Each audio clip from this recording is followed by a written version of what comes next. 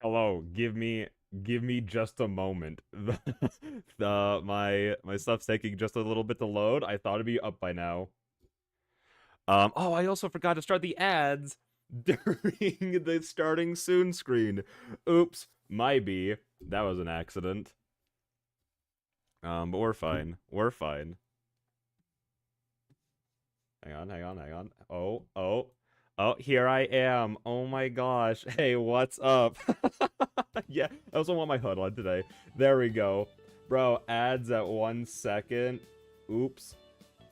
Um, there we go. There we go. But we are here. And I'm just tweeting out really quick that we are live and uh blue skying that we are live and all of the things that we are live. I was getting that ready and I realized like, oh hey, I only have like 3 minutes to do that because I'm trying to do that during the just starting screen now while everything else is like going up, and I was like, oh no, I'm a little behind on it. So here, let me just finish doing that super duper quick. Um hang on.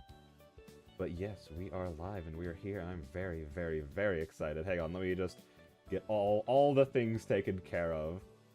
Because I was determined. I was determined. It is a Tithe and Blood day. I am determined to start. I was determined to start the stream on time. And you know what we did? Even if I'm not fully 110% prepared, we started on time, and that is what counts. Because normally I tend to start like, you know, like anywhere from like 1 to like 15 minutes late, but not today. Not today. Hang on, where is... Sure, there we go. Copy. Getting all the links taken care of. Also, I'm so sorry that my headphone keeps bumping into my microphone. I need to get a new mic. This one has to be so close to my face for it to actually pick up on my audio well. There we go. Tweet it out. Let me go ahead and... I hate it when it does that. When it sets up... It, like, on Twitter, it'll take a link and turn it into an image, and I was like, I didn't want any of that to happen. I didn't want any of that to happen. I just wanted a link so then I could go new post. Wait, no, hang on. Get cancel. Discard. Hang on, I need to actually go back to the home page so I'm not adding anyone. There we go. Bloop. Paste. And YouTube. There we go. Sorry that I'm kind of ignoring chat right now. I'm just taking care of stuff before we get into looking at everything. There we go. The formatting on it's just a little bit off right now. Why did it format like this? Hang on. It formatted like my tweet into like 3 separate paragraphs over on Blue Sky. That is very weird. Anyways. There we go.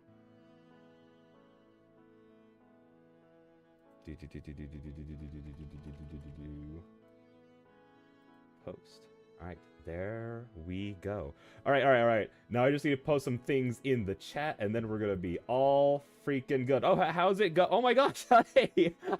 Tracy, that's what I was just about to get to. That's the stuff I was gonna post in the chat. Thank you so much. But welcome in, everyone. See, I was gonna go... Here's the one that I had ready. Here's the one I had ready. It has that and, the content warnings in there, because yes, this is going to be a mature stream for a mature audience, because as you can see, there are a lot of content warnings for this game because it tackles a lot of mature subjects. So I was like, we should put these all together, and then just so then like everyone's aware of it constantly. That's what I was thinking. But yes, thank you so much for putting that in there immediately, Tracy. Hey, I won't watch because I want to play the game blind, but please message me if you need anything. Oh, thank you so much. Thank you so much. I will absolutely do that. I appreciate it as always. And yes, do avoid so you don't get any spoils on anything. Absolutely. Bro, ads at 1 second. Well, I clicked it. Now I'm leaving. Okay, well, you have a great rest of your night, Flowey. Have a good one. Have a good one. Bro, ads at 8 second. Last ad of 8. Look at that. Look at that. Thank God the game isn't Deltarune 3 and 4 because I haven't finished them yet. No. Listen, it's gonna be so long. It's going to be so freaking long before we ever get to get to Deltarune. I'm not even gonna hold you. Considering Sans took 26 hours of my life to beat, I'm truly in zero rush to get into playing any more Undertale or anything like that. I think I'm gonna pin this one. There we go. Mainly unpin or end of stream. Yeah, there we go. Boop. Just because I think having the content warnings is very, very, very important. There we go. Let me just also make sure the YouTube side gets this all taken care of. I need to post that in the chats over there. Boop, boop, boop, boop. And then, so it's going to be a long time before we get into... Wait, what the freak? No, I didn't mean to... I posted the wrong thing. Hang on, remove. Get that out of here. Go, go. Message retracted. I think that's the first time I've ever had a message retract anything before. The Chapter 3 boss took me out of control. I still haven't completed it yet. Out of control? Was it like just like that hard of a fight? I mean, I've been hearing things. Again, one of the main reasons I'm like hesitant to get back into it, not only do I'm like not in that big of a rush to like play more Undertale, I'm very, very horrifically... Oh, I have to do 2 different messages here? That's lay cringe. Hang on. Why... The character limit on the YouTube side is so short. It's so tiny. Pin message. And then I'm also going to go ahead and paste in and then do the content warnings because it is very important to do that. So there we go. That everyone's aware. And a lot of these things are like all the content warnings, all of, like the links and everything are also in the description on the YouTube side if anyone is curious about that. Okay, there we go. Everything looks all good there. Let me pull this over. Well, while we talk for a second, while we talk about it, I see things are going incredibly smoothly today as well. Yes, things are... Listen, it was a little hectic at the start. I was a little bit running behind because I was determined, again, to start exactly at 8 today. So I was running just slightly behind. But you know what? I got it working. So we're all here. Also, welcome in, Addie. It's so good to see you. How's your night been? How's your day been? Or whatever time it is. Whatever time zone, good to that one. You know what I mean? So, you got it working. Yes, I did. I just woke up. Oh, nice. How you feeling? See, after how late the twofold stream went last night, I'm so exhausted. I'm so ready to go to bed, but it's like, listen, it's a Tithe and Blood day. I gotta do this. Also, we're definitely not going to be yapping as long as we did yesterday. Yesterday, we did an entire hour-long yap session before getting into the game. We're not doing that today. Because I'm so excited. I just want to play some of this. So as much as I do want to just talk and, you know, interact and have fun and everything with everyone, I just want to get into the game. So obviously we're going to talk for a little bit. But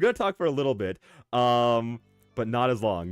You can finally meet Kaoru. I know, I'm so excited. Listen. I hope I've appropriately like portrayed the excitement for this on everything. It's like, it's here, it's time, we're finally able to do it. Oh my gosh, peak content right here. I'm just so ready for all this to start. Like, and like all the build up for it's been like so exciting and everything. Seeing like all the art getting posted throughout the week of like the build up for like getting released here in just 4 freaking days. Thank you for the support. Okay. I'm glad that my excitement has been coming across. Because I've said this before and I've said it a couple more times probably before the year's done, but this is the thing I've been looking forward to the most. Which is like not a small statement because there's so much coming out this year and there's so much that has come out already. Like we have Silent Hill F, we have the new Digimon game, we have the new Pokemon game. Like there's so many things coming out this year that I'm excited for. This is the top of that list. I am so ready for it. Also, while I was getting everything ready and going through the Steam page, I saw that oh, you're on YouTube now. Welcome over, Weird. Welcome to the YouTube side of things.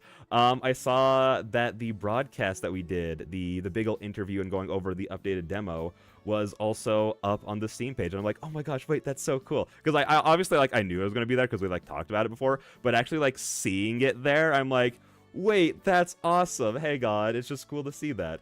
But yeah, no, just, like, everything about, like, getting ready for today, because I even like, because normally I eat like a really early dinner, but I'm like, I don't want to like I should make sure it's still actually going, lol. So how does that actually, like, work? Also, I love the on fire Leary. I think that's one of the only Leary, emotes I haven't seen before, and that's hilarious. What was I gonna say? What was I gonna say? I was gonna ask, like, so how does that work? Do you just, like, click, like, repeat, like, every time it ends? Or does it, like, set to, like, auto repeat? Like, how exactly does that... Now there's blue fire. Haha, this is fine. Wait, never mind, I'm going back to Twitch. Okay, well, welcome back to Twitch. Welcome back to Twitch. Whenever you get over here. Oh no, we use a third party to broadcast this to stream. Okay. That's what I thought, because I was, like, looking at, like, how long it was going for, and I was like, is this just, like, on auto repeat? Because that's what I assumed. I was like, I hope that you guys just have, like, some bot or some third party thing doing that, because, like, just sitting there and resetting it would be so obnoxious, but it was so cool. That was such a fun stream to do, getting ready, like, for, like, and getting to show off and getting just to, like, talk and, like, go back and forth on, like, the game itself. That was so good. We could just leave on our PC to repeat the stream constantly, but it's actually cheaper to use a third party Lamau. It's also probably just, like, better for your PC to not just be on just repeating that over and over and over again. You know what I mean? That's probably just a lot better for it overall. So, but yeah, there was something else I want to talk about. I had so many things planned to try and quickly burn through before we got into, like, the actual stream, like, into the actual game itself. But I kind of just got, like, completely just head empty out of here. Yes, exactly. Yeah, as someone who's a professional, I have to leave my PC on all day, every day, because from everything I've heard, it's actually, like, a lot worse for your PC to have to, like, turn it on and turn it off and turn it on and turn it off. And considering I work on this computer and I do all the streams and all the editing, like, yada yada, I do everything on this computer between that and, like, drawing and, like, writing. Like, this PC has to be on all day, every day. It's so bad for it. It's one of the reasons why it's, like, on its last legs right now, which thankfully a truck, a nice delivery truck is going to be coming and picking up the PC that needs to go into the shop, and then we'll be all good, and then everything is going to be all right. Because, again, I think we talked about it in the last stream, but this PC is borderline dying. It is on its, like, dying breath right now. It's hardly functioning.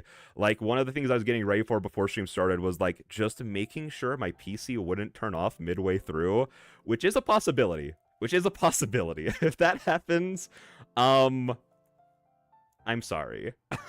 But it is what it is. You know what I mean? So, if it turns off, then, well, we're out of luck. But I was also like, but we gotta risk it. We gotta risk it for A Tithe in Blood. You know? It's what we gotta do. Also, blood magic out here to destroy your PC. So, yeah, so I need some blood magic to heal my PC.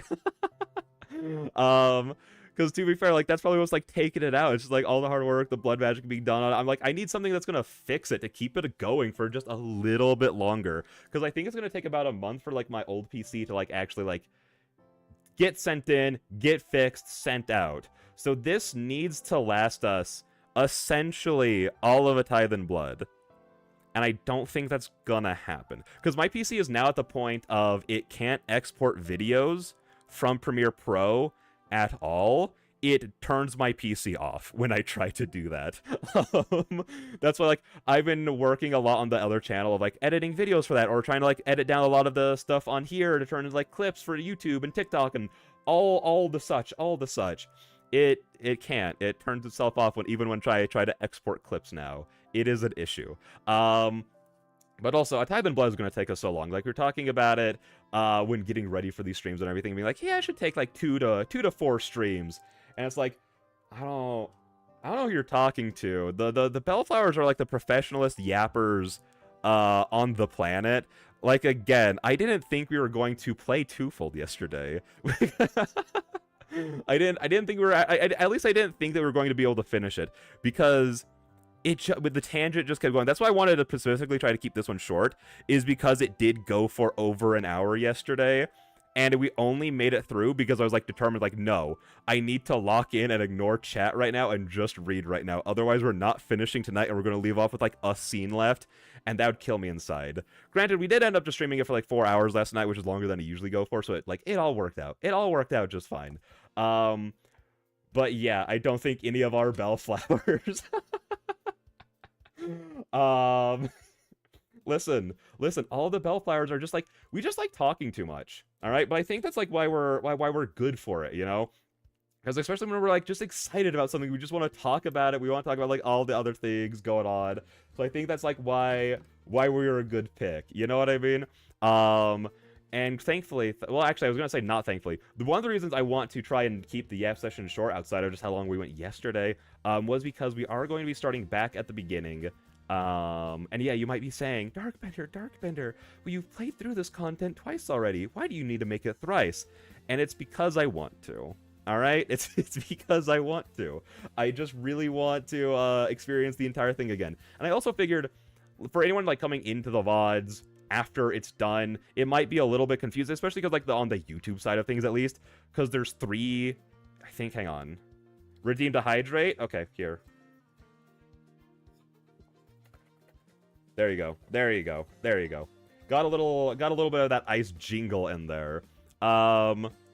Well, on the YouTube side of things, I was like, okay, there are like 4 different VODs for the A Tithe and Blood demo. 2 of which, like, they're also from like different times. Like one when the demo first came out, and then one when the updated demo came out. So I was like, let's just make things easy and succinct over here, and just play through the stuff again. And again, I really do not mind doing that. I'm excited to see, like, you know, if there's any tiny like little tweaks and touches like throughout it all. So I'm very okay to like go through it all again. And I think with that being said, I do want to talk more. I do want to talk more, but I think I also just want to get into the game. Because my goal for tonight is to try and get us through what was in the demos.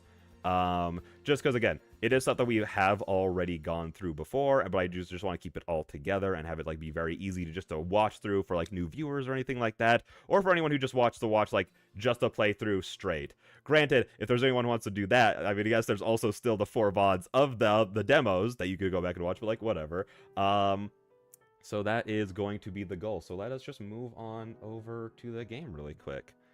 I don't actually have the game pulled up yet, just because I specifically wanted to have that be shown on screen, because I think the new red logo is very cool. And I also just didn't want to like spoil, like, if there's anything else in the title sequence. I was like, I don't want to risk seeing anything.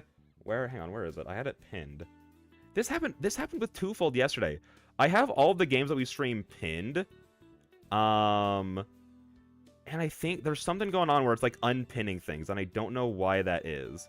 So let's just go ahead and go like this.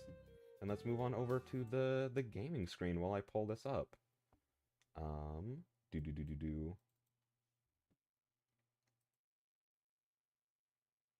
on, okay, so now we can go ahead and get started. Boop, boop. Just give it a sec. Just give it a sec. My PC's trying its best. It's trying its best. Okay, there we go.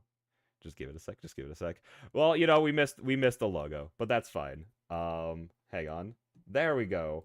And yes, again, I do want to emphasize it. This is a mature stream for a mature audience, because this game does tackle a lot of mature topics that need to be treated with like the sensitivity that they all deserve. So like any kind of like jokes or like anything about this content is not going to be tolerated in these streams, because again, it is very important stuff that it is tackling. And again, this is just a mature place for these to be talked about. So, but yeah, with that being said, let's get on into it.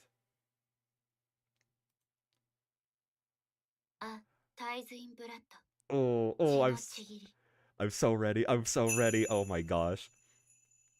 Okay, also we gotta look at everything though, because I want to see if there's like any, because like obviously like it's the demo, like there might not be everything like in the demo like on the menus and everything. So I just kind of like take a quick look just to see if anything has changed.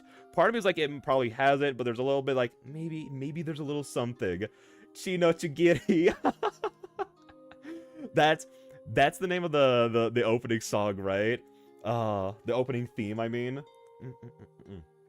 Also, I've kept myself so like spoiler free. Like I've been like tentatively side-eyeing everything that like Studio Lawn's been like putting out on like the Twitter and on Blue Sky and like and just everywhere about this game. Like I know that there's like the ending theme that was done and that was put out there, and I was like, very cool. I'm gonna like and repost this. I'm not gonna listen to it though because I want to go into it blind.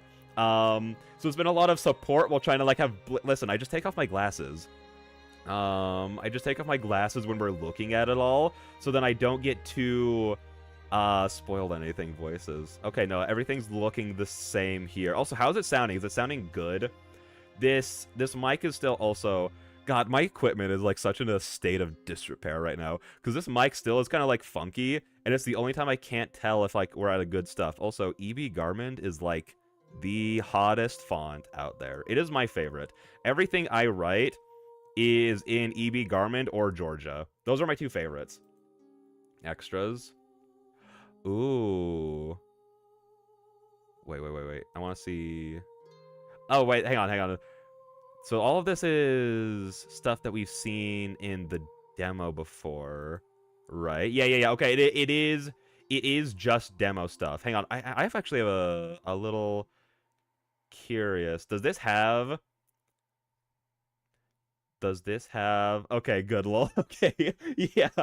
Okay. Good that it all looks good. Oh, it does have our save still. I was just curious about that because sometimes some demos don't do that, so I was like, oh, that's why these are all here unlocked, is because we already did the demo. But yeah, anyways, let's go ahead and hit start. Oh, I'm so excited. That just shows how like much. I'm so sorry, I punched my mic. I was gonna say, it just shows how excited I am for this. That just the idea of going through the demo again is like has me like I'm just so full of smiles right now. I'm so ready for this. Also, I'm gonna move the mouse a little bit. There we go, into one of my borders, because I like having the mouse available to like I can gesture at things. Look at this. If I want to be like, oh look, the leaves, the way it's written, so pretty. I can do that, but I also like I don't like it to be on screen all the time, so I'm just gonna hide it. There we go. Wait. Perfect. But yeah. And we're going to do this a lot of the same way that well, basically the exact same way that we did it in the updated demo, where we're going to be like, I'm going to let the voice actors and actresses speak, just because I want to hear their performances and I want everyone else to be able to hear the performances too. And then I'm just going to read back over it, because I do know that a lot of people like to use visual novels as like kind of like not necessarily like background noise, but kind of like audio books where like they'll go in like I guess that is technically background noise. Like, well, they'll be like we're working on something and just like watching on the side, and especially for me because like it was a lot when I was trying to get into like the Fate visual novel before I just decided to read it. I was trying to listen to it, and people who wouldn't like read out the dialogue was like, no, please just read it out. I want to be able to understand things, but I don't have time to sit down and do all this stuff. It also just gives me more to do, you know, and I like doing things on here. I don't know if your saves will work perfectly, but hopefully they will. Renpai has some weird behaviors with changes and save files sometimes. Okay, that's fair. Then it's probably a good thing that we're not like loading in that save then, just in case. Especially because I think that the demo that it'd be pulling the save from, well, I guess no, it would be the updated demo, because I was trying to think of, like I was thinking of the updated demo and the other like the original demo as like two different like things, but I'm pretty like it's really just an update, so no, it would be pulling from that. So yeah, but anyway, so yeah, whenever the characters speak, we're gonna let them talk, and then I will go back over what they say and read it out for everyone. The flowers of summer shall wither, the leaves of autumn shall fall.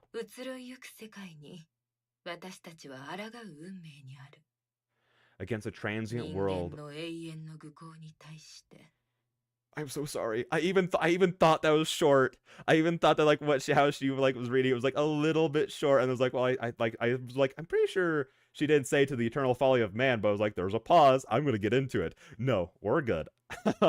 I think I'm a bit late. Hi, hello, Andrew. How you doing? No, you're not. You're not a bit late. It's just like unusual that we're already into the game by now. You know, that's probably why you feel like you're late. But no, you are right on time for us to get started. So welcome in. I hope you've been having a good night.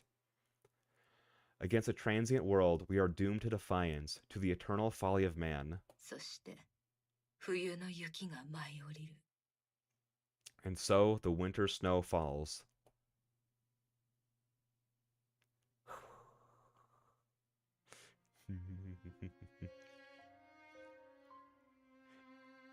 Is Is it weird to be like this happy? Like, I realized I was just like kind of like giggling to myself. Is it weird to be this happy? Also, hang on, it's kind of like fitted in weird. Oh wait, I think I need to change it to full screen. Let's settings. Yeah, full screen. There we go. Okay. I was like, it's looking a little off on there just because I had it windowed. That works so much better. Oh my gosh, look at that. I died to the same past for the past 2 hours. Dog, I don't know. What does that mean? Oh, wait, also, I'm so sorry. I don't have the YouTube chat pulled up. I'm sorry. I got too locked in on what we were doing. There we go. There we go. Anyways, but yeah, I was gonna say, is it a little odd to be this happy about something that's so sad? I don't know. Regardless, I'm just happy to be here right now. Same boss, autocorrect. Oh, okay, okay. Well, hopefully you get that, cause that's so frustrating. That's so... Listen, after the Sans fiasco, I'm so... As soon as anyone's like, yeah, I've been losing to this boss over and over, it's like an emotional bond that I feel with them now, being like, please, I hope that you can get past this. Just stay determined. Please do it. A terrible chill hangs in the air. The season proving bitter, as it so often is here. On this cold day, a great throng of students slowly shuffles through the piled snow of the university grounds. The day's lecture is finally over. Some gossip freely with friends, while others fawn over their partners. Most, however, stroll silently.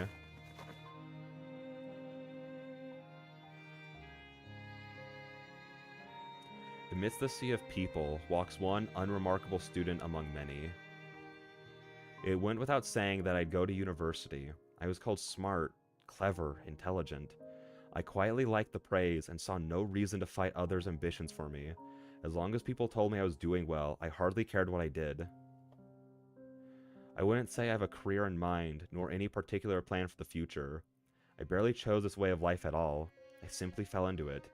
Things happened around me, and I followed the path of least resistance. I never considered what would happen when I had to think for myself.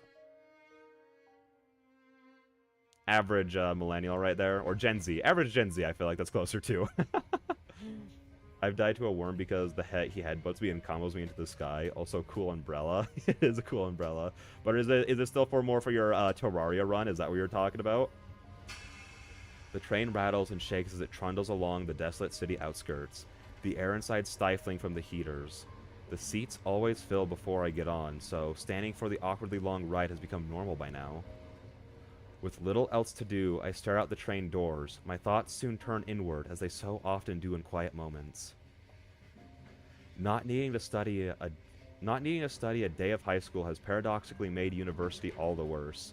Faced with more difficult problems and never having needed to work at understanding something before me, I found myself restless.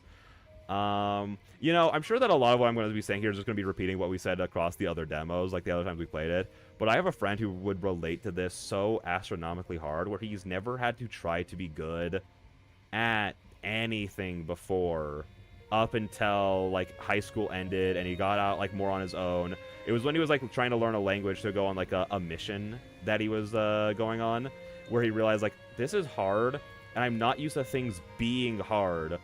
So I'm not really sure how to get better at things. I'm just saying, like, dog, that's why, in some ways, it's better growing up sucking at, like, everything you try, because it teaches you to stay resilient and keep trying at things until you get better.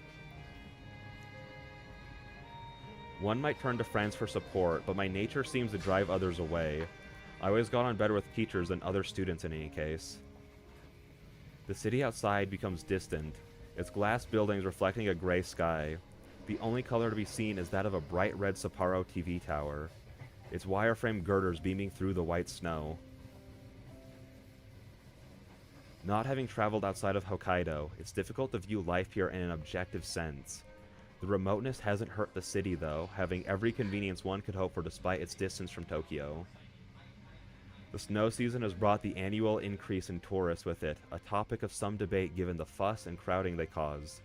The hotels and snowfields continue their trade, though, as while Sapporo may be the capital of Hokkaido, their money is still sorely needed.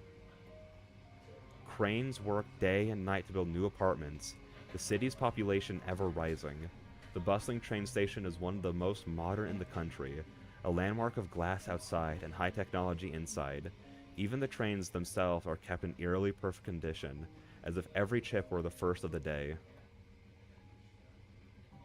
Sapporo never stops changing in order to keep up, as if locked in a rivalry with Tokyo's modernity.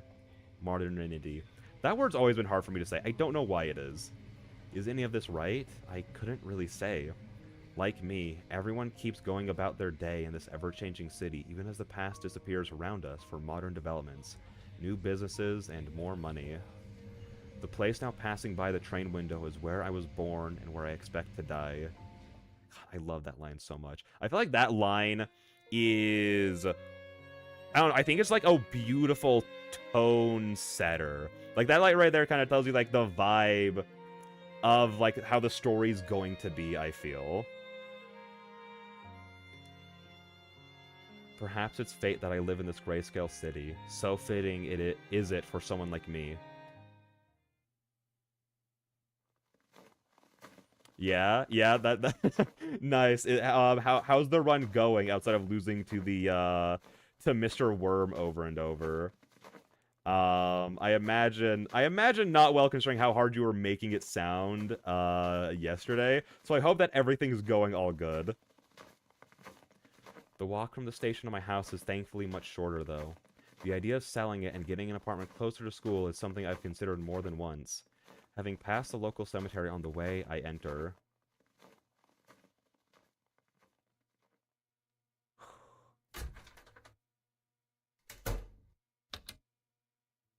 Wait, we made Sariko write this line to use this background.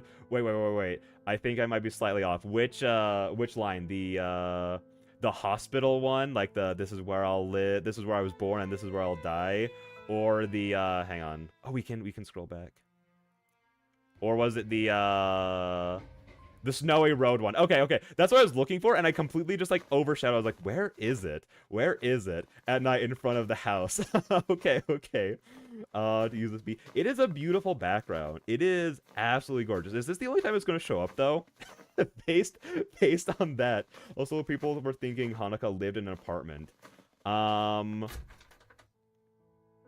think I did too for a little while. I'm not gonna lie. I think I did too the first time I read past it. So that's a very... That makes sense. That makes sense.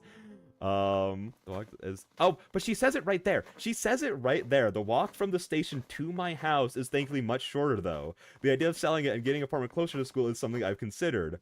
That... It says it right there. But again, I think the first time I read it, I also thought she had, it was an apartment and not a house. Granted, it's like later, well, it's an added line, lol. Wait, is it? Did it get added in this one or the updated demo? Cause I think it was when, like, you know, later when, like, the ritual starts to happen that I'm like, wait, this definitely isn't just an apartment. Like, this is like a full-on house, right? Like, she's got too much space going on right now. You know, I feel significantly less bad about myself now. I feel so much better about myself for not noticing that line before. But no, this is like something I would have like as like a wallpaper. This would be like something I put out there and be like, huh, mood. Cause like this is, I feel like I'm like I'm so far on like two different sides of every scale whenever it's like my opinion on things. My scale is like either like my two favorite, like, environments to, like, look at or, like, be in or anything like that. One is, like, the full bloom of spring, where it's still, like, cool outside, it's not too bright, but, like, all the flowers and all the trees are, like, blooming and, like, getting all their full colors. And then my other favorite is the dead of winter, going on nighttime walks with, like, the just only, like, the illumination of, like, the moon and the streetlights on. There's something so calm and, like, serene about it, but it also gives you, like, this, like, very melancholic feeling. Like, it feels, like, tranquil in a way. It feels tranquil. It was missing from the OG demo, but it was in the one we sent you later. She does say house in the narration, but I think the Association of Japan equals apartment is strong. Oh, okay. That's fair. Because I think... Maybe, yeah, no, I was going to say, I see where that's coming from. Because granted, with a lot of the visual novels I play, it's like, oh no, here's, like, house. Like, the one that immediately jumps to mind is Fate, where Shiro just has the entire Emiya estate, which is just massive. Also, I hope you guys like the sound of walking through snow. I like it. Hopefully you guys do too. So I usually think of that, but I'm like, most like slice of life animes especially are like apartments. That's it. That's it. And I feel like whenever you're talking to people, like everyone I've talked to who visits there or who has lived there is like, yeah, no, everyone just has like the apartment building. So I feel like that makes sense. It's a beautiful day outside. Birds are singing. Yeah, there are so many birds singing right now. What a beautiful day. I never want to hear anything that Sans says ever again. Anyways.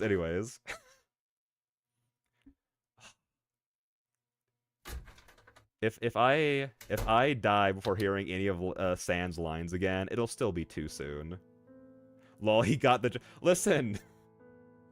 You can't spend 26 hours getting your face caved in by a man without remembering every single line that he says. It would be so impossible for me to not. So... lol. Listen. 26 hours? Okay. It sounds bad, and that's because it is. Sans Funny Bone Man Traumatized Streamer. It was the worst. Addy, okay.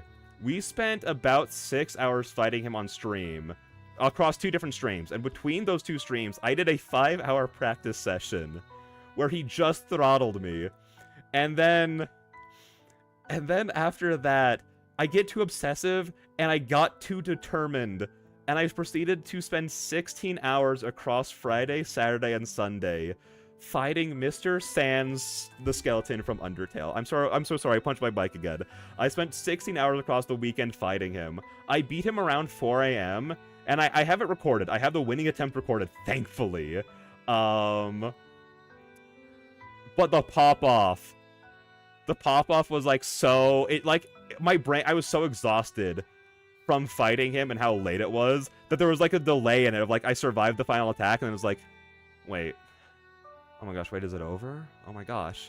Whoa. And I am not filled with any kind of like, yes, I did it or anything. It's just kind of like, thank the Lord, it's over. Oh my gosh. I can't say anything. I didn't even try. Don't. It's not, like, it's, I don't want to go on an Undertale rant, but I'm going to go on an Undertale rant really quick. I'm so sorry. I need to talk about this, but like the genocide route of Undertale is so good for seeing 3 incredible moments. One of them being the Sans fight is incredible for characterizing Sans so much. Like without that fight, like I think if I went into that fight and I wasn't the one who had to play it, by the end of that fight, Sans would be my favorite character by far because the characterization he gets in that like route, just that one fight alone, is beautiful. It's so incredibly well done, and it recontextualizes like everything about Sans' previous characters up to that point in such like a masterful way. But because of fighting him for over a day of my life, I cannot stand the idea of that person anymore. It's ruined any idea of liking Sans as a character for me. What was I even I was just telling you not to fight him. I was telling you not to fight Sans. And if you ever want to experience that, if you haven't before or anything like that, just to watch it. Just to watch it. It's don't play it. Don't play it. It ruins everything. OMG. ... You are truly filled with determination. You know, that is really what I kept telling myself the entire time. Is like, you know what? At least I'm keeping up the theme of Undertale by having the indomitable human spirit, staying determined and persevering through this hardship. I did it. I did it. It's over, and now I never have to look at him again. Oh my gosh, I'm seeing so many new sides of Leary tonight. I don't think I've ever seen the feral one either. That's incredible. But yeah, no. So again, determination won the day. Yo, what's up, social? How's it going? How's your night been? We're just here with some incredible A Tithe and blood going on. Hello, social. How long have you been playing thus far? We are currently about 20-ish minutes in. We haven't made it very far. We've read, like, I don't know, like 15 lines. Cause it's us, you know, we don't make progress in things. But yeah, no, we've been playing for about 20-ish minutes in. We're like kind of, would this be kind of the second scene? The way I was taught in film school is that scenes change when locations changed. outside of specific circumstances. We're technically kind of seen too, kind of not. I don't know. Thanks. You're welcome. You're welcome. I also fought Sans. I think it took me 26 to 30 tries the first time. Maybe Papyrus helped. Yeah, I wish it only took me 26 tries. The second stream alone, I think we got to like 50. I think I did some math on it. God, I'm so sorry. I will get back to the game in just a second. The way that I mathed it was that I was losing once about every 4 minutes. So here's the thing. I can quickly... Let me just do some quick little math to see how long I think I fought him for. So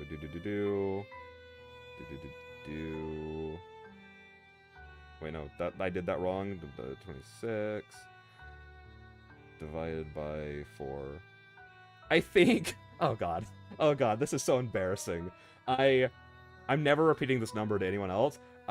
From my calculations, I fought Sans somewhere in the ballpark of 390 times. Now, obviously, not all the runs went for about 4 minutes, but there are also some runs that went for a decent bit longer than 4 minutes, you know, but that was about, on average, what I was doing. So we fought him about 390 times, or at least I did, so... I'm never doing it again. So, anyways, with that being said, let's get back on into it. Oh god, that just made me depressed to think about. Anyways, having slipped off my shoes, the patter of feet on wood echoes about as I enter the spacious living room. A flimsy plastic bag carries dinner from the nearby convenience store in one hand, while the well-worn messenger bag from school remains strapped over my shoulder. My eyes adjust to the light. A familiar unease comes over me, the unease of true solitude. A haunting silence hangs in the air. The room sighs, only magnifying the effect. Few things provoke this unsettling feeling so deeply as an empty house which shouldn't be. This is gonna sound like such a weird little thing to be thinking about right now, while we're just like hearing about like the story going on. But I've been learning a lot about how to color in Clip Studio Paint, because I've never been one to color digitally. I've never been one for coloring in general that much. It's mostly been a lot of like, you know, just shading with paper and pencil, that kind of thing. But I've been learning that, and I've been learning that the blend tool is like my best friend, and I'm just kind of looking at a lot of this and being like, ooh, can I see any instances of blend tool being used here as for like the lighting and the shading and everything like that? And I think I could see some, but it was like bad because now I'm like applying that to real life. Like I was driving down the street late at night one night going back to my parents' house to sleep, and the way that the light was being cast onto the road from the streetlights was like, wait, I can do that with the blend tool. That's really cool. And so it's just learning how to color is making me look at like the coloring of like art differently now, being like, how can I replicate it with the knowledge I have of tools, essentially? Like how is this being made, essentially? So yeah. That was just a thought that was going through my head right there. With my money largely going toward university fees and keeping the house, most of the rooms have been neglected. The table before me might appear a stately wooden construction, but the lie is exposed by the veneer having flaked off a corner, exposing cheap particle board. I'll go to a furniture store and replace it sometime, I think to myself as I hang my coat and bag. Of course, sometime is vague enough that I can rationalize away that time never coming. The most human line ever right there.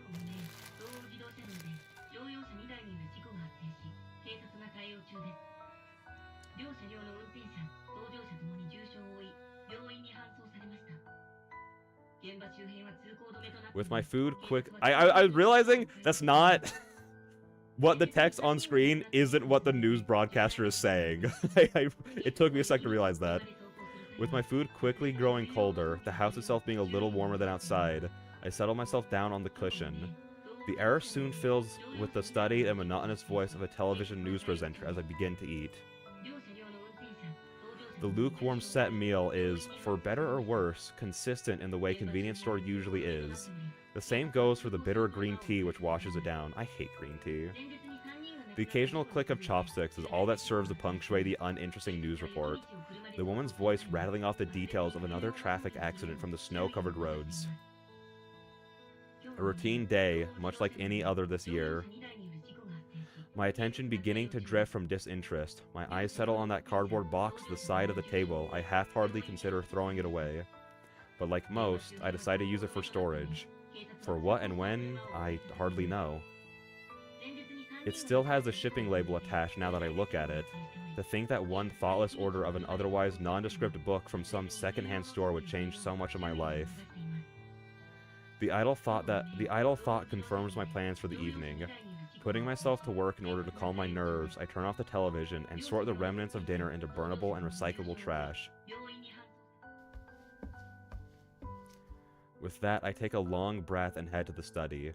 Even as I walk up the stairs, I become acutely aware of the sensation from the bandages on my left arm, a now permanent reminder of this grim pastime. See, I was gonna make a joke, like, imagine how lucky you are to find a random book at a random place, and uh-oh, you open it up, and inside is a way to go back to a pocket dimension where a beautiful woman waits for you. And then I was like, wait, but the way you get there is not a good way to get there, though. So I was like, maybe that joke isn't well-timed here. A lavish room is revealed as I enter, the musty smell of books and old furniture hanging in the air. The haphazard collection of antiques and oddities is the result of a year haunting local antique stores and online marketplaces. Anything to take my mind off of what is happening around me. My eyes move down to the floor. What started as a pleasant dark wood is now blighted with remnants of dried blood. The stains run deep no matter how hard I've tried to clean it. The sight going unnoticed by anyone else is one of the few advantages to living alone.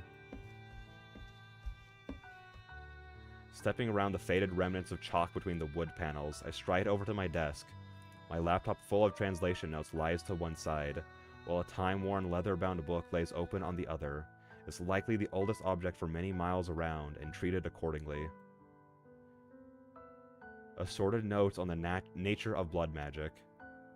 The title alone made me curious, a curiosity which soon developed into obsession. Before long, that obsession turned from intellectual to the practical. With some reverence, I carefully leaf through the pages.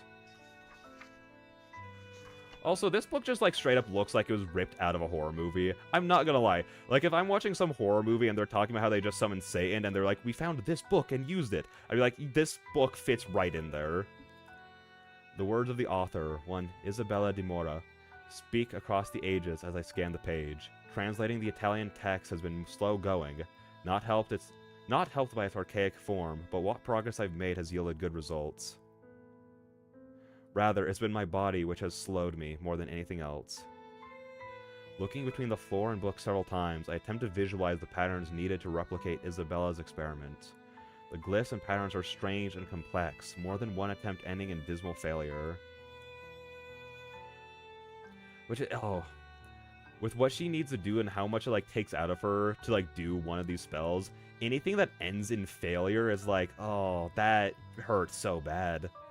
Realizing I began to draw this out to avoid the necessary pain for as long as possible, I set the book down at its open page and set about the preparations. Taking a piece of chalk from the pile of seemingly unrelated items on my desk, I kneel down and begin to retrace the intricate plans detailed in the book's pages, every so often standing to consult the sketches I'm using as guides. There's an odd beauty to the intricate patterns slowly appearing on the floor. Oh, not the heartbeat, not the heart. I wasn't gonna mention it, but the heartbeat is it's just so unsettling in the best way. There's an odd beauty to the intricate pattern slowly appearing on the floor. One concentric ring is followed by another, mysterious symbols and figures filling the spaces between them. Isabella's process of experimentation and discovery. I wonder if, like... I kind of want to see, like, what translating this all out would say. I was turning my head in an attempt to actually, like, read what was going on, like, if I could, like, pick any words up. I was like, wait, this is Latin. I'm not going to be able to pick anything out of this. But I'm just curious, like, to translate it, just to see, like, what it would actually say. The result of a great mind imprisoned by her family has been fascinating to uncover page by page as my translation progressed. Trying to replicate her results would soon prove even more intriguing. Slowly but surely, the detailing comes to an end, and the last of the lines meet. Coming to my feet, I set the chalk back down and set about the more distasteful side of the process.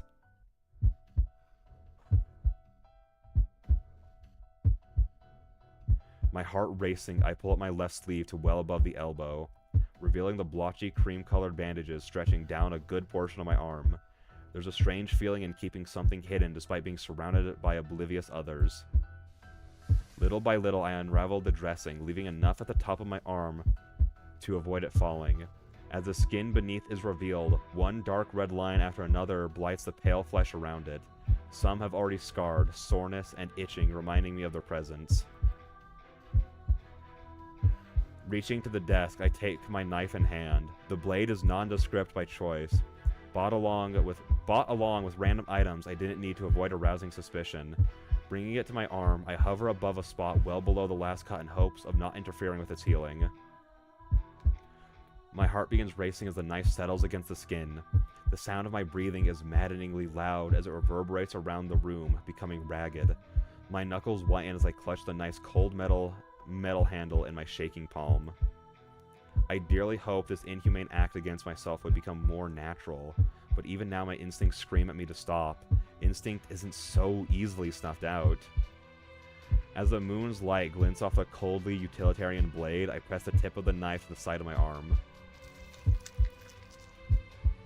In one practiced motion, I overcome my body's pleading and force myself to slice the blade across. Pain lances through my body and mind, the gritting of my teeth the only thing stopping my painful whimpers from escaping. The tool's job done, I throw it to the ground and clutch my arm tightly. Dark crimson fluid seeps from the open wound, soon flowing freely down my arm and over my hand. Crouching down, I put myself to work to pull what attention I can from the wound. Putting my hand out before me, I straighten my index and middle fingers as thick, warm blood begins to drip from them. Trying my best to minimize my nervous shaking, the chalk outlines soon turn red as I trace them out at a slow but steady pace. I have to take this carefully, I remind myself. My body can't afford to do this often. Every attempt meaning days of recovery. I'm already weak and the winter's efforts hardly help. As the last of the white chalk turns to a white, dark red, I stand once more and glance about. Oh, thank you for the posture check. I was shrimping. Thank you. The moonlight reflects off of the fresh blood, a slow trickle still dropping down to the floor from my arms. A certain dissonance strikes me, between the messy red splatters strewn across the floor and the intricate Byzantine patterns they form. The panicked thought of this being some descent into madness briefly passes my mind. What madman, what crazed murderer could stand in such a spectacle and think themselves sane? Rather than fear such thoughts, I treasure them as I close my eyes shut. Their confirmation that I've not yet lost my mind and can still see this from the outside. I'm still human. As the book says, I concentrate on imagining the symbols and patterns around me in my mind. My emotions begin to shift and ebb, my nerves somehow becoming swept along in a strangely calming sensation. As if caught in a river, my thoughts begin to flow. Rather than fight it as I first did, I allow the slow and uneasy trickle to take me, surrendering to the movements in my mind. Some are pleasant, others horrendous, but all prove fleeting and impermanent. What was a river soon becomes a torrent, identifiable memories and concepts becoming abstract and indistinct. Thoughts, feelings, sensations all merge together in a surging rush. All physical sense of my body long gone as every emotion pours through me at once. In the swirling and flowing mass, the bedrock below it all begins to sway in the swelling flood. My sense of self nudges and rocks at first, held by the deepest roots. Yet, little by little, against the surging flood,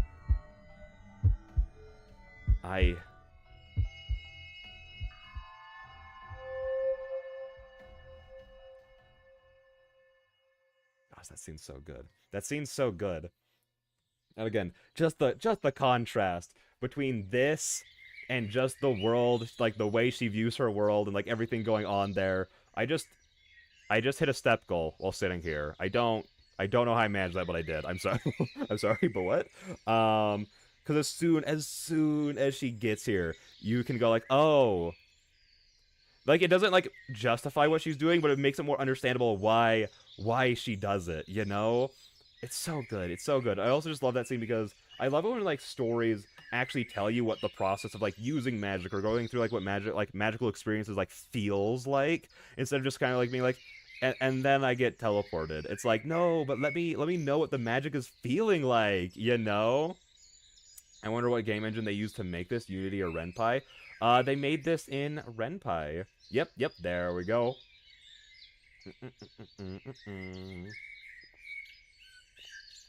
I know where the enter key is. Wait. Oh. It took me a sec because that was a typo. I was like, wait, what do you mean? Do you mean in this? Do you mean in this? What do you mean? But no, on the keyboard. Well, thanks. I was just curious. Yeah. It's so cool. It's so cool. Because as soon as you said that, it just reminded me of like when you were one of your I was gonna say tweets, post on Blue Sky talking about like all the things you're doing with Ren'Py and like all the keys you're putting around on the screen and everything. So that's where my brain immediately went to. The book is innocent, definitely not evil. Lol, is bro trying to summon a demon? Not trying to summon a demon, but you know, still using blood magic. And here's the thing: I don't want to judge the book too harshly, cause I am curious if we will learn anything more about like the actual origins of the book itself. Granted, it's kind of one of those things that, like, it would be cool to get more details about it, but I don't think it's like a necessity to do so, especially since like with the context of the world where magic isn't like this out there like crazy thing that like no one knows about or like whatever, you know. It's stuff that's like a little bit more common, or at least like the knowledge of it is common. So I don't feel like we need an explanation for like where the book comes from or like anything like that. But it'd obviously be like interesting to learn more about, because like with the book, like she even describes like, well, the person who wrote this was like imprisoned by her family, so like maybe she had a reason to do this, like especially since like my thoughts are Honoka is using the book to teleport away, to escape her life, this life that she feels imprisoned by.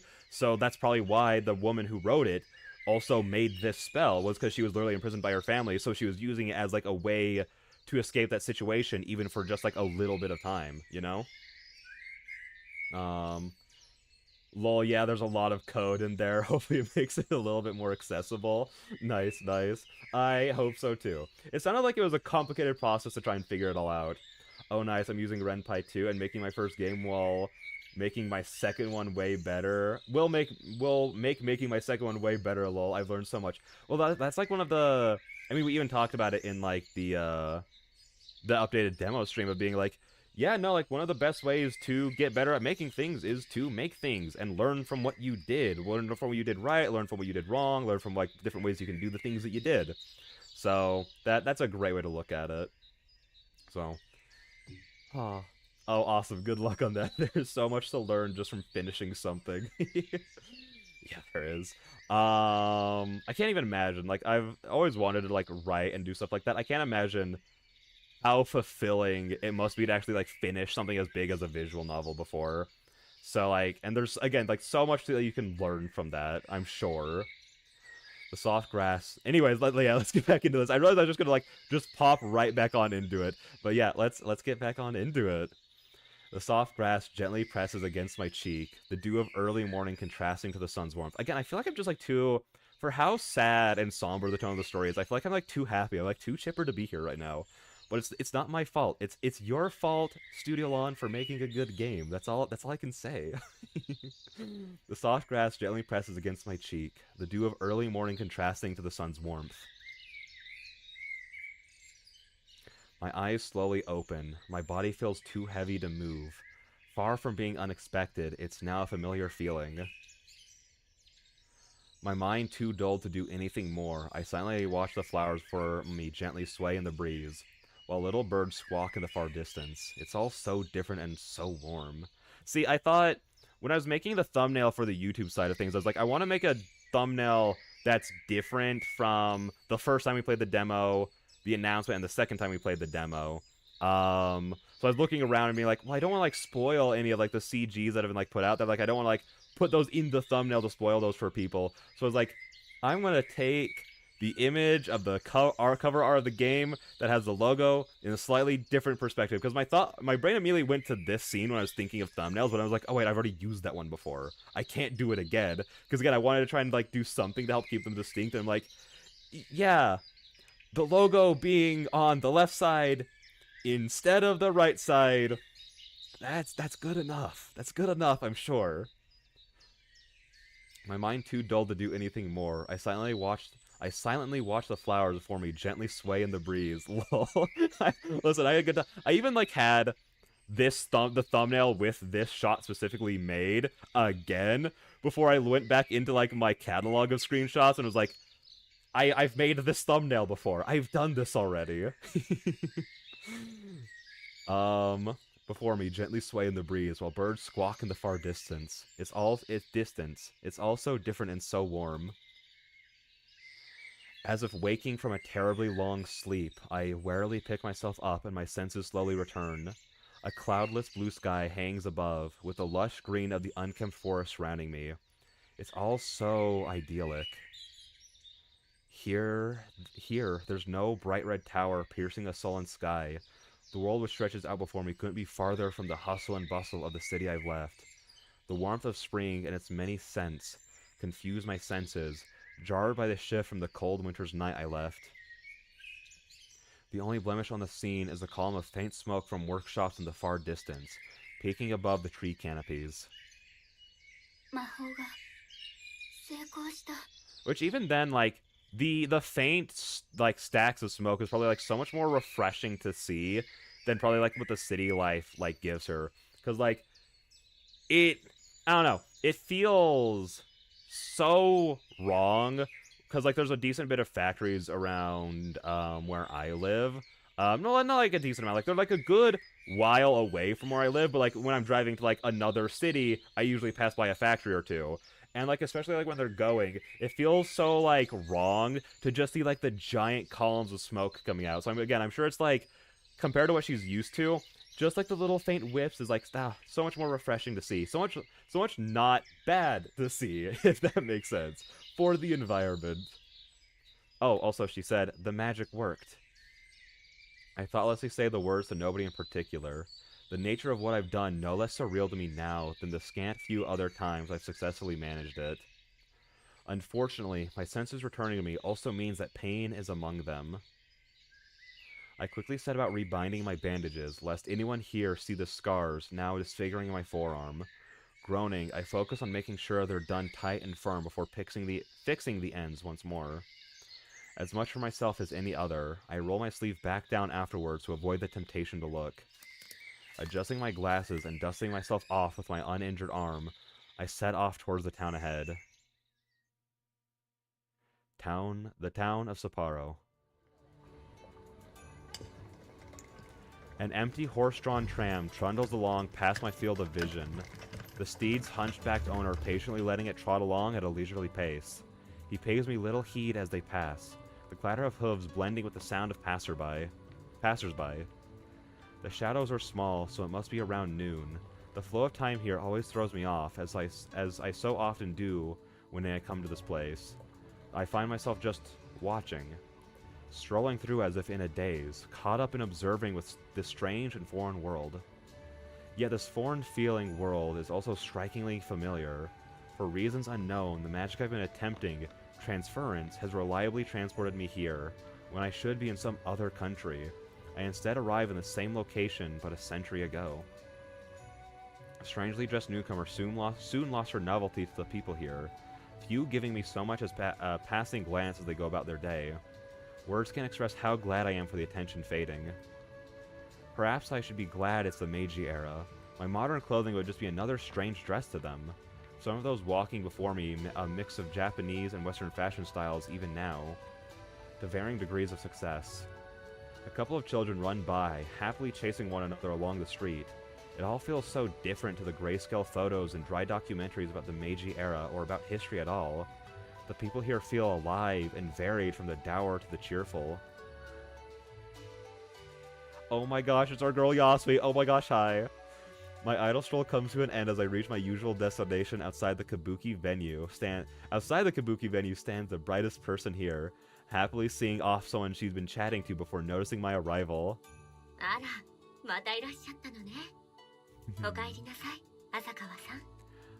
I see we have a visitor. Welcome back,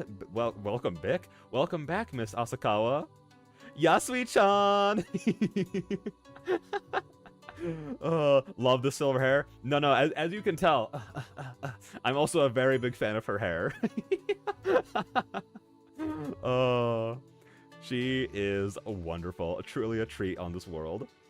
こんにちは、安江さん。元気そうで何よりです。 Hello, Lady Yasui. You look well as always. What a downplay. What an understatement. 前にも言ったでしょ、安江でいいって。せめて一人くらいは堅苦しいこと抜きでおしゃべりできる相手が欲しいの。 I've told you before, Yasui is perfectly fine. I'm glad to drop the formalities around at least one person. And then we have Addie in the chat. Yasui-chan! じゃあ、私のこともほのかって呼んで。 Then, just Honoka is alright too. Despite my best efforts, I wilt before her sunny disposition as usual. I'm hardly even able to make eye contact as I mumble my reply. Yasui takes this comment in stride, her cheeks hinting at a smile hidden behind her fan. My arm suddenly aches from my wound, causing me to reflexively reach over and clutch it. Such pain is a constant reminder of the cost to get here. The tithe. Oh my gosh, it's the title, it's the title! The tithe a normal person has to pay to mimic the magic afforded to mages.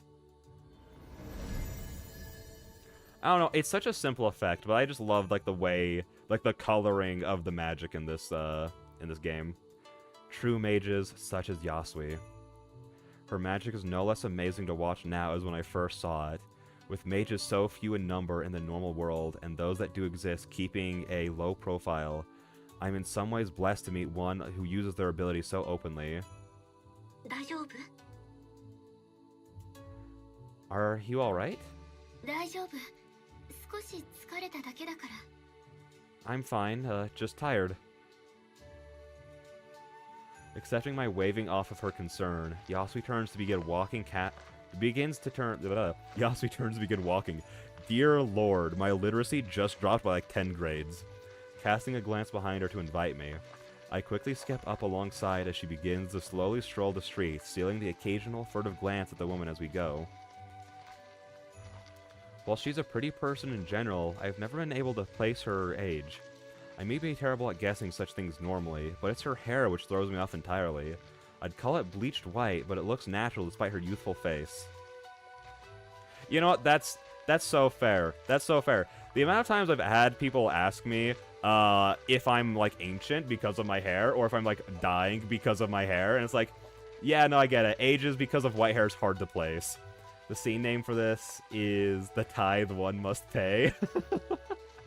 You know what? I respect that. I respect that full-heartedly. Not only are you sneaking in a main part of the title in there, but it's also like, hey, here's a good line for the scene. That's the name of it. Finding myself self-conscious, I run a hand through my bangs and neaten them before adjusting my glasses. Just so. I'm not particularly good at things like fashion, but for this one person, I want to put in some kind of effort. You know, Hanukkah, I love your fashion, though. You look absolutely cozy while still looking like fashionable. I think you pulled it off very well. どこへ向かっているの？ Where are you headed? 特に当てはないわ。今日の公演が終わったから少し散歩しようと思ったの。 Nowhere in particular. The day's performance is over, so I thought to have a stroll to wind down. 一緒に過ごせて嬉しいわ。でも疲れたらすぐに行ってね。隠そうとしても分かっているのよ。無理をしてここに来ているのでしょ。 While I appreciate the company, do tell me if you tire. I'm well aware you try to hide it, but I have noticed the toll these adventures take on you. She does her best to make the remarks as gently as possible, but her point is made. I've been hoping she wasn't troubled over such things, but it's hardly the first time she's seen right through me. 何もかも夢みたい。札幌の街が100年前はこんな風だったなんて信じられない。 It feels so surreal. It's hard to believe this is how my own city looked a century ago. 遠い未来の方にはさぞ古めかしく見えるでしょうね。 I'm sure we all must look rather quaint to someone so far in the future. どうしたの？急に考え込んで。 What brought on this line of thought? なんでもない。ここに初めて来た時のことを思い出していたの。 Just thinking back to when I first arrived here. あの時のほのかったら迷子の子猫のようだったわね。この世界を見つけてくれたのがあなたみたいな女の子だなんて思いもしなかったわ。 You were like a lost little kitten back then. Not quite the image of who I thought might find this place. Yasui punctuates her observation with a churlish laugh, raising my spirits. As we head onto a side street, Yasui stops to greet a friendly hauler walking by. The man happily begins to chat as he adjusts the yoke across his broad shoulders, sacks of goods tied to either end. Not wanting to intrude, I let my thoughts drift back once again. I stumble about in the gripes of terror. In the grips of terror. That's not a statement. That's not a thing people say. In the grips of terror for some time, wandering into the town knowing nothing of where I was or how to escape.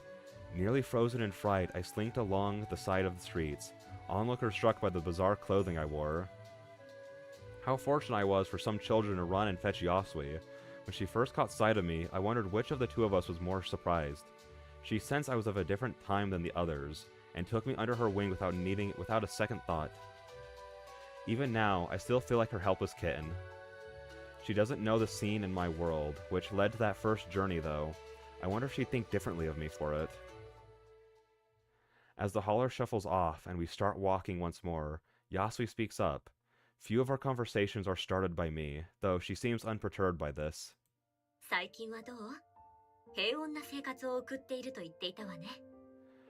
How have you been? You spoke of life being peaceful? 平穏。そうかも。大学に行って、帰宅して、夕飯を食べて、寝るだけの変わり映えのしない毎日だから。 Peaceful. I suppose so. Things are largely the same as ever. I go to school, come home, eat dinner, and sleep. Gosh, that is just my schedule right now. Add in streaming a couple of times a week, and that's just my schedule. Except I go, my days start with go to the gym, go to work, eat dinner, go to bed. So, hashtag relatable. 安江は？この世界は札幌だけで、札幌の人しかいないんでしょ？ As for you, this world only contains Sapporo and its people, right? Yasui nods solemnly. I dislike reminding her of the fact, but I have only the most vague understanding of such things. 昔、私たちがこの世界に封印された時、ここは不変の世界となった。私たちにとって、今のこの姿が全てということなのでしょうね。 Is there a plan for an English dub in the future? I believe the plan right now is just to leave it in Japanese, I believe. I don't think that there are currently plans for any more dubs to be added. I believe. I could be wrong. Nope. See, exactly. I'm just curious. Oh no, you're so good at asking questions. That you want. Well, within reason. I can't think of what would be an unreasonable question to ask, but I mean, feel free to ask whatever you want. When we were sealed away all those years ago, this world became an unchanging one. That's all it will ever be for us, I suppose. と言っても、あなたが来るまで、ね。長い歳月を経て、現実世界から人が来た時は、言葉にできないほど驚いたわ。You know, Addie, what happens in the ending? That is a valid question that we can't answer. Well, I can't even answer it, and you wouldn't answer it. So you know that you proved me wrong. I mean, given the context of the story, it doesn't surprise me. Yeah, considering where it's set and everything, it's I think it's fair. Also, I think it just adds, I don't know, it adds such a little unique flavor to the game of only having it be in Japanese, I feel. She giggles once more, smiling to herself at the memory. How easily she laughs off her own past awkwardness. Well, that's just how you... Okay. Unironically, that is the best way to not, have... one of the best things I did for getting over my anxieties, because here's the thing, I'm still a super anxious, nervous, that kind of person. Terrible, terrible anxiety. But the thing that helps me get through it is just realizing that chances are the thing I'm anxious about isn't that big of a deal to other people. So let's say with streaming, I think a lot of streamers like have like a spike in anxiety when they start going live and everything like that, you know? Whenever they're streaming.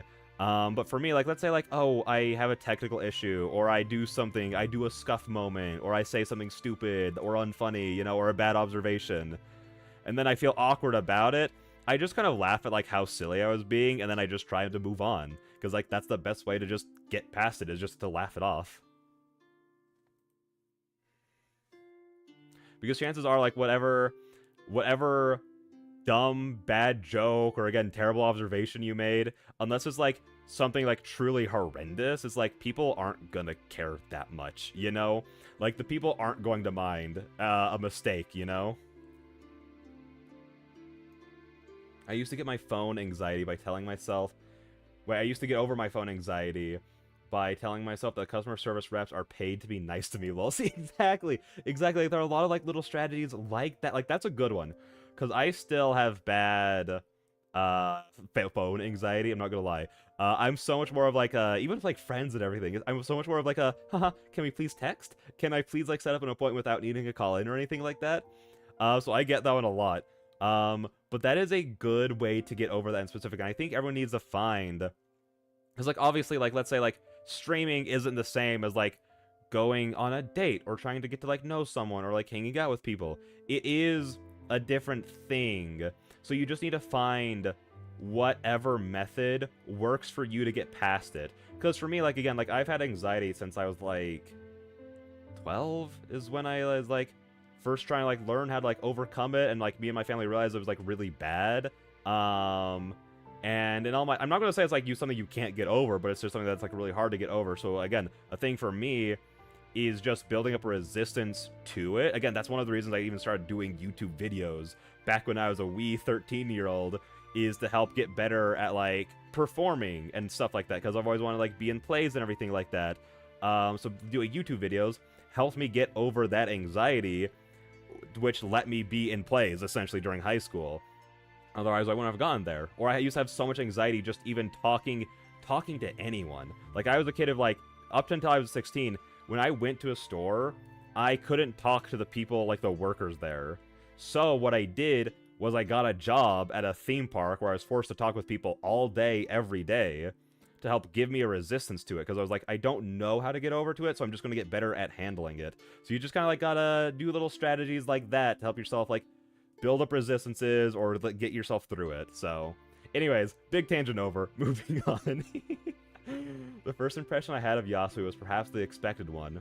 So many photos blend together of people in formal outfits, stiff poses, and stern, serious faces. While they may try to humanize history in school, there's only so much a museum trip or classroom lecture can do. My preconceptions would be dispelled in moments. In so many ways, she juxtaposed her ladylike properness with a carefree spirit. Her hair is lavishly cared for, yet flows freely rather than being tied up. Her speech is archaic and uses long, obsolete words, only for her to chat naturally and openly. She dresses traditionally, yet gestures widely and wears her emotions on her sleeve. I know full well I'll be going over every conversation we have in my head for days, if not weeks to come, angsting over every misstep or hesitation, overthinking every expression or pause. And see, that this is exactly what I'm talking to. Honoka needs to start implementing these things that I'm having anxiety over. I'm the one who's noticing them. Yasui, 9 times out of 10, probably isn't or doesn't care, you know? Because the way Yasui would look at it is like, Honoka's a person. We all have mistakes in, like, our everyday lives, you know? So she just needs to start implementing these strats. Yet Yasui will do no such thing. Everything flows off her. It's graceful in a manner, albeit not quite in the way I expected that word to be used. For someone of an era barely past samurai and daimyo.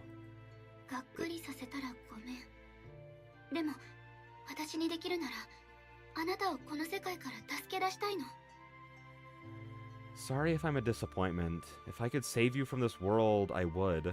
あなたは偉大な魔術師ではないでしょうけれど、知り合えて本当に嬉しいと思っているの。この世界に初めて来たのが、むしろほのかのような人でよかったわ。You may not be a grand mage. Oh my gosh, an FGO reference. But Never mind. You know what? I take back everything I just said about anxiety. That joke was terrible. Sans it from the records really quick. But I'm glad to have met you. Perhaps it's for the better that the first to come here would be someone like you. Not knowing how best to react to her praise, I bashfully look away. My driving desire to be complimented is one of my uglier traits. I can only hope it's one of the few things Yasui hasn't perceived of me. I soon realize I begin rubbing my arm out of anxiety. For all her praise, I still feel as if I'm telling a lie by omission. How would a mage react to finding the one before them is some regular person, mimicking their abilities through such methods? 一つ聞いてもいいかしら。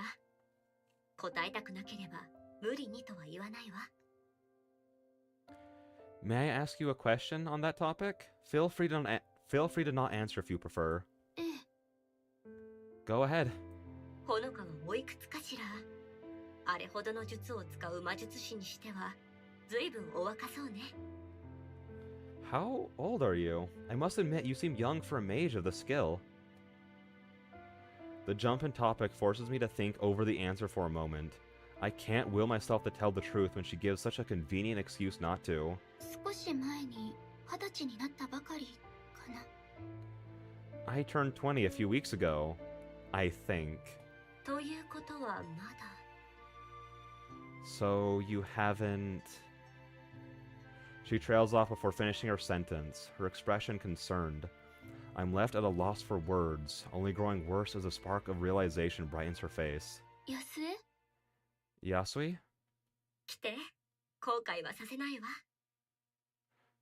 Follow me, please. I promise I'll make it worth your while. Once again, I find myself working to catch up with the cheerful woman.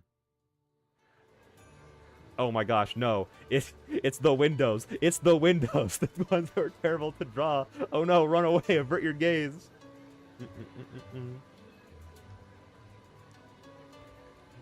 Dim lamps struggle to illuminate the tables around us. The izakaya's air filled with the chatter of patrons and a heavy scent of tobacco, with liquor flowing freely and so many in the tight excuse me. With liquor flowing freely and so many in the tight space, the air's taken on a distinctly muggy feel. Many of the animated faces around us flushed a bright red. My gaze rests on the waitress skittering from table to table, dainty feet in sandals, tapping quickly to keep up with the pace of orders. It's a little uncanny. Everything about the experience is so close to a normal restaurant, yet just different enough to throw me off. They're back. Whenever, because I've watched a couple people play the demo since then, whenever they get to this scene, the windows and talking about like the tables and chairs, like how hard they were all to draw, is all that I can think about while watching those. It's so funny. As always, I do my best to avoid accidentally catching the eye of anyone in particular. Yasui does no such thing, instead looking at me with an indulgent smile. どういうこと？私の誕生日祝いならこんなことしてくれなくてもいいのに。I am not sure I understand. If this is for my birthday, it's really not a big deal. At this, Yasui makes a show of pouting. Pouting Yasui is so cute. Oh my gosh. ほのかはいつもそう。私があなたのために何かしようとすると遠慮するの。あなたの世界にも素敵なものはたくさんあるでしょうけれど、たまにはこちらの世界を堪能してちょうだい。You never let me spoil you. I know your world has many lovely things, but I'd like to treat you to at least once with what we have to offer. 遠慮してるわけじゃないわ。ただ。It's not like I mind, it's just... 大将、こちらのお嬢さんに地元のビールをお願い。Old man, some local beer for this young lady, if you please. The man beyond the counter, as yet unseen, yells out his agreement in a hoarse voice. ちょっと待って。私20歳になったばかりだし、まだ飲んだことがないのよ。Hey yo, we need Scion to get in here to voice the old man. We gotta make this happen. Wait, I mean, I'm still 20. I haven't even tried drinking yet. ならちょうどいいわ。今試してみましょうよ。And what better time to try? I easily give up my protest in light of how happy she is to be treating me like this. I had been too shy to fumble my way through dealing with a bar, and I wouldn't know what alcohol would be good to start with in the first place. Our drinks arrived quickly, the old man, perhaps the owner, personally bringing the bottles and glasses to our table. Yasui doesn't notice my confusion, as she stops to pull out the cork and each. Even I know these usually have bottle caps. I'm imagining it in Sion's voice. 40 sen, thank you. Yasui quickly obliges, passing him 2 odd silver coins. This is the first time I've actually This is the first time I've actually seen sen being used. Seen sen, like, caused so many wires in my brain to cross right there. Regardless, the man cheerfully takes them before hobbling back off past the curtain. I hadn't taken her for a beer drinker, but she's clearly looking forward to this more than I, as she gives an eager smile. Trying to paper over my confusion, I quickly take one of the bottles in hand, supporting it in one hand and tipping with the other. I gently pour the amber liquid into the cup, now held by my senior's delicate spindly fingers. Yasui returns the gesture soon after, an inviting, thick, foamy head forming on the glass I cradle. The calmly bubbling beer gives off a floral scent, a sharp contrast to the mess of crimson which brought me here. The smell of blood now uncomfortably familiar. See, I hate this, because this feels like beer agenda, because it looks so good, and the way she's talking about it makes it smell amazing. But it just tastes so bad. It tastes awful. I hate it. Oh. I peer over my drink to Yasui, her gaze patiently gauging my reaction. Perhaps it's my distrust of others, or my own anxiety is causing me to overthink every gesture, but I find myself unable to plainly accept what should be a kind gesture.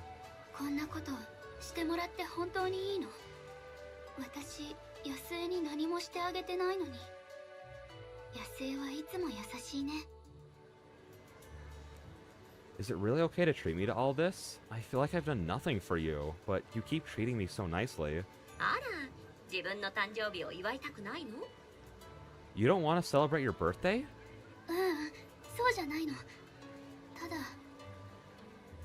No, it's not that at all, it's just... I'd expected Yasui to defend herself. Instead, she stares at me intently as if examining an interesting specimen before her. Maybe this is no different to how we've been interacting this whole time. Another of her elaborate plays, but this time, without a script to hand, each of us left to take our cues from the other, judging and moving in step with the other. As particularly rowdy patron gives a boisterous laugh beyond us, Yasui smiles and closes her eyes in defeat.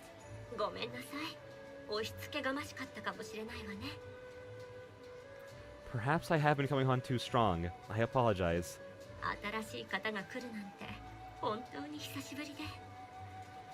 I've spent so long without new company that I was...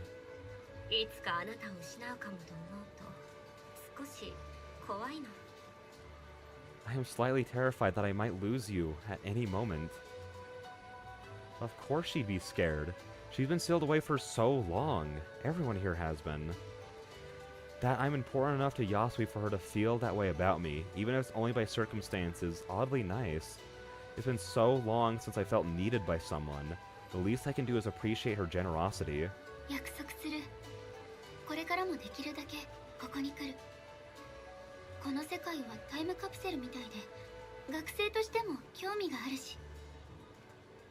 Then I'll make you a promise. I'll always keep coming here, and as often as I can.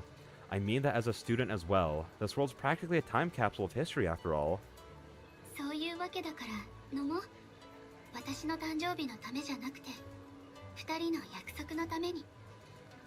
So please, share this drink with me. Not for my birthday, but to agree on that promise. Her smile is enough of an answer, the pent-up tension in my body releasing. An odd sense of purpose sparks inside of me, the first I've perhaps felt in my life. With that, we both lift our glasses to our lips and take a long sip. In the end, I only had a few sips of the bitter stuff. Thankfully, Yasui was only too happy to oblige in drinking both our bottles, and a couple more besides. It seems the taste of alcohol will take some getting used to. I had heard that drinking before evening is odd, let alone at noon. Yasui seems to hardly care though. her face now flushed and gestures decidedly more animated. Of all the images I had of the lady from the Meiji era, the joyful, carousing woman skipping beside me isn't one of them. As she gives me a slightly uneven smile, I offer a polite bow. ありがとう、安江。今日は楽しかった。Thank you, Yasui. Today's been fun. あんまり飲めなくてごめん。もっと慣れなきゃね。Sorry for not having more. Drinking will take some building up to. 今度飲みたくなったらまた付き合ってよ。If I can muster the courage to have another. 喜んでご商売に預かりましょう。I'd be delighted to join you if you do. Perhaps the drink or simple tiredness, but I find the corners of my mouth lifting just a little. Treasure that smile. Treasure that smile. I have a feeling that they're gonna be a rare sight. I wonder if the stupor will last in the real world, now that I think of it. The passing thought only reminds me of the greater lie. Perhaps it's genuine honesty after hearing her own, or the drink making me less inhibited, but I want to tell her the truth. 安江、伝えたいことがあるの。私があなたをこの世界から出してあげられない理由は、方法がわからないんじゃない。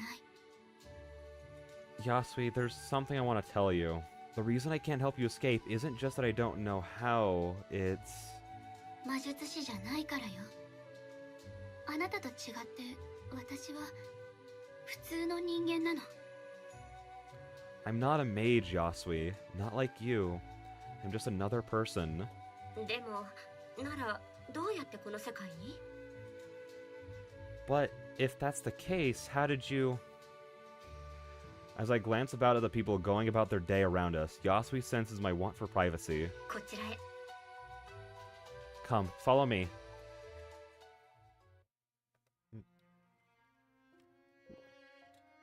I don't know why. I always get this scene's placement confused.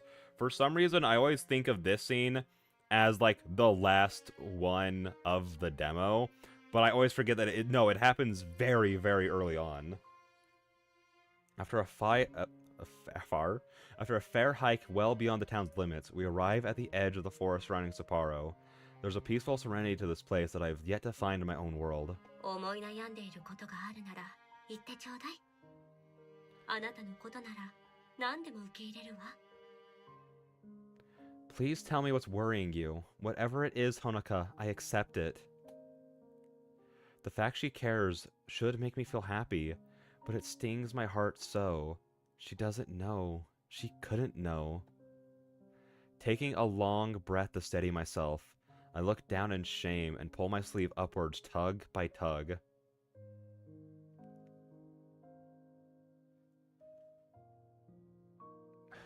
Before long, the bandages show. Their length chases further and further up my arm. The beige gauze is colored by a blotch of bright scarlet. Fresh blood has pooled by now, the wound still proving sore as my sleeve drags over it. As I dare to look up at Yasui, the woman wears a mournful expression. It's striking compared to her gentle demeanor. あなた、自分に一体何をしたの？ What have you done to yourself? 実は私にもどうなっているのかわからない。ずっと昔に誰かが書いた本に、普通の人間が後天的に習得した魔法の力を呼び起こす方法が書かれていたの。I'm not that sure of how it all works, to be honest. I found a book which someone wrote a long time ago about how a normal person could summon magic like a mage does by second nature. 仕組みはよくわからないけど、その本の通りにやると、この世界に来られるようになったの。でも、それを発動させるには血が必要で、その本はイタリア語で書かれていて、血の魔法っていうみたい。Somehow, I'm not sure of the mechanics. It lets me do things like this, but needs my blood to work. They call it blood magic, in Italian anyway. In response to my fast-paced explanation, her eyes close. I can see the gears turning inside, the connection between my general frailty and rapid exhaustion when visiting now plain. Honoka. I know what she's going to say next. Neither of us want to hear the words. 別に死ぬわけじゃないから。そりゃ体に負担はかかってるけど、これくらい。It's not as if I'm dying or anything. It's hard on my body, I can admit that, but for this. お願い、もう来るななんて言わないで。安江にもっと会いたいの。 Please, Yasui, I want to keep seeing you. She thinks for some time before giving a heartbreaking smile of defeat. 来させないなんてことはできないわね。 I can't very well force you to stop, can I? I'd rather she have scolded me. Without any further defense to be made, I fall silent while looking at nothing in particular. ほのか、自分を大事にね。あなたと知り合えてどんなに嬉しいかわからないでしょうね。でもお願いだから自分の命を危険にさらすようなことはやめてちょうだい。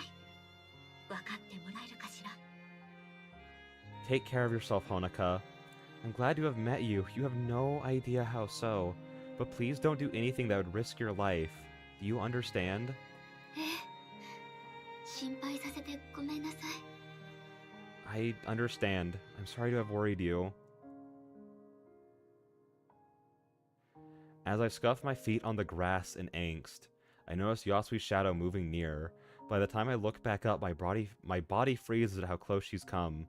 Also, every single time, I think it is the scene. Every single time the scene happens, I'm like, oh my gosh, the kiss is happening. The kiss is happening.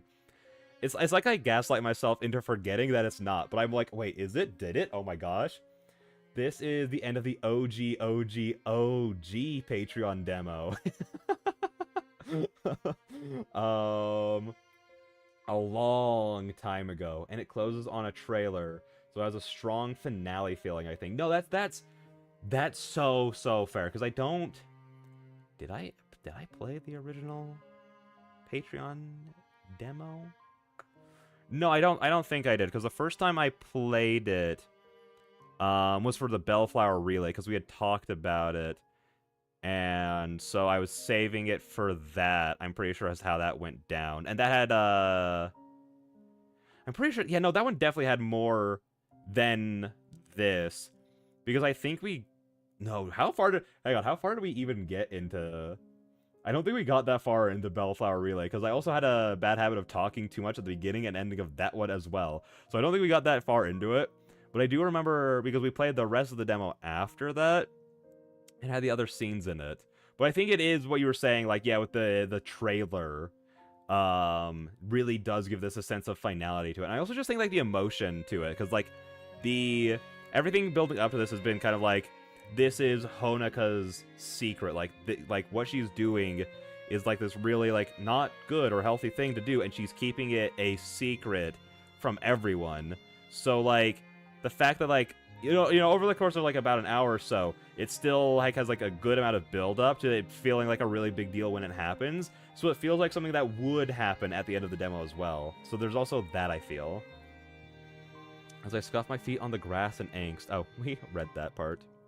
See, that's the thing that we need to make a new counter for. We have, like, the death counter and, like, the shill counter and blah, blah, blah, blah.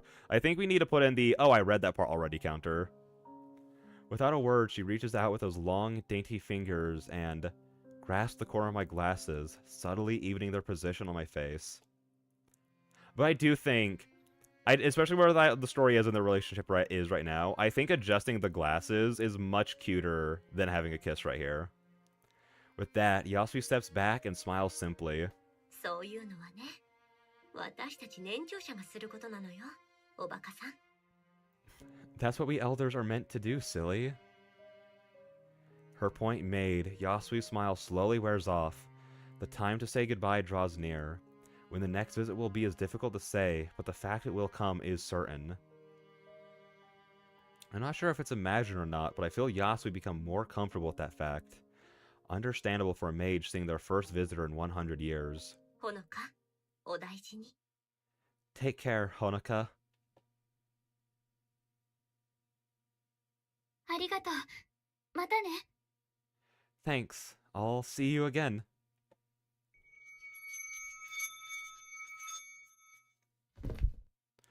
Oh, and then just how abrupt it is.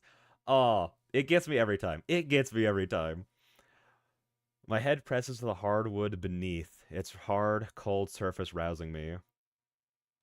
extremely rare smiling Honoka. No, extremely rare smiling Honoka. That's why I was like, listen, we need to savor these moments. They are most likely going to be far and few between. So we need to like be like, yes, enjoy yourself. Be happy, Honoka, please. My head presses to the hard wood beneath, its hard, cold surface rousing me. Blearily opening my eyes, I let myself stay in place as my senses slowly return to me. The smell of musty books, chalk, and blood plays on my nose, the sense making an unpleasant concoction. My body feels impossibly heavy. The stupor seems to be gone entirely, lost to the world I just left, but the experience of transference takes a heavy toll on my strength. Forcing myself to stand, I stagger to my feet with a hand on my desk for support. I find myself unable to do anything but stand idle in the cold, empty room.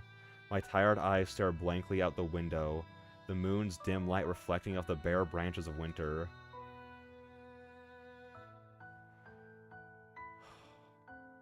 What a haunting portrait that is. Silence hangs in the air, moonlight illuminating motes of dust floating in the evening's darkness. My head feels empty, no matter how hard I try to form so much as a fleeting thought, simple exhaustion, I tell myself. With little desire to do anything else, I begin to walk to the bathroom before settling in for the night. The floor still bears the scars of my work, the book which started it all laying open amid a disorganized desk. I'll get some cleaning supplies and wash off some of the mess, I think to myself. Sometime.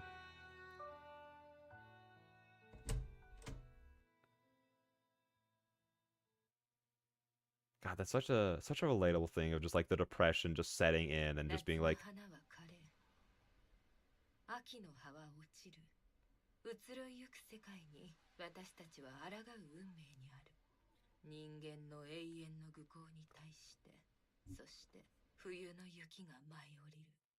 also, this part is burned into my brain because of all the I love the art during the opening. It's so pretty.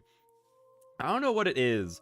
There is something about like the coloring of A Tithe and Blood specifically that's just so appealing to me. I love like the way everything is colored. It's just so nice. But what was I saying? What was I saying? I distracted myself from what I was saying. Oh god, I love that part. But oh yeah, I was saying like the... Sorry, Hanukkah, I didn't mean to interrupt you.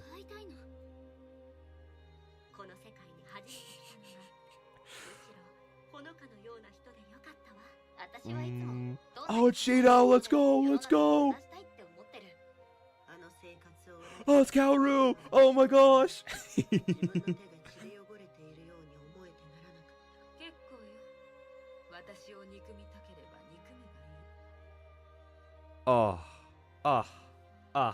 I'm so here. I don't know what it is, cause I mean we've seen this the opening before, but there's something about it now that makes it like, oh my gosh, wait, we are here. Oh my gosh, the main game's coming out in like 4 days. Wait, that's crazy. That just made it feel so much more real that we're actually like, it's coming, it's here, it's time. But no, the voice line for like the withering during summer, that like burned into my brain for a while because that was like how like 90% of the A Tithe and Blood shorts would, was it opening or ending? It was either opening or ending. They'd all open or end with like that line and like that like moment happening. So it kind of like got burned in my mind. Like as soon as like that popped, I was like, wait, am I like watching a short right now? I didn't mean to pull that up. But what else I was gonna say? I had something else I was gonna talk about, but I distracted myself twice. Oh, lol. Yeah, listen. That was like generally what was going through my mind. I was like, wait, YouTube Shorts? Hang on. But yeah, what I was gonna say was about Yasui. I think that this is such a complicated, like it's obviously a very complicated position for both of them. The fact that like the only place that Honoka can go to be free and to feel like cared about and loved and escape from, well, she might not see it as loved yet, but still seeing it as like cared about. She knows she knows she is cared about by Yasui, even if she's still kind of like one of the main reasons for that is because I'm like the only new person to be here in 100 years, like that kind of thing. But she still understands that she is cared for, which is very odd for her, like the stuff that she has to do to get it. But again, I feel like the story does such a great job in so little time establishing why she's willing to do such horrific things to herself, even if they are wrong. But like the situation is probably so complicated from Yasui's position. Our subliminal message is working. Our subliminal messaging is working. No, it works incredibly well. even just hearing the characters go, "A tithe in blood," I was like, oh my gosh, wait. Oh my gosh, the TikToks, the shorts. Hang on, not the TikToks. I think I only watch it on the YouTube shorts. Because I really just don't go on TikTok anymore. I used to be such a huge TikTok fan, YouTube shorts, ooh, boo, stinky. But I just don't go on TikTok anymore. So I watch them all on there.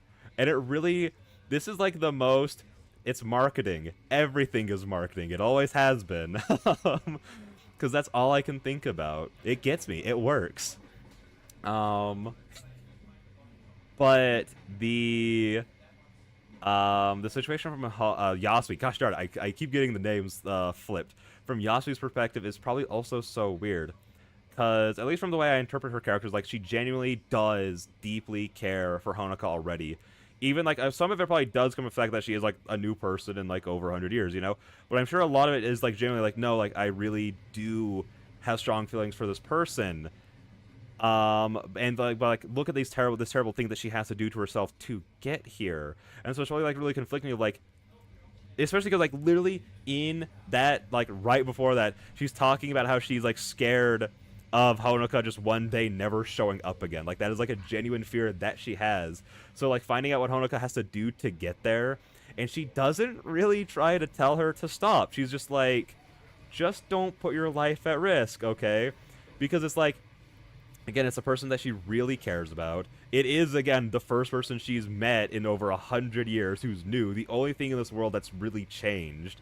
So there's, like, so many conflicting emotions probably going through her of, like, this is wrong. This isn't a good thing. I don't know if it should stop, though. It's such a complicated situation on both of their ends. With the taste of coffee from the station lingering in my mouth, I idly watch the scenery stroll by with wary eyes. Another day begins, my daily routine now so deeply ingrained that getting to the university requires little more than muscle memory. While I may not want to visit Yasui again, practicing blood magic won't be possible until my body has some more time to recover.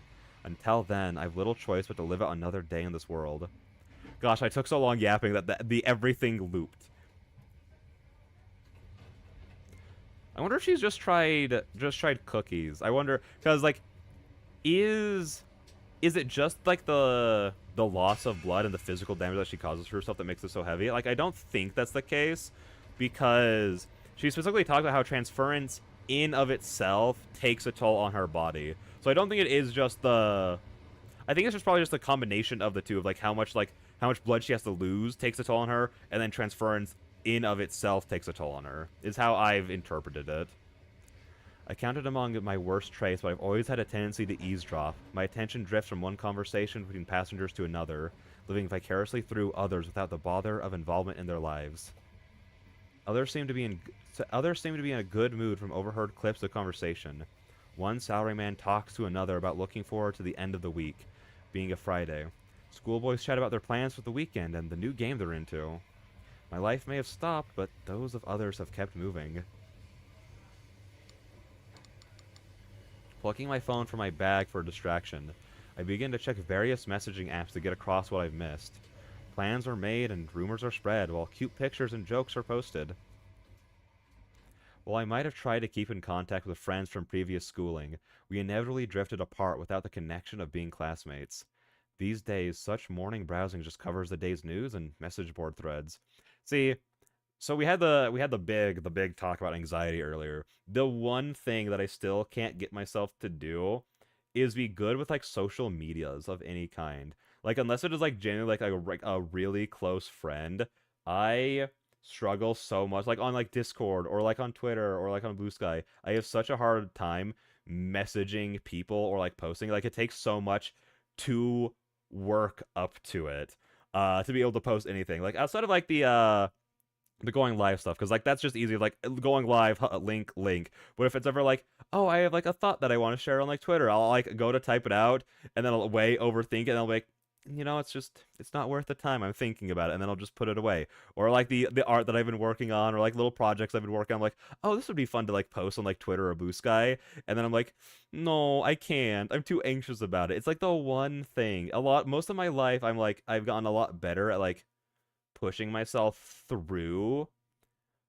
but like that's my one hiccup that I have. Well, I might have tried to keep in contact with friends. Oh, we read that part. It's funny how different this is to Yasui's time. She couldn't. The screeching of the train's brakes puts. Was this like how it was in the demos? Okay, in the demos, the way I'm like remembering this scene, and yes, I have to close my eyes, and I'm gesturing wildly with my hands right now as I'm trying to like lay everything out. I'm pretty sure how it went in the demo is that it just kind of like shook a little bit, and then like the images, the portraits of the characters just kind of shook a little bit as well. I don't remember it like full on tilting and like the colors and everything changing on. Also, this looks really pretty. This looks really pretty right now, but I don't remember this. The screeching of the train's brakes puts an abrupt halt to my thoughts, people yelping in surprise at the unexpected shuddering. The stop is so sudden that I'd have fallen if not putting a foot out before me.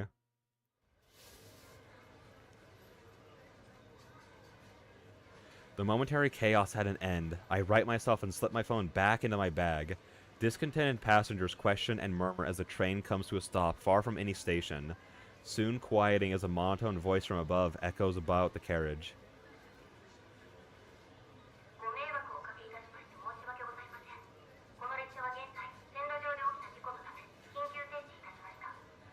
We apologize for the inconvenience. This train is currently stopped due to an accident on the line.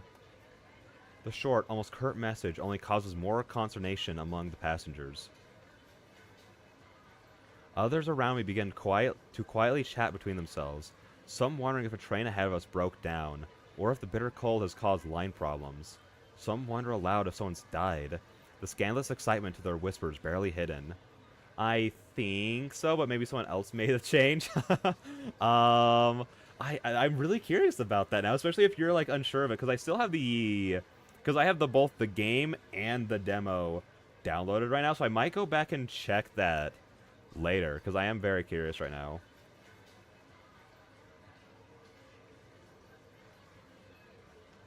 Seconds turn to minutes, the train showing no signs of moving for some time yet.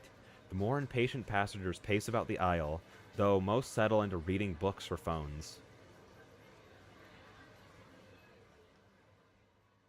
With the heat inside only growing more stifling, I look out at the snow-covered world outside with some longing.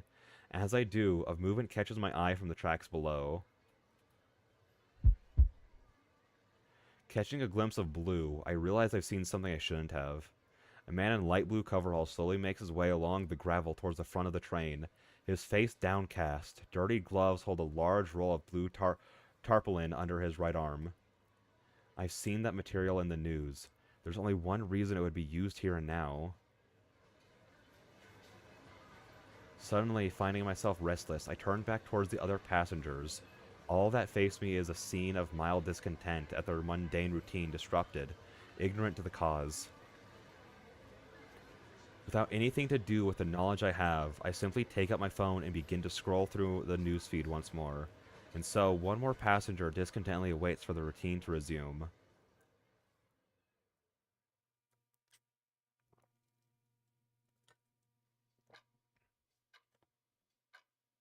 Oh my gosh. Oh my gosh, it's time. Oh my gosh, best girl. Best girl's about to arrive on the scene. The day slowly draws to an end, my last daylight hours spent in the university library as they often are. God, the lighting in all of these scenes is just so on point. The desk where the elderly librarian once sat lies empty, her shawl left draped over the chair's back as a small, perhaps unintended tribute. Ever since she retired, the school has struggled to hire another. Gosh, I'm so ready for Shido to pop up. I'm so ready. Girl with book incoming. Exactly, a girl with a book incoming. Isn't that isn't that Aspen's? Hang on. I need to check. I need to check. Isn't that Aspen's theme called? Hang on. That just that's just immediately what my mind went to. I need to check.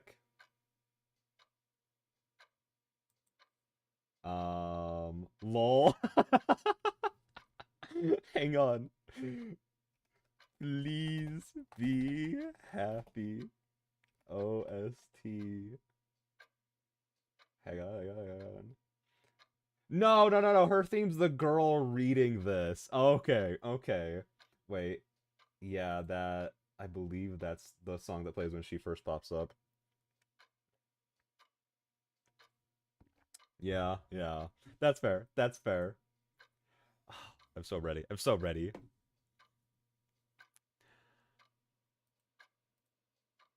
The two of us. That's correct. Let's go. Listen, my Aspen knowledge is on point.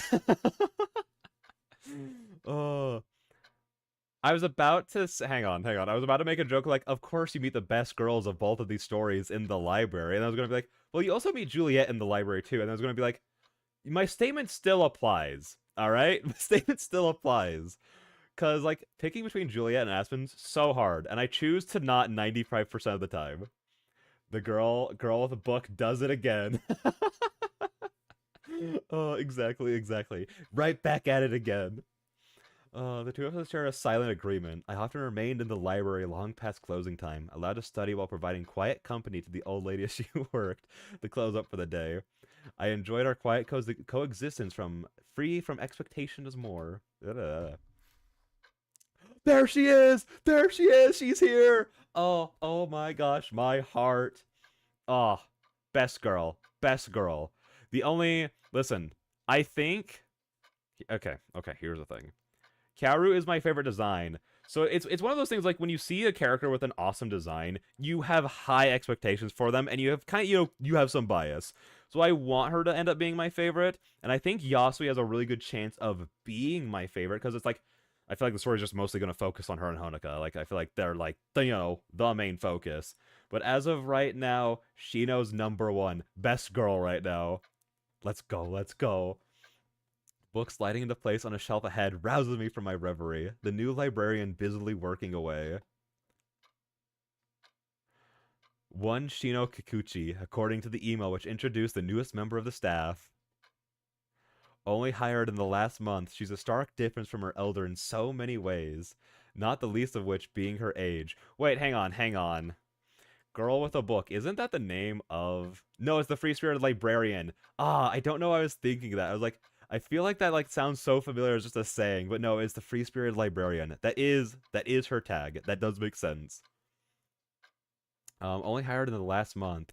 She's a stark difference from her elder in so many ways, not the least of which being her age. If I had to guess, she'd be in her early 20s at most. At least one thing is alike between them. She too lets me stay well into the evenings. Perhaps the old librarian passed a note to her. That's so sweet. That would just be such a sweet gesture to do. Yes, Julia is the keeper of memoirs. There's a free spirit librarian, the keeper of memoirs. Well, also just what a base title. What a the most like the coolest title for like a librarian to have basically is the keeper of memoirs. And I feel like it fits the air that Juliet gives off so well.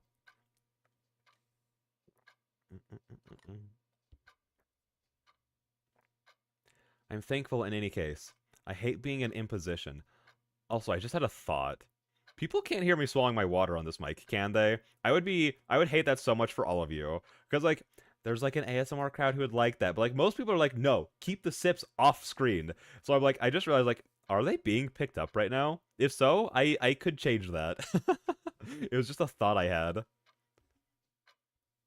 Also, I appreciate the heart. I appreciate the love from social. Appreciate all the love for Shino. But the school provides a far... Nah, you're good.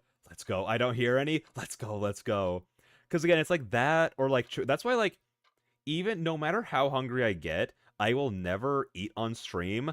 Because I'm like, people don't like to hear that. And I feel like that's a way higher chance of being picked up. And I also know that some people don't like the swallowing sound. So I'm like, I really want to say like cognizant of those people because like there aren't that many people who want to hear it. So I'm like, I think I'd rather cater to the people who don't want to hear it than the people who do. So I'm glad it's not being picked up. Thank you. I'm thankful in any case. I hate being an imposition, but the school provides a far better environment for studying, given the solitude and loneliness of my faraway home. Lol, tell that to Hassan. Oh no. I bet. Okay, here's the thing. I know so little about Hassan. Like it took me until like half a year ago, something like that, to learn that he was the person who started the "You're such a Weasley little liar, dude," which is a saying I'd say all the time. I didn't know that was Hassan until like a few months ago, basically.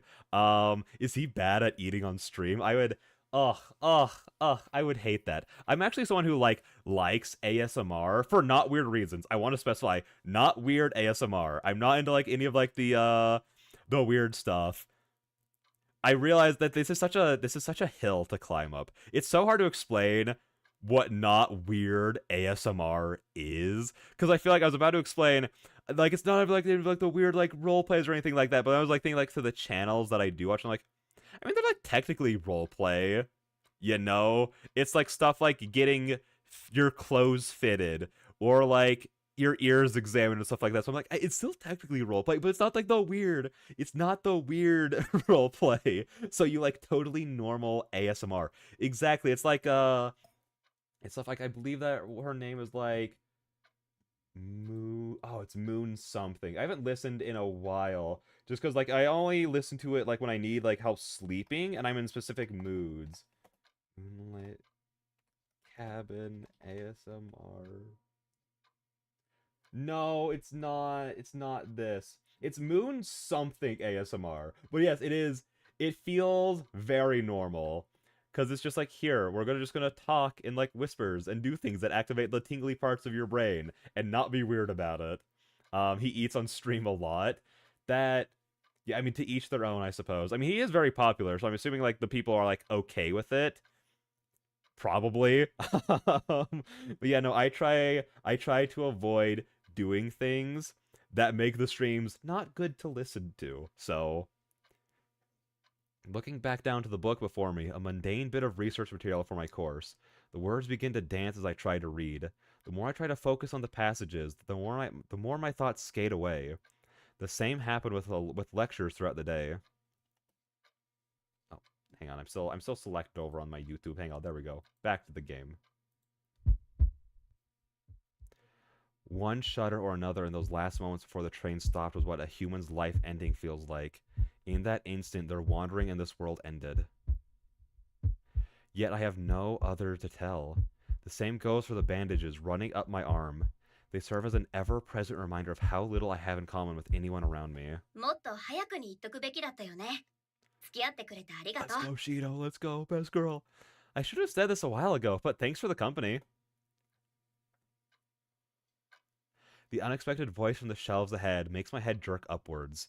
I hadn't realized how rattled I've been from the morning's experience, my heart only now returning to its normal pace now that I have a distraction. Like so many others, the one wears a smile so easily. I can't help but muse how odd she looks for a librarian, from her athletic clothing to how every movement belies a barely suppressed energy. 私こそ長居させてくれてありがとう。 Thank you for letting me stay.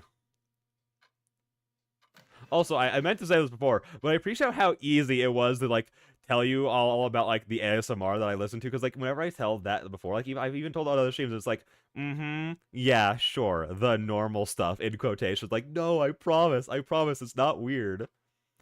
Evidently bored of her menial work in shelving books, Shino takes my reply as an invitation to have a proper conversation. Setting down the book in her hand, she comes over and spins the chair about, sitting herself sideways in a rather inelegant way.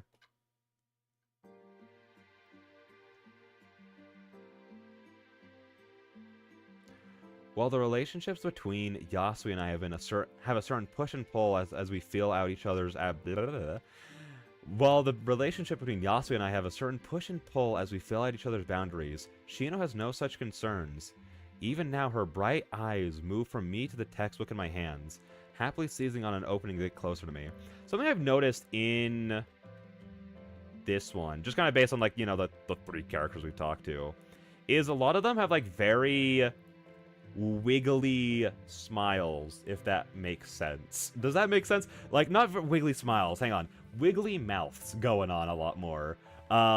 Which I really like the look of. I feel like it adds a lot more, like, natural flow to the mouths. Because, like, if you, like, look at her lips, like, there's a decent amount of, like, little squiggles throughout it, which is just more natural how, like, lips actually are. And I like that a lot. I noticed that, like, Honoka has one expression. It's kind of like her, oh no, things are terrible expression, where her mouth also does it, and it's really good there too.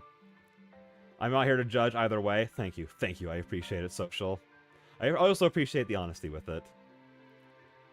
イタリア語を読めるの？すごいじゃん。私も言語はいくつか知ってるよ。世界とつながってるって感じがするよね。You can read Italian? That's cool. I know a few languages too. That's the way the world is these days, right? そうかも。私は単位のためだけど。I guess so. I need it for my degree. She wants to chat? That, too, is different between Shino and the previous librarian. One I like rather less. Oh, come on. Look at that smile, though. How could you say no to her? Yeah, exactly, Addie. That kind of smile. It's my favorite.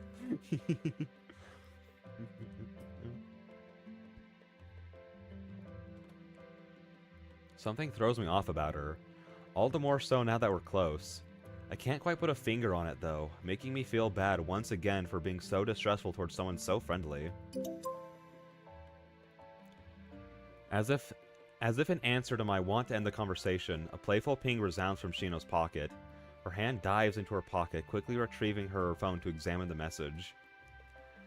Her face lights up as she starts reading. The one looking like a child given a new toy, she begins scrolling something or another with her full attention. I don't particularly mind. We all have our appointments and such. A minute or so later, she fumbles with the on-screen Kana keyboard, slowly dragging her thumb across the grid to carefully type in her reply. Noticing my slightly baffled staring upon sending her message, she gives a grin. こういうのって本当にすごいよね。一昔前はただのチャットスペースだったのに、今じゃサイバースペース全部がポケットの中に収まるんだもん。世界中の誰とでも簡単につながれるし、図書館の蔵書も丸ごと収容できちゃう。These things are pretty cool, aren't they? They might have just been for chatting before, but now it's all of cyberspace right in your pocket. The modern world's amazing. You can talk to anyone in the world so easily or read an entire library. With an antiquated way of speaking. What an antiquated way of speaking. I've never heard cyberspace used by anyone, at least not without a thick sense of irony. Without intending to. I also, when I was reading thick, I, like, instinctually went into, like, the meme way of being, like, thick. And then, so I had, like, course correct halfway through saying it. Without intending to, I let my confusion show on my face. あれ、なんか変なこと言ったかな? Did I say something wrong? 別に。ただ、最近はみんなスマホに慣れてると思ってたから。No, not at all. It's just, I thought everyone was used to phones these days. She quickly puts her phone away into a pocket and takes to her feet once more, slightly embarrassed for my picking up on it. ああ、それは、なんていうか。Well, how should I put this? 私はほら、田舎育ちだから、こういうのを使うようになったのって、つい最近のことでさ。コンピューターとかスマホとか、まだ慣れてなくて。I grew up in the country, so it's only recently that I've been able to try things like this. Computers and smartphones are all new to me, really. I suppose being a country bumpkin would explain it, though I thought even the most remote corners of Japan would at least have the cheaper smartphones around by now. If someone like Shino finds phones so exciting, maybe Yasui will too. Getting Igni's signal for internet access is obviously a non-starter, though. じゃあ、どうして都会に来たの?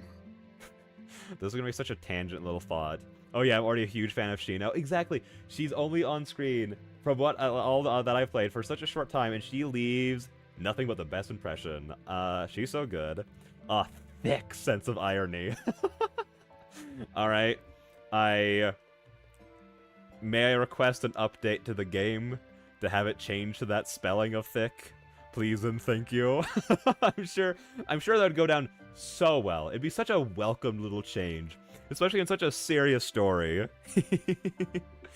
That would be truly awful. But I'll consult our team. Oh, thank you. I hope to hear nothing but good news about how that consultation goes. But the stupid little dumb tangent thought I had was about my D&D campaign that I'm running. My players, the setting that I have right now is very like urban fantasy. Like there's dragonborns, orcs, elves, everything going about, like still doing like adventuring and stuff like that. But it's set into like a very modern setting. Like characters have phones, there's cars, the internet's a big thing. There's like streamers, there's TV, yada yada. Everything that we have nowadays is all like in this setting. Except they went to a country that's kind of like very traditional, very behind the times in terms of technology.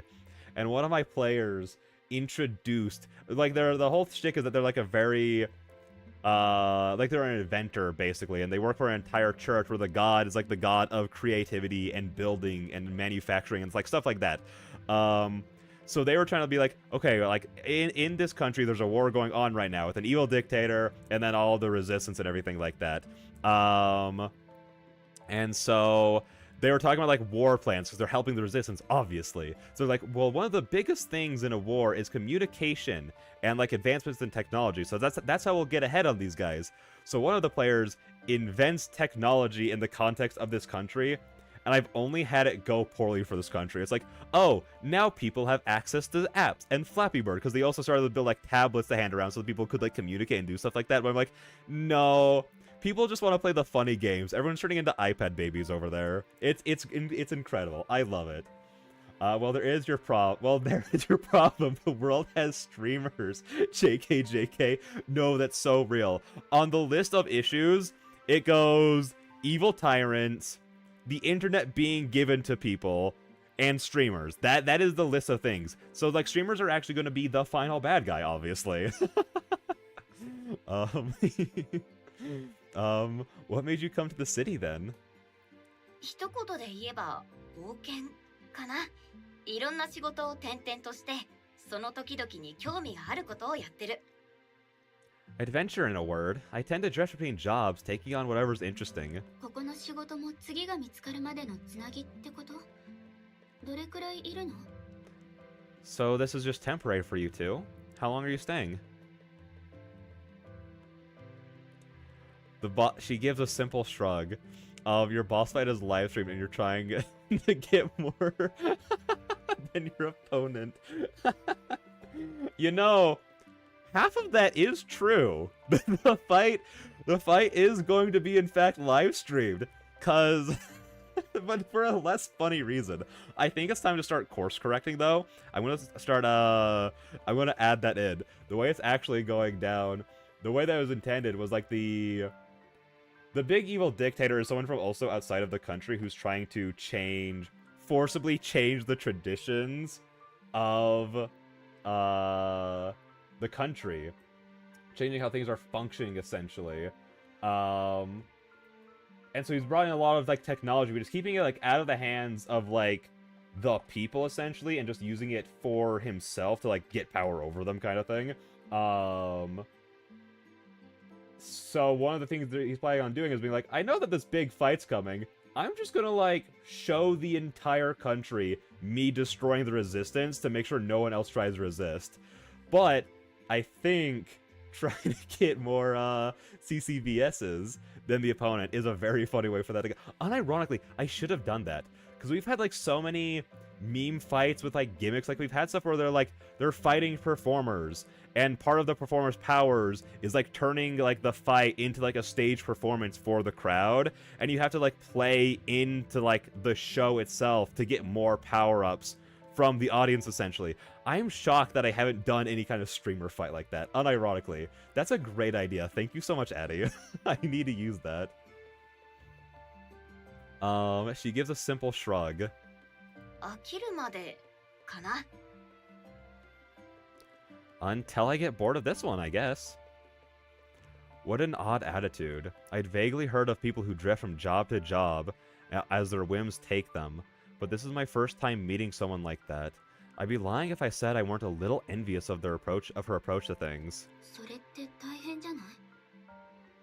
Very exciting. I hope everyone has fun. I'm sure they're gonna have a great time. They unironically like really like the more kind of goofy, gimmicky fights. Where again, like just using like the stage one as an example, they loved how different it felt to be like, oh, we really have to like play not our characters, but we have to play our characters playing a character for us to be able to win this fight. So I'm sure that they're actually gonna love it.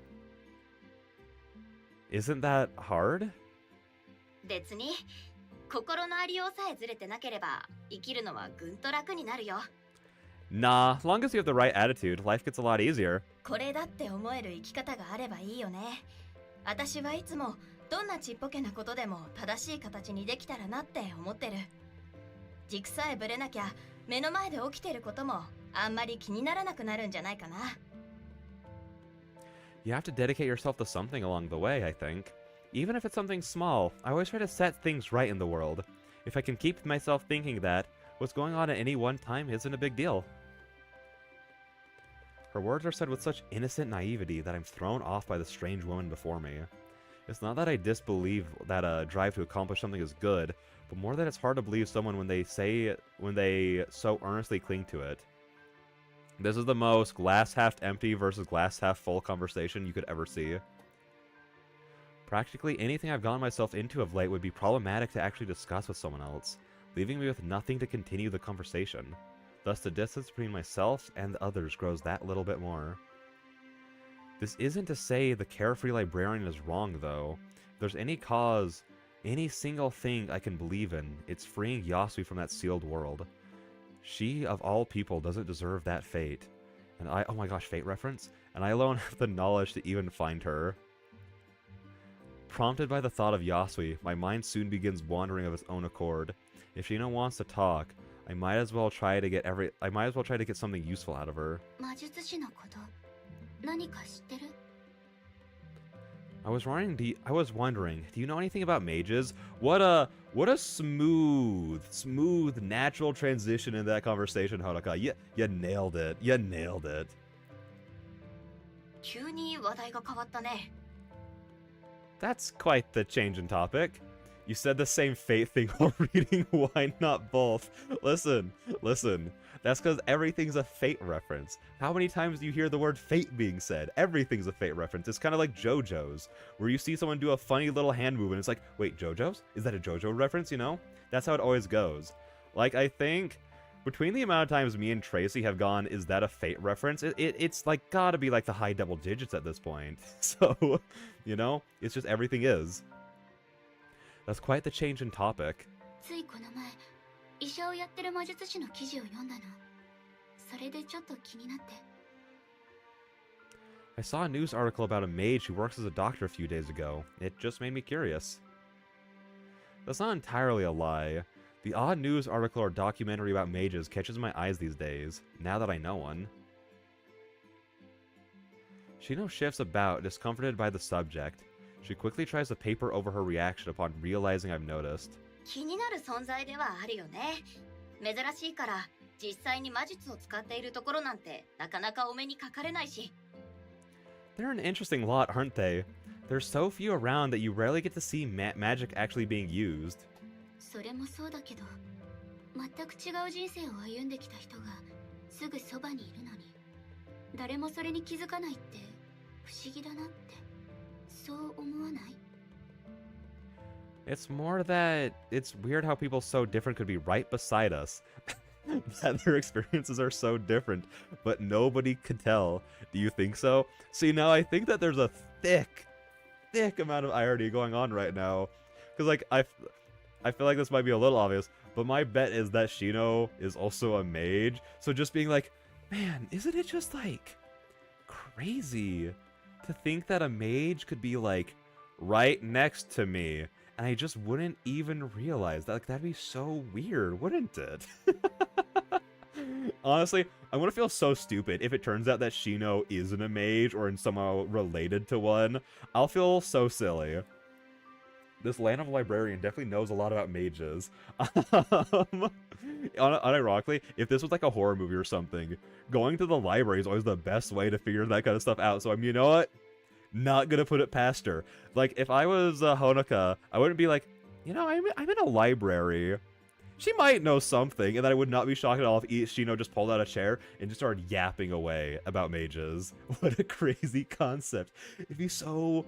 It would be, like, funnier if she was, like, looking directly at Shino without a hint of irony in her eyes, being like, wouldn't that just be so weird, huh? Imagine if the person I was talking to right now was a mage. Imagine that. And then Shino's just like, oh my gosh, I think this girl might be stupid. Oh. 平均的な魔術師は普通の人とあまり変わらない。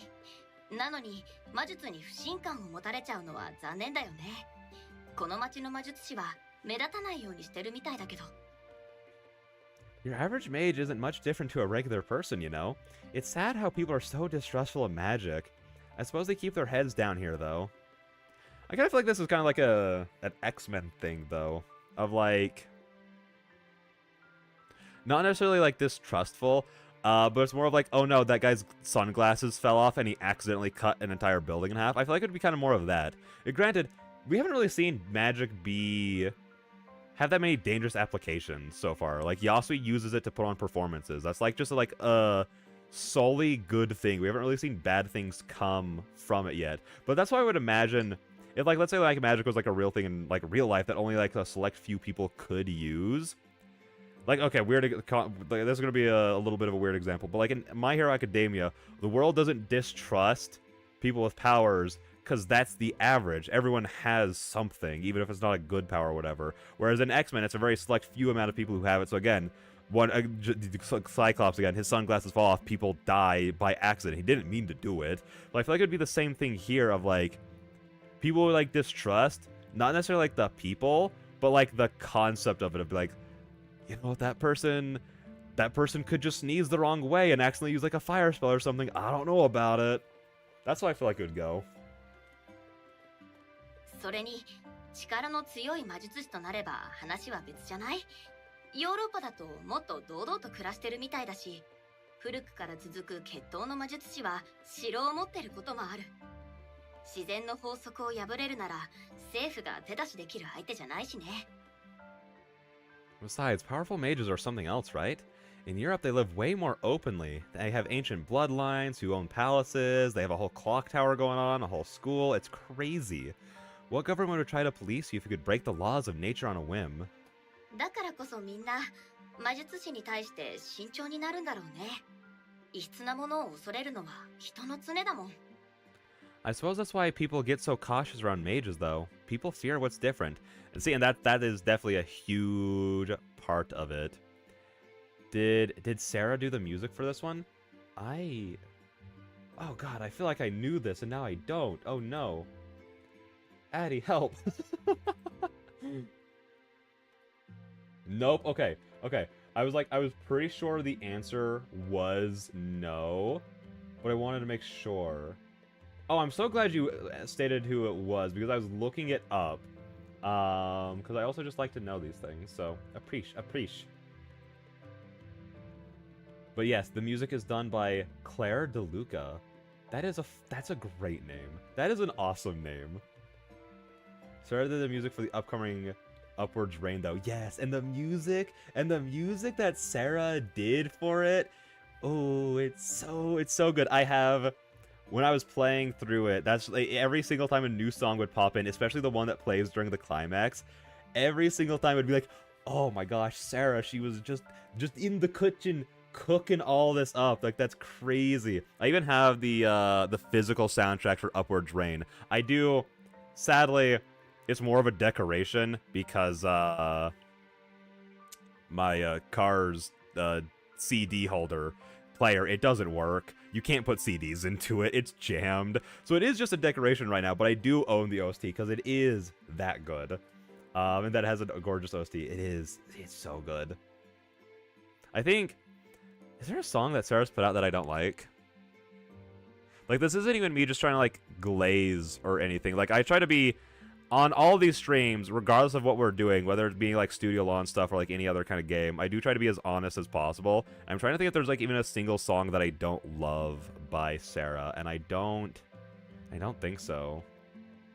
I own all of the vinyls, and I don't have a vinyl player. That's so fair, because I've also been thinking about like getting vinyls, because they're so cool. They're so cool to have, and they do make such great decorations. That's also why I get like the physical editions of these games, because outside of the ones for like the PS4s and stuff, like I use those ones, but none of my computers actually have a slot to put games into. But I own a couple of the physical versions of Studio Lawn games, just because I'm like, I like to have them.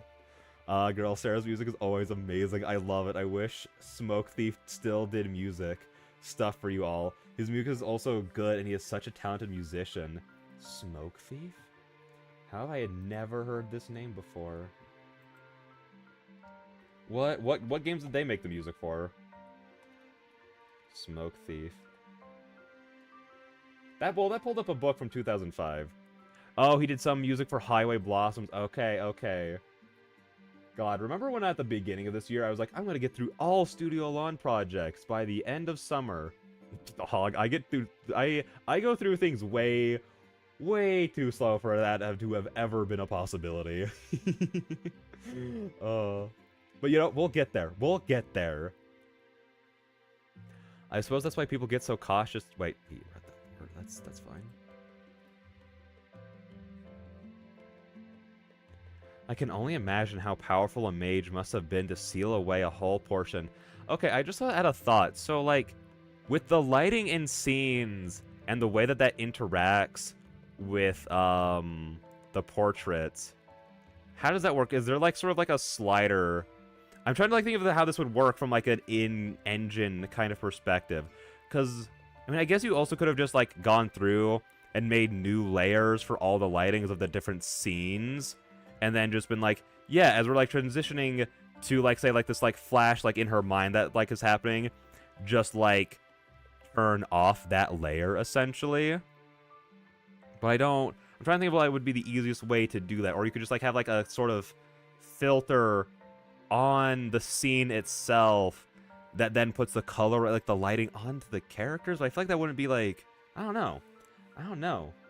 There are two ways. Tint matrices and Zorders. The freak is a Zorder? Excuse me? One is that we can apply a color matrix. Yep. Matrices. Alternatively, we can use multiply add layers in Ren'Py now. Wait, really? Ren'Py, because I always just assumed that you would use like, you know, like you draw in Clip Studio Paint, right, Addy? Because I always assumed that like with like the multiply layers like that, you would just do it for any stuff like that. You would do it in Clip Studio Paint, and then you just put it into Ren'Py. I didn't think that Ren'Py itself would actually have like any kind of multiply layers. Like, do you have to have all the coloring and stuff? I'm just getting so curious about how all this works now. You have to have like the layers and everything all set up like in whatever program you draw in, and then you can like put it in to Ren'Py to then like add the multiply layer to it essentially. Because like, you know, like multiply is just kind of like a layer that you attach, like a thing that you attach to like the layer below it. So do you have to like apply that first and then put it into Ren'Py, or do you just put the coloring on, put it into Ren'Py, and then like, you know, since it's a multiply layer now, it like changes the coloring of it. Zorder is Z order. Lol. What does Z order do? What does Z order do? So we used to need to do it before. You can also manipulate the alpha values. It's a newish function, by which I mean like at least 5 years. Oh, okay. Excuse me. But yeah, sorry to keep asking questions about this. I am just so curious now. But again, do you have to do all the coloring out? Like, is Ren'Py something that you can do coloring in? Like that? Like, for the lighting? Because, again, like, at least for, like, my very, again, I'm only now, like, learning how to do coloring and, like, digitally, is that, like, this is stuff, like, you do in other programs, essentially. Yes, Ren'Py does, like, you can color in it. Okay. That's really cool. Just basic multiply add layers. Okay. That's what I was kind of yeah, that's what kind of what I was getting at was like you do like all the coloring and like everything you do for the multiply layers essentially, and then you just put it into Ren'Py and then turn on the layers essentially. So that's really cool. Cause again, from my very basic understanding of Ren'Py, because I've also looked into Ren'Py tutorials before, is that it's just a thing like you just insert the. Granted, I guess that does make sense. The tutorials I was looking at were from a long time ago, because like the way that like I understood Ren'Py was that it's just basically a thing you go for like all the coding, you insert like all like the resources you need, and then that's just kind of it. Like whatever you put in is what you get. There's not much else that you can do outside of that. Tint, hue, saturation, manipulation in Ren'Py itself. I mean, you could do it outside of it, Ren'Py too, I'm sure. I mean, that would make sense, like, doing it both ways. It would just be, like, importing the resources differently, I suppose. All the actual rendering is done in the art program, but making it orange or bluish for sunset/night layers can be done in Ren'Py. Okay, that's so cool. Also, thank you guys so much thank you both for answering, those questions that I had about it. Because I love learning about, like, the processes and how all this stuff is put together, you know? I think it's so cool. I can only imagine how powerful a mage must have been to seal away a whole portion of the world. The entirety of Old Sapporo and its people carved away from reality and lingering for an eternity. How anyone there hasn't gone mad is beyond me. Of course, I wanted to get a bit custom with a few of the scenes in Hyrule Blossom's next exit. So I did that lighting in CSP and exported new sets of sprites for them, lol. That's really cool though that like you can still like I don't know, like you're saying, like get a little custom with it, be a little more like creative with how you do all of it. And like doing all like the lighting and stuff is like how I again always imagine it working in CSP, but it's just cool that like I don't know, that Ren'Py is now like has been made so you can do more stuff with it all inside the actual program. So that's really cool.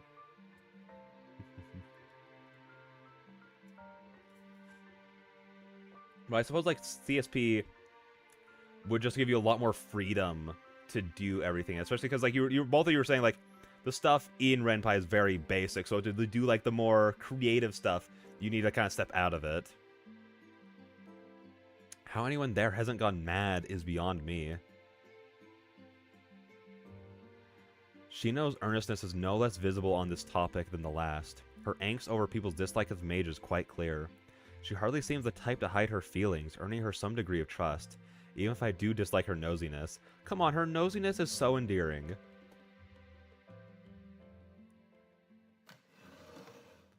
Realizing the time is getting on as the sun begins to set further, I file away Shino as a potential source of information, as I get up and slide the book into my bag. Heading home?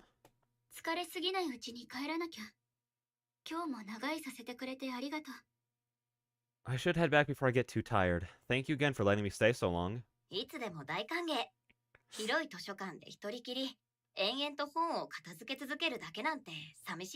Like, look at Shino's smile right now. How could you not love how nosy she is? She's awesome. When Ryo and Allie enter the greenhouse in Why Not Both, and they have the magenta hue to their character sprites, that's all in Ren'Py. Oh, that's really cool. That must make it, like, really convenient to have, like, that as an option. Of, like, as you're, like, going through, you have, like, oh, you have all this stuff in here, and you're, like, realize, like, oh, for, like, this scene, we need, like, this kind of lighting, these kind of hues, like, this kind of, like, stuff going on, and you don't need to, like, whip out, again, like, Clip Studio Paint or anything to, like, add all this stuff there. You could just be like, haha, joke's on you, I can just do it right here. That must be so nice. My pleasure. Endlessly stacking books in this big building all by myself gets lonely. Huh, it gets so lonely here. One of my favorite stupid bits to do is make a terrible joke or reference, fake laugh at it, and then I find that so funny that I actually end up really laughing at it. It's just one of some of the simple pleasures in life. With that, I give an appreciative nod before pulling my coat from the seat and slinging it over my shoulders, my bag following before I start shuffling out of the library. It wasn't a lie that I needed to head back before I got too tired, but the reason goes unsaid. Tonight I'll renew my efforts on studying my other reading material, If I'm to devote myself to some cause or another, then that cause will be something only I can do. My concerns already begin to feel fleeting as I focus myself on the task ahead. From now on, my purpose in life will be freeing Yasui from her gilded cage. Dog, I can't wait for the economic crash to come from when she frees the entire town from being imprisoned. That's gonna go crazy. Sword and spear ring out as they clash, voices bellowing and men falling as there. I started reading that like it was like a scene, like a chapter start from Three Houses. Um, Sword and spear ring out as they clash, voices bellowing and men falling as their vibrant clothes swirl about in the violence. No less vivid are the heartfelt expressions from the deepest fury to the most devastating anguish. From my seat in the audience, I watch on silently with rapt fascination. The Treasury of Loyal Retainers, a tale of 47 Ronin and their quest to avenge their master, caught between loyalty to their late lord and duty to the shogunate.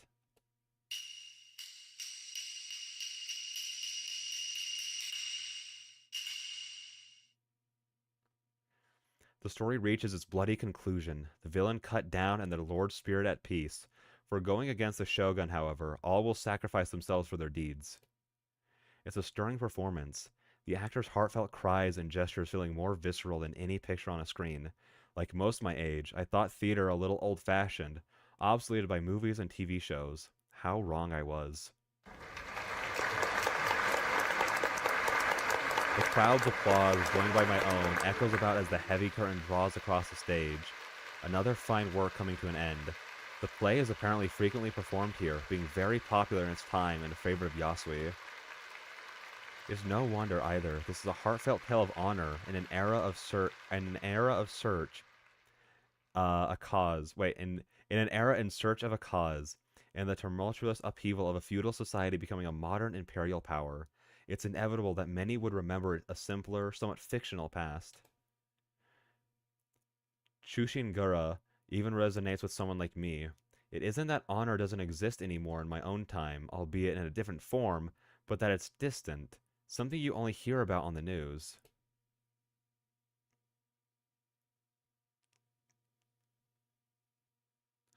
The current... This is one of the scenes that was, like, put out as, like, as a Patreon post of like kind of seeing the behind the scenes stuff, which I love getting to see those, by the way. And I love seeing like the steps taken from going from like here's like the kind of thumbnail sketch for it down to like it being like the full scene, like actually being presented how it is in the game. Getting to see stuff like that's so cool. The curtains soon withdraw once more, slowly revealing the performers and their director. Yasui stands at the center of the stage, bowing with so many men flanking her. Some are sturdy while others are slender, some elegant and others brutish.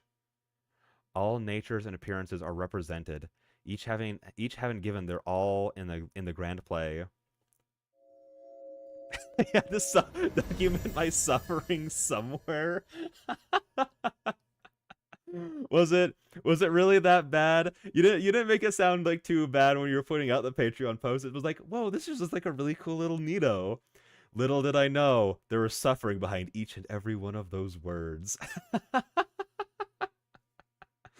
Oh, that's so funny. That's so good. I watched so many grainy videos of Kabuki performances. So many. What was... Because, like, you were watching a lot of that for, like, you know, like, how people were, like, presented and everything like that, but also, like, this is also a little bit for the people, you know, who are watching now, but it's, like, some of that also for, like, you know, like, the backgrounds and, like, for, like, the general vibe of the scene, like, why did you need to watch so many?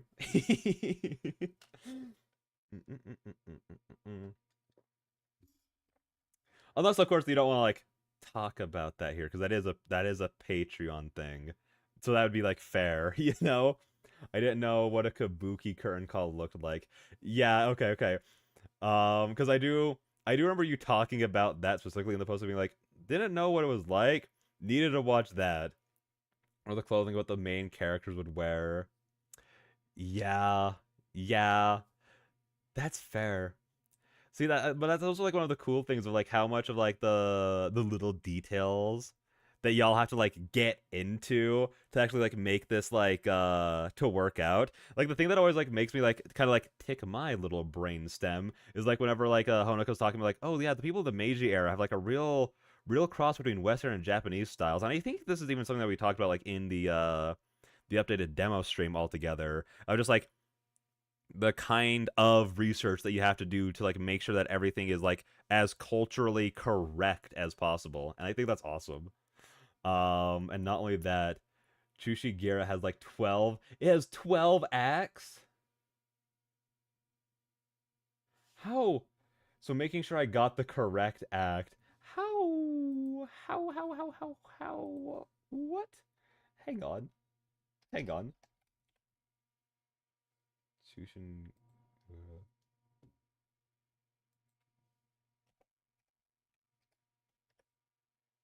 How long is this? Oh, my bad. Only 11. Oh, yeah, only 11 acts for sure. Wait, is this the screenplay? The screenplay is 372 words long? For those who don't know, that is a long screenplay. That is a massive screenplay for a play. That is insane. Um, wow. Wow. Hang on.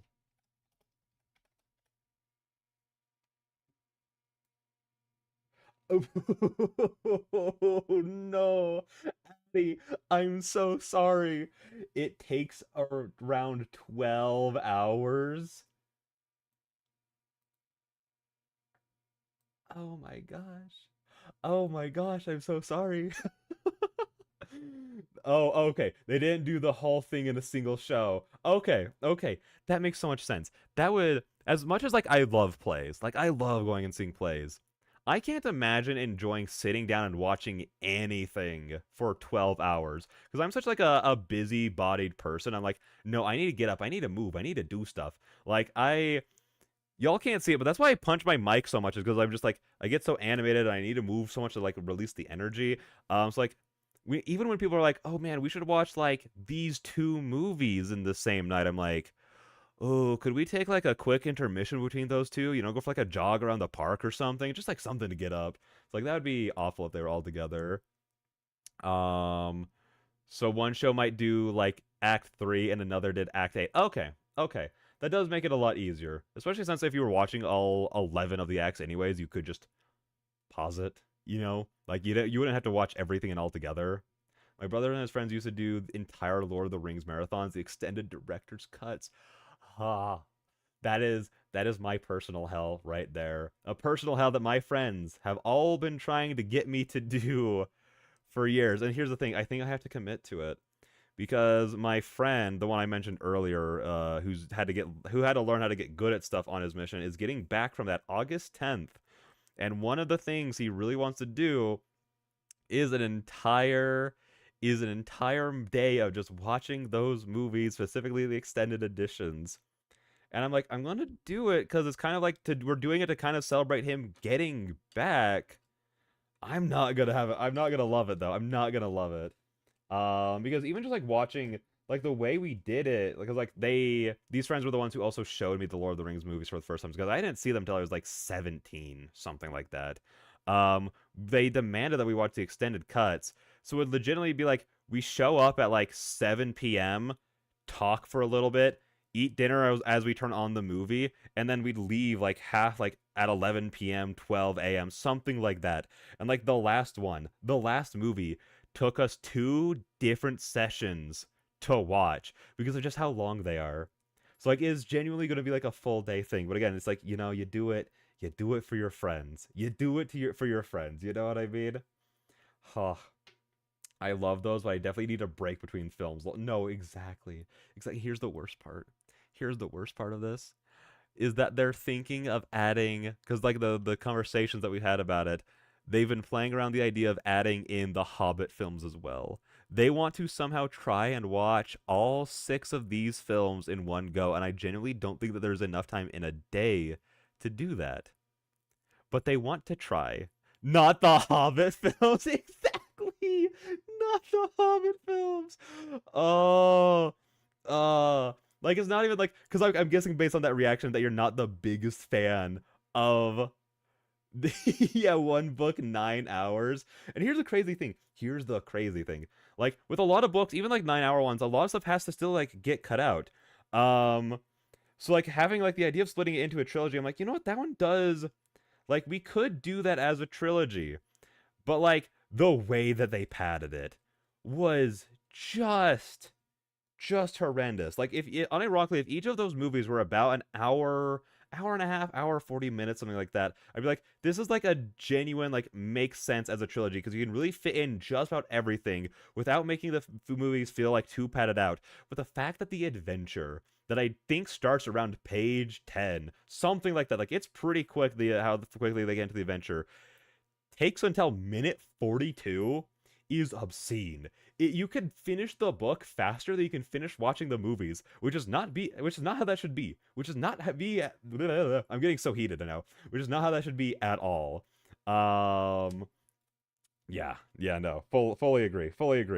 But they're still like, oh, but they're good movies, so we should watch them. And I'm like sitting there like, I don't know if I agree too. Like, I think they're fine movies because like I don't have like the strongest feelings about like Lord of the Rings in general. I have strong feelings about how they handled the padding of that movie.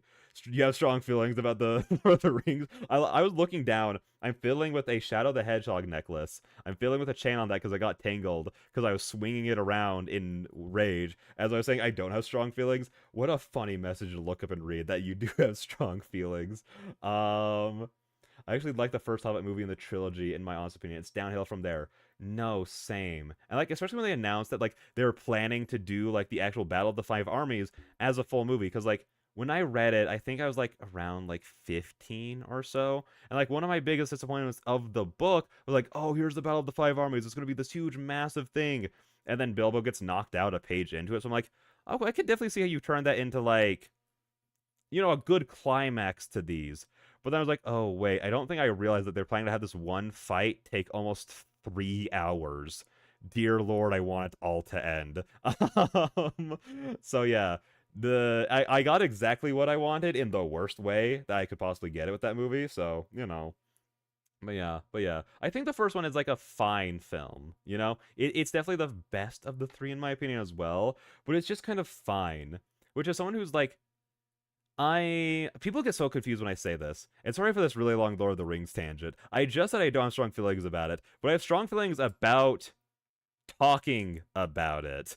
Lord of the Rings is a film are films that I don't really like that much, but I think they're incredible. Which that statement confuses a lot of people. It's a lot of like me sitting there being like, no, like the themes and like the characters are so deep, the world is so rich. Like I see all the things that people love about it. I just don't have a good time watching it essentially. So like if I was like to rate them, I'd be like, oh yeah, the Lord of the Ring movies are like solid like 9 out of 10, something like that. But my enjoyment of them is like a 5 out of 10, that kind of thing. But yeah, that's people get so confused when I say that. But that's my feelings about it. When they turned Wicked Act 1 of the musical into like a 3. Oh, Addie, you've activated things in my brain because Wicked is my favorite musical of all time. But here's the thing, the way that they padded, like I also enjoyed the musical, like the movie, but like oh, the movie is because the way that they did all the padding was they turned every song into stops and goes. Every single song would go, here's 30 seconds of song, now we're stopping. Now here's 30 seconds of songs, now we're stopping. And it gets especially bad during Defying Gravity. That is the single worst case of like the way that the movie pads it out. Because Defying Gravity itself is already like a long song. Like it's already like about like a 5 movie. I mean, like not a 5 movie, like about like a 5 minute song or so. I think it's like specifically like 5 minutes and like 44 seconds. I'm very obsessive about this. Hang on, let me check. It's like around that length. Defying Gravity. No, not the movie version. I want the Broadway. Okay, it's about 5. 52. Okay, so I was like 11 seconds off. Whatever. The added combat part, like the added combat fight part. Oh, just everything about how that scene was handled was designed to piss me off specifically. Because here's the thing. Um, the way that Defying Gravity is like structured as a song is I describe it as like a roller coaster where it's constantly building, it's constantly climbing, it's constantly going up. You can see you're like getting to the top, it's going to be an incredible drop. And then like the entire like the big part of the song, the part that everyone remembers, is like when like that release like finally happens and it all comes tumbling down and you just get to go through the ride and enjoy it and love it and it's like so thrilling because again it is generally just a song that's constantly building on itself. But then in the movie, the way I describe the movie version is that, oh, whoa, hello, hello, oh my gosh, welcome in, Raiders, hello, hello, hello. How's it going, Logan Robo? How is it going? How's your night? Oh my gosh, how's it going? Wait, Logan more than meets the eye? Oh my gosh, let's go. He's going to bring you some chocolate milk, but he drank it. But he drank it. Why is the chocolate milk always gone? Anyways, Logan Robo is raiding. Oh my gosh, that is objectively the best raid message of all time. But welcome in everyone. Welcome in Raiders. Welcome in Logan Robo. Thank you so much for the raid. I appreciate it. I hope your night's been going well. What were you streaming? What were you up to? It's been so long, but it's been so long. It's hang on. My brain is just like fumbling. It's completely falling apart. It's been so long. It's been since February since I've been here. Hi, welcome in, Nora. How's it going? I'm not gonna lie. When I saw your name popped up, I was like, oh my gosh, hello, Nora. Welcome in. Thank you for the raid. And then I saw like, wait, no, Logan Robo. But yeah, no, how's it going? Again, what were you streaming? How's your night been? Us, we were playing Ace Attorney Investigation 2, Prosecutor's Gambit. I hope your stream is going well. My stream, I think we're having a great time here. We're currently playing A Tithe in Blood, the upcoming game released by Studio Alon. It's coming out on Monday. But we're playing it just a little bit early, just a little bit early. And right now we stopped to have a huge tangent about adaptations, specifically of The Hobbit and Wicked. And you caught me right as I was just the way that they did Defying Gravity in the Wicked movies tilts me so hard, so I was going off about those. I've never heard of A Tithe in Blood, but the art style looks so good. The art style is immaculate. It is so good. Literally, like every single time there's a new scene, I'm like, oh, I really like the art like this way or like this way. And this is like the third time going through like these scenes specifically because there's demos that have been out that I've played through before. But even going through a third time, I'm like, I'm still in love with how it looks. But also Raiders. I like Raiders, Logan. Obviously, if you have to raid and dash, that's totally understandable. You gotta do what you gotta do to take care of yourself. But I appreciate the raid nonetheless. And if you stick around, I really hope you enjoy your stay. Thank you so much for the raid. But I've only heard good things about the Ace Attorney games. They're games that I've like wanted to get into. And we're like a big visual novel channel here. And from my understanding, Ace Attorney is basically just visual novels that you like play like sometimes you have like a gameplay section during. Is that like a correct like understanding of Ace Attorney? Is that like a good way to describe it? I wish I could stick around. However, it's 4 minutes to midnight and I'm EP sleepy. But I promise I'll try to catch another stream soon. Oh no, you're so good. You gotta do what you gotta do. Have a lovely night. I hope you have a great rest of your night too, Nora. Sleep well. Again, take care. I understand we do stream at very late night, like very late times for most people. So if you gotta head out, again, you gotta take care of yourself. Whether it be you gotta get a snack, you gotta go to bed, whatever you gotta do, you know? It's very much a visual novel with occasional puzzle element. Yep, that's a fairly accurate description. Throw in some murder mystery, and that's Ace Attorney. That's awesome. Because again, huge visual novel fans here. Like when I was making my schedule for the week, I was like, uh-oh, my hand slipped. All visual novels. That's all we're doing this week. I don't want to play any other games. I just want to read. So but yeah, no, it sounds again, I've only heard good things about the Ace Attorney games, so they're definitely like on the list. I just need to get to them. You definitely have a good voice for playing visual novels. Oh my gosh, thank you so much. I really appreciate that. that's something I've like come to like try to be more comfortable with because like I used to think that like I had a bad voice, so I'd always try to like change it. So I appreciate that so much. It's a great boost in my confidence. Time to play Our Life for You, sir, since you only play since you like to play VNs. I hang on, what is time to play Our Life for You? Wait, hang on. What is Our Life for You? I conflated your words and made a new sentence out of them. What is that? Our life for you. Hang on, it brought up a song by Queen. Hang on. Visual novel. No, no, the name, Our Life, beginning and always. Oh, the game name is Our Life. Oh, okay, okay, hang on, hang on, hang on. Hang on, hang on. Our Life, let's check this out. Beginning and always. Ooh. Ooh, wait, this looks so pleasant. I've never heard of it before, but just already like the colors and the backgrounds, I'm like, because I realize I'm such a sucker for good solid backgrounds, and this definitely has that. Just like it looks like this is just like an image for the soundtrack that looks so good. That looks so good. I know, right? Yeah, it looks incredible. Also, yeah, yeah, yeah. Just get ready. The way my brain works is it moves a lot faster than my mouth, or in reverse sometimes. Sometimes my mouth moves a lot faster than my brain, so I tend to confuse a lot of things that the chat's saying. But you know, that's just how it is. That's just how it is here. But yeah, no, I'm definitely because I'm always looking for like new visual novels to play. The only issue is like time. Because visual novels tend to be long, so there's not enough time in the day to get to them all. But I want like, but I want to try. I want to try because like I just love them so much. Like Addy, I still need to find time to go through Just Blue. You know, it's still on the. I have it downloaded. I have it bought and ready to go. But I'm like, I need to finish Fate first, and I need to finish this, and I need to finish that. You know, so like we'll get there. We'll get there. But yeah, no, Ace Attorney is definitely up there too, and this is definitely on the list now. So thank you so much for the recommendations. It's true. Slow damage is not short either. No, no, no. You definitely warned me about that too. So I'm like, when I start this, I need to like have my other visual novels pushed off to the side and ready to go.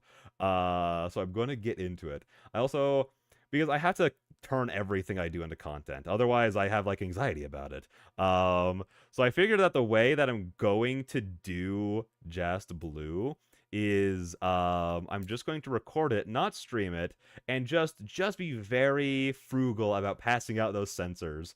Because I don't know, I just love recording things. I love doing all this stuff. So I'm like, I'm not going to play it on my own, and this is the closest I can get because I can't. After the first image I looked up of being that scene, there's no way I could ever get away with streaming it. And Ace Attorney is also like 100+ hours for the full. Okay, oh, for the full series. Oh, thank my little tiny heart that would have just shriveled up and died if you had said that it was just for one game. That's where I thought you were taking that sentence, was that Ace Attorney, one game, is 300+ hours. And at that, I'd be like, mayhaps not. Maybe we will not start Ace Attorney. Because there's already another one that Tracy. It's like gets brought up in the Alon server a lot. I think it's Yumi Neko. I think it's Yumi Neko. And Tracy has told me that that one's basically like 1,000+ hours long. And I want to try it, but that is such a commitment, and I'm already in such like a committed relationship to One Piece. I don't know if I can emotionally handle another 1,000+ long endeavor. Oh my god, Yumi Neko. See, and here's the thing: if you love it too, I'm also going to have to get into it. You know what I mean? The more people who are like, "That's a good one," I'm gonna have to try it. I'm gonna have to do it. I might have to. Aremia really likes it. I might have to bully them into trying it with me. Either that or me and Tracy will just go through it. I'll have to figure it out. Um, because it's such a big endeavor, and it's such a big endeavor to take on alone. Lamau, don't worry, Ace Attorney has multiple games. Yeah, see, I knew it had multiple games. Um, but it's that. So that was the thing. If like each game was like 300+ hours, oh my gosh, my heart could not handle that. Like, imagine you pull up that library and it's just like a couple thousand hours to get through all of the games. That would be insane. I also have some on the DS. Before the 3DS eShop went down, I downloaded all those. So again, it's always been on like the list to try because I'm like, they just seem so funny. They just seem like such a good time. That I want to play them. So they're definitely up there. They're definitely up there. Um, but anyways, what part was I at in complaining about the Wicked movies?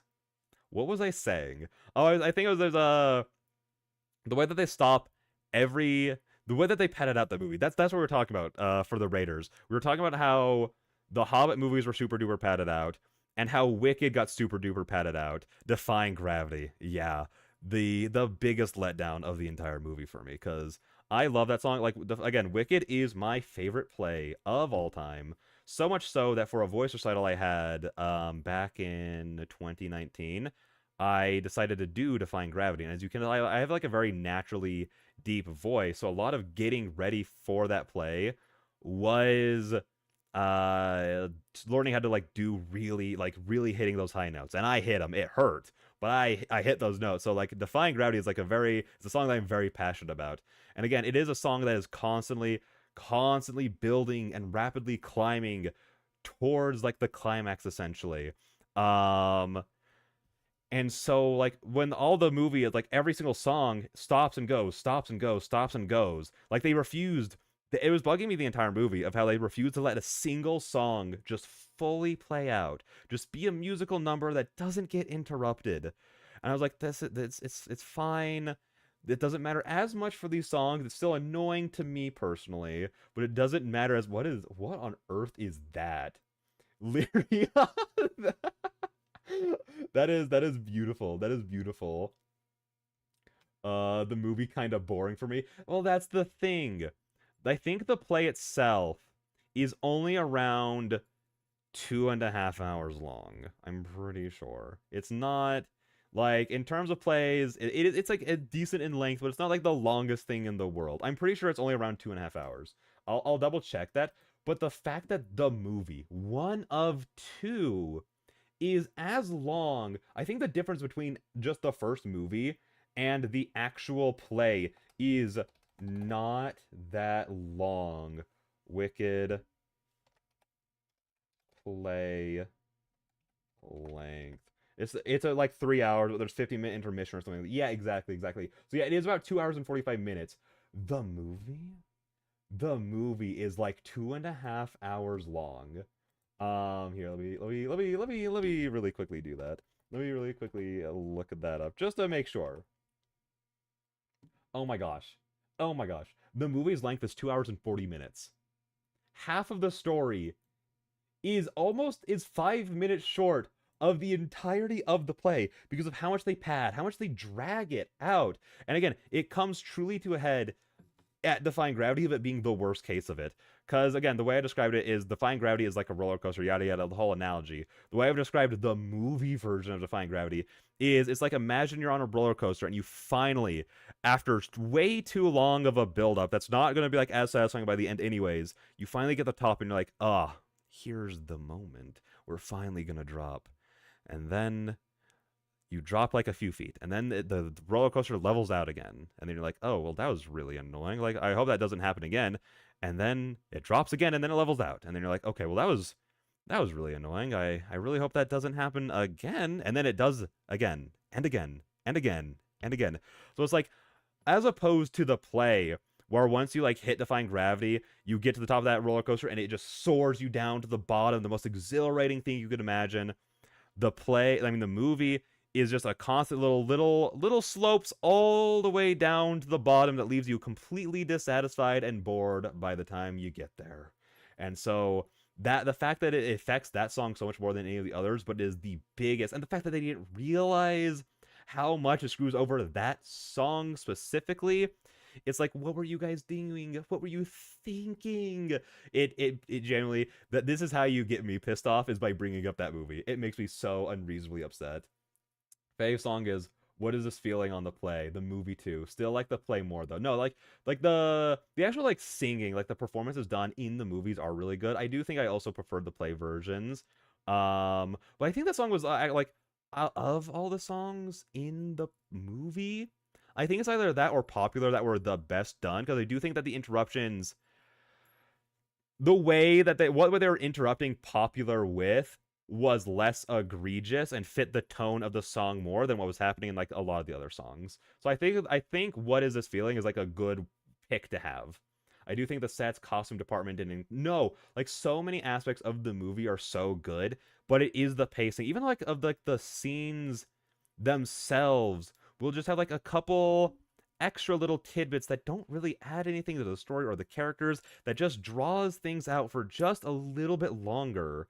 And I don't know why, because like you said it earlier that like splitting Wicked into two movies is not a bad idea inherently, but like each movie in of itself shouldn't be as long as the entirety of the play, you know? Like I think that these would be like good as like hour and a half, maybe again like hour 40 minutes, kind of like what we were talking about with The Hobbit, like hour and a half, hour 40 minutes, like kind of endeavors.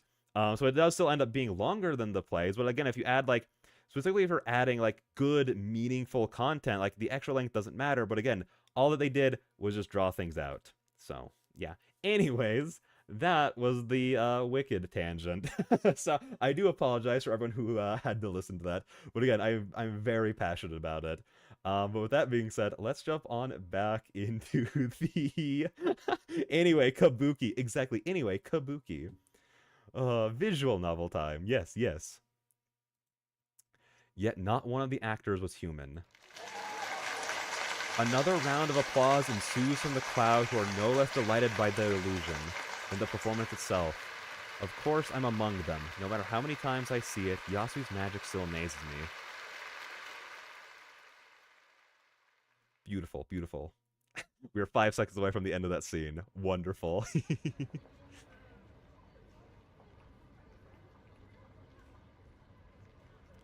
With little to occupy myself with following the play and little desire to intrude in the lives of others, I quietly wait for Yasui outside the large venue.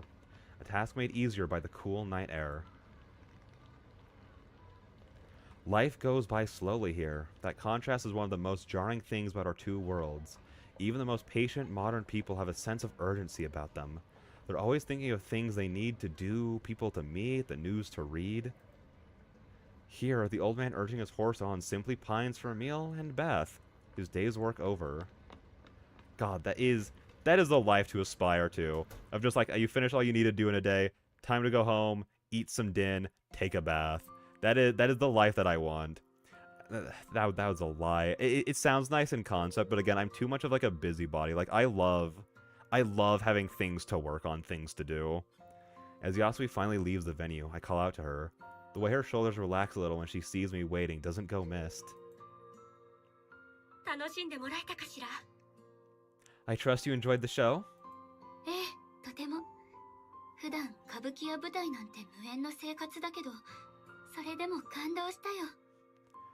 Of course, I don't get to see Kabuki much, and definitely nothing like that.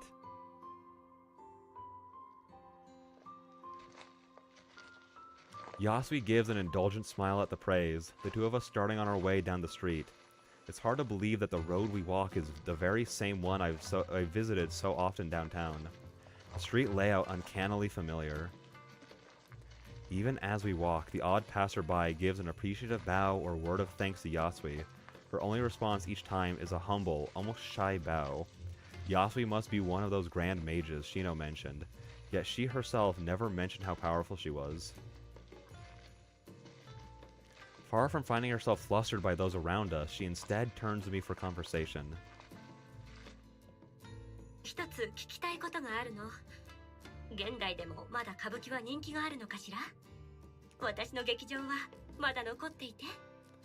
I did have one question about the modern world. Is Kabuki still enjoyed? Do you know if my venue is still there? I feel a little pained by her clear hope for a different answer than I can give. In a world of movies, phones, and streaming, theater is largely relegated to the more culturally refined. Listen, I know it's not the same thing as Kabuki, but introduce Yasui to Hamilton, she'll love it. Modernity continued unquestioned. Her theater is little more than a small plaque in the real world. One of many minor landmarks commuters unknowingly walk by every day.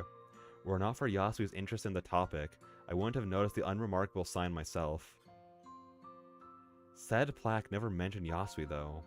Odd for someone who seems to have practically created the venue's reputation.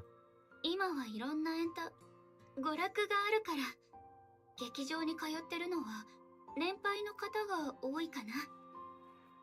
People have a lot of entertainment available to them these days, so it's usually the older generation who still attends. でも本州だとまだ観客は多い方。札幌は本州ほどじゃないけどアマチュアのって素人上がりの人たちの歌舞伎が時々上演されてる。 Theater still has a good audience on the mainland, though. Not so much around Sapporo, but amateur kabuki is still performed here every so often. I try to put as positive a spin on it as I can, but the slight clouding to her expression is enough to see I failed. It's difficult to communicate just how much she's missed in over 100 years, how much of it harrowing and depressing. Trying to move the topic to a more palatable ground, I speak first. ねえ、いろんな魔術を使えるのにどうして歌舞伎に使おうと思ったの？魔術師というのはね、時々妙なことをしたがるもの。 I just realized, hang on, sorry. I just realized I didn't read this part. どうして歌舞伎に使おうと思ったの？ That was definitely a moment of me just being like, yeah, I'm just here vibing, having a great time reading, forgetting that I'm streaming.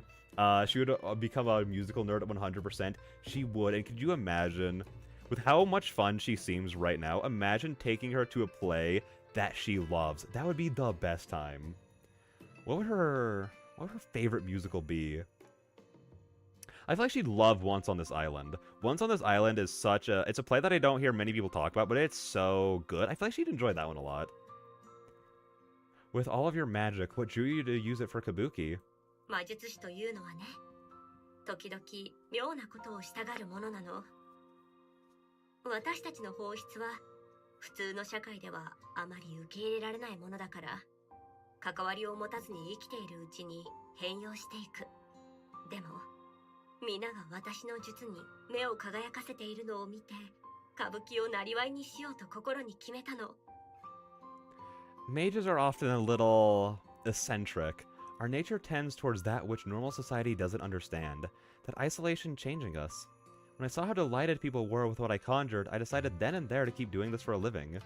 妹にも普通の人々と関わっていきたいという思いがあればよかったのに。 If only my sister had the same desire to remain rooted with common people. She never mentioned she had a sister. Even now, her words more mumbled to herself than directed towards me. 魔術師ってあんまりいなさそう。私、あなたに会うまで一人も知らなかった。 There don't exactly seem to be many mages around. I'd never seen one before meeting you. 札幌のことしかわからないけれど、そうね。区内に数十人いるかどうかというところかしら。ほとんどは力を隠して過ごしているか、人里離れた場所でひっそりと暮らしているから、正確な数はわからないの。 I can only speak for Sapporo, but I guess there are only about a few dozen maybe within the city. It's difficult to know for sure because many hide their powers or live away from common people as hermits. 自分の力に気づいていない人がいる可能性は？ Maybe they don't know their power? Yasui gives a reflexive snort at the idea. The crude amusement at odds with her otherwise calm and collected nature. She soon answers my confused reaction. それは考えられないわ。視力に気づいていないも同然だもの。魔術師が自分の魔術の感覚に気づかないなんてありえないことよ。 That would be as impossible as forgetting you could see. No mage could simply forget their sense of magic. あ、そうなんだ。ごめん、私本当に何も知らなくて。 I see. Sorry, I don't really know much of anything about this. そうでしょうね。でもあなたはこの閉ざされた世界をやすやすと行き来しているようね。 You say that, but you seem to leave the sealed world quite easily. I think to myself about how to communicate such a thing, ending up with another clumsy analogy just as Yasui had used. Listen, after the wicked conversation, you know I love my clumsy analogies. 一言で言えば石を握ってるような感覚かな。手を離すだけ。だから元の世界に戻るのは簡単。 If I had to put it one way, it feels like holding a rock. Letting go, returning to my normal world is easy. でもこっちの世界に来るのは地面にある石を浮かせるような感じ。今は確実にできるけど、やっぱりまだ実感は湧かない。 On the other hand, getting here is like making a rock on the ground float up into my hand. Even though I can do this reliably now, it still feels surreal. って言えば分かってもらえるかな。 Does that make any sense? ええ、実に理にかなっているわね。私も魔術について聞かれたらそう説明すると思う。 That makes altogether too much sense, actually. I couldn't have described magic any better myself. With this, she emphasizes her point by conjuring a fan with her hand. 魔術は物理法則に反するもの。私たちは現実を否定しているわけだから、現実は何であれ、魔術を使われることに反作用を生じさせる。 Magic doesn't fit the law of physics. We're denying reality, and so reality works against whatever magic's being used. だから魔術の効果を維持させるには力を込め続けなくてはならないの。ほのかの言葉を借りれば、石を浮かべておくにはしっかり握っておくというところでしょうね。 Therefore, maintaining anything magical takes active effort. To use your words, to keep a rock in the air, you have to hold on to it. そして手を緩めると。 Simply let your hand loose and... With this, her fan dematerializes in a moment. 石が地面に落ちる。 It drops to the という ground. こと。もしかしたらほのかは自分で思っているよりも魔術のことをよく分かっているのかもしれないわね。 Perhaps you're not as ignorant to our ways as you think. そんなまだまだ知らなきゃいけないことだらけだよ。私質問してばかりだよね。嫌ならごめん。 I still need to learn more about all this. Sorry if you don't like me questioning you all the time. とんでもない。あなたの好奇心は素敵よ。お友達に聞いたことは？ On the contrary, I actually rather like that sense of curiosity you have about you. Have you tried asking your friends about them? 友達なんていないよ。誰かと仲良くなれる性格でもないし。 I don't have friends to ask. I'm not really the type. あら、私にはそうは思えないけれど。 You seemed rather approachable to me. Yeah, but she's a college student. People... listen, one of the biggest lies I ever saw was that people go to college to make friends. I've never seen people be more, like, antisocial than college students before. So I'm like, no, her situation makes sense to me. It checks out. It checks out. Because people aren't approaching. 実はね、この世界に来るのがわざと年だけを積んですっかり傲慢になった年寄りの魔術師だったらどうしようかと心配していたの。 Here I was, worried whoever might arrive in this world would be some aloof old mage, grown haughty and arrogant from skill and age. Lol, Shino's trying. No, that's fair. That's 110% fair, but that's what makes Shino so exceptional in so many ways. You know what I mean? The only one trying. My undergrad experience was the opposite. I did make a bunch of friends, lol. See, I know I talked about this a couple of times before, but my experience in college was so much of like, oh, like I'd go and like talk to people, they'd hit me with a, yeah, hey, what's up? And I was like, okay, I mean that's fine, like not everyone's in the mood to make friends right now. But then I like sit down in class, and like, you know, normally when you're in the class, especially when it's like free work time, you like hear people talking and like chatting and like hanging out with their friends or like just the people around them. Whenever like free kind of work periods would happen where it's like, oh, like work on like your schoolwork now, dead silence, every class. No one at my university was there to make friends. And even like the friends that I had going into that college had the same experience of like, yeah, no, like everyone's just like super antisocial here. So I'm glad that that's not a universal experience. Here I was, worried whoever might arrive in this world would be some aloof old mage, grown haughty and arrogant from skill and age. She gives an earnest smile to show her sincerity. Maybe it's Maybe it's only our being forced together by these strange circumstances, but having the company of Yasui is something I'm grateful for. For all she accepts my questioning of her, Yasui never pries into my own affairs. Besides, everyone would seem approachable to her. So many walk up to Yasui in the street, the powerful mage thinking nothing of speaking to them as equals. It would be so easy to become aloof and arrogant with that kind of power. She's so easygoing and has so many skills and interests. In every way, Yasuo's a far better person than I. Listen, your sociability does not make one a better person than another. Granted, I know that that's the anxiety and depression talking. How unfair it is that someone like her instead of me would be so cruelly sealed away.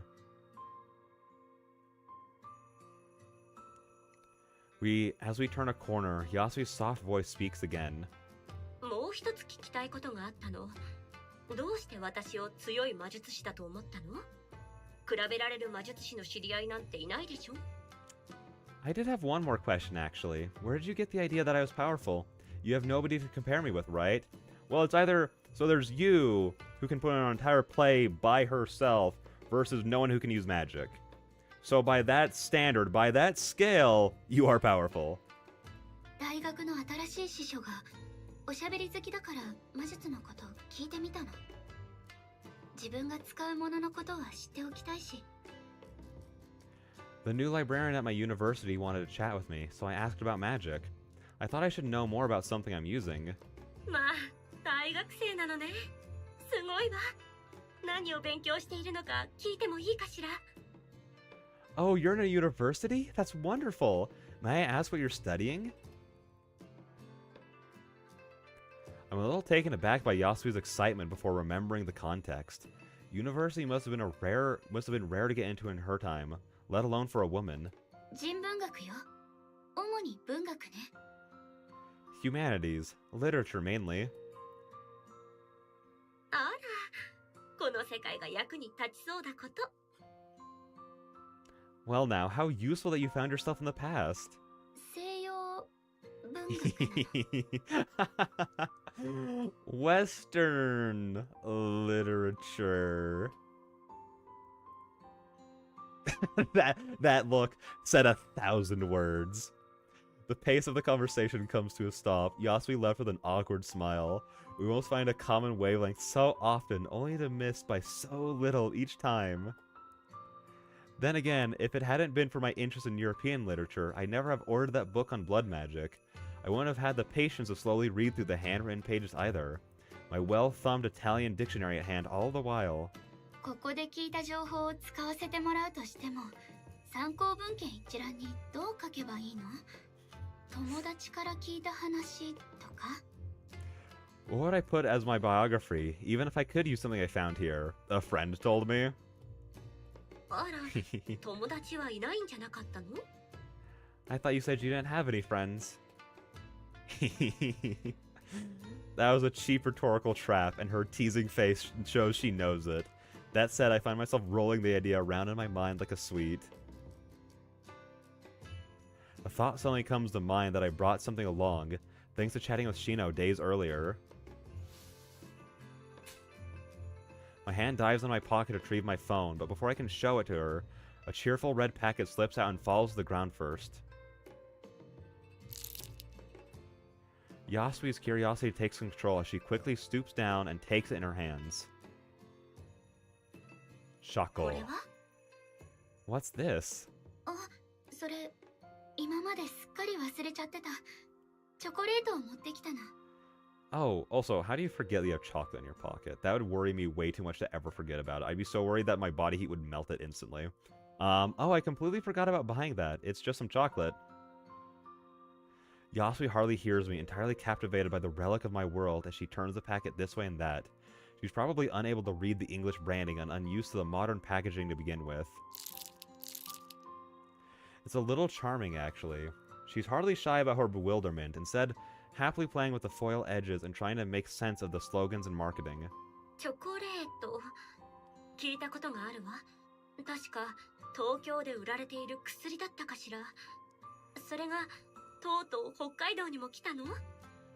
Chocolate? I've heard about this. It's a medicine that's sold in Tokyo. So this has finally made it to Hokkaido then. これは薬じゃなくてただの食べ物よ。お菓子って言えばいいかな。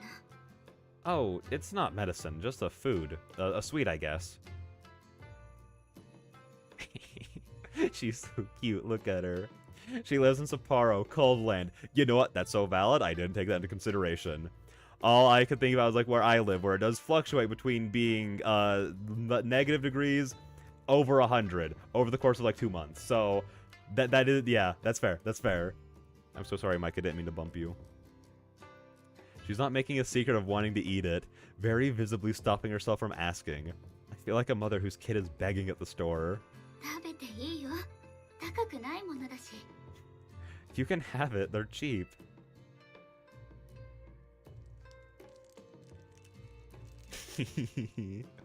Yasui is too cute.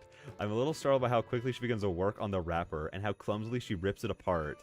It's easy to forget just how ingrained so many everyday things are to a modern person, like the specific ways packets are designed to open. No sooner does she take a mouthful of the chocolate inside that her face lights up in delight. とっても甘いのね。 It's so sweet. Hang on, I probably should have ate chocolate to try and make that like reading a little bit more accurate, but I didn't have anything on me. Sorry. She continues munching away, raising her free hand to poorly hide her chewing mouth. 現代には本当に素敵なものがたくさんあるのね。 Ah, the modern world has so many wonderful things. So Yasui has a sweet tooth. I wonder when sugary treats reached Hokkaido. She might have only ever had been a right. Wait, I think that was a dyslexic moment. My brain kept trying to read bean as Ben, and that completely started throwing off the rest of the sentence, so it kept confusing me. She might have only ever had bean and rice-based confectionery. Sugar would be terribly sweet compared to anything she's had before. As she savors the last few morsels from the packet, I reach in and take the phone from my pocket once more, usually having left it charging when I came here in the past. Yasui gulps down the last of her chocolate as I bring it up between us, her puzzled face reflecting off its shiny screen. She jerks back a little in surprise as the screen lights up. Eager to see what she makes of it, I unlock the phone and hand it over to her. これは What's this? 電話よ。 A phone? 電話 A phone, you say? 触っていいよ。この画面に触れたらいろんなことができるから。 Here, you can tap on the screen to do things. I give a couple of taps here and there to show opening an app and such before Yasui gives it a try for herself. I don't think she quite understands it all, but her face lights up as she slowly gets the hang of it. As Yasui fiddles about, she manages to discover moving things by dragging left and right, and opening controls by tapping completely by herself. I'm surprised she worked it out so quickly, but I suppose she's still just human. It's not like I understand how a phone really works, I just use it. あら、これは What's this? As she lowers the phone for me to see, it appears Yasui's managed to open the camera app, the viewfinder currently pointed down at our feet. 最近の携帯電話はね、カメラとしても使えるの。ほら、このボタンを押せば写真を撮れるよ。 Mobile phones are also cameras these days. You can take photos by pressing this button. The idea seems to have stumped an already perplexed Yasui.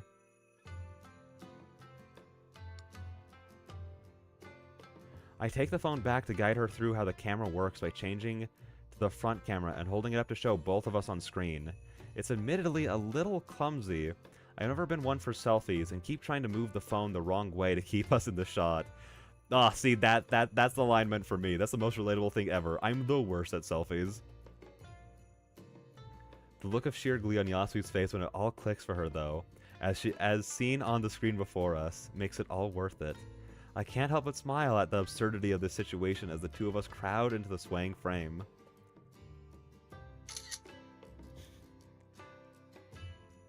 With some difficulty, I manage to somehow maneuver a finger onto the shutter button, finally taking the shot with a loud click. Bringing the phone down between us, I show Yasu the saved photo, her face leaning in close to take in every detail. 信じられないわ。色が鮮やかでそれにじっとしていなくてもいいのね。ねえ、どうしてこんなに早く現像できるの？ Incredible! Everything's so colorful and we didn't have to stay still. How did it develop so fast? それは説明するのがちょっと難しいかも。でも携帯電話で撮った写真は現像しなくていいの。フィルムに写してるわけじゃないから。It's probably a bit complicated to explain, but photos like this don't need to be developed. It's not going on to film. I'm so used to the digital era that the days of film cameras slipped my mind. As I replace the phone in my pocket, Yasui rights herself, but the excited energy from her new discovery still remains. I have to remind myself yet again that this woman's actually the older of us. ありがとう、ほのか。こんなに長く本物の世界を感じたのは初めてよ。Thank you, 今 Honoka. は何という時代なの？ Yasui, you can't be doing that to me. I'm waiting so politely for you to stop speaking. That was rude. You cut me off. Thank you, Honoka. For the first time in so long, I feel like I have some connection to the real world of the, which era is it now? 明治の後、大正、昭和、平成ときて、今は令和よ。After the Meiji era, it went Taisho, Showa, Heisei, and now Reiwa. 令和、いい響きね。きっと素晴らしい暮らしを送っているんでしょうね。Reiwa, how lovely a name. Those in your era must live an amazing life. それに食べ物も。さっきのチョコレート。 What does す Reiwa ごく美味 mean? しかったもの。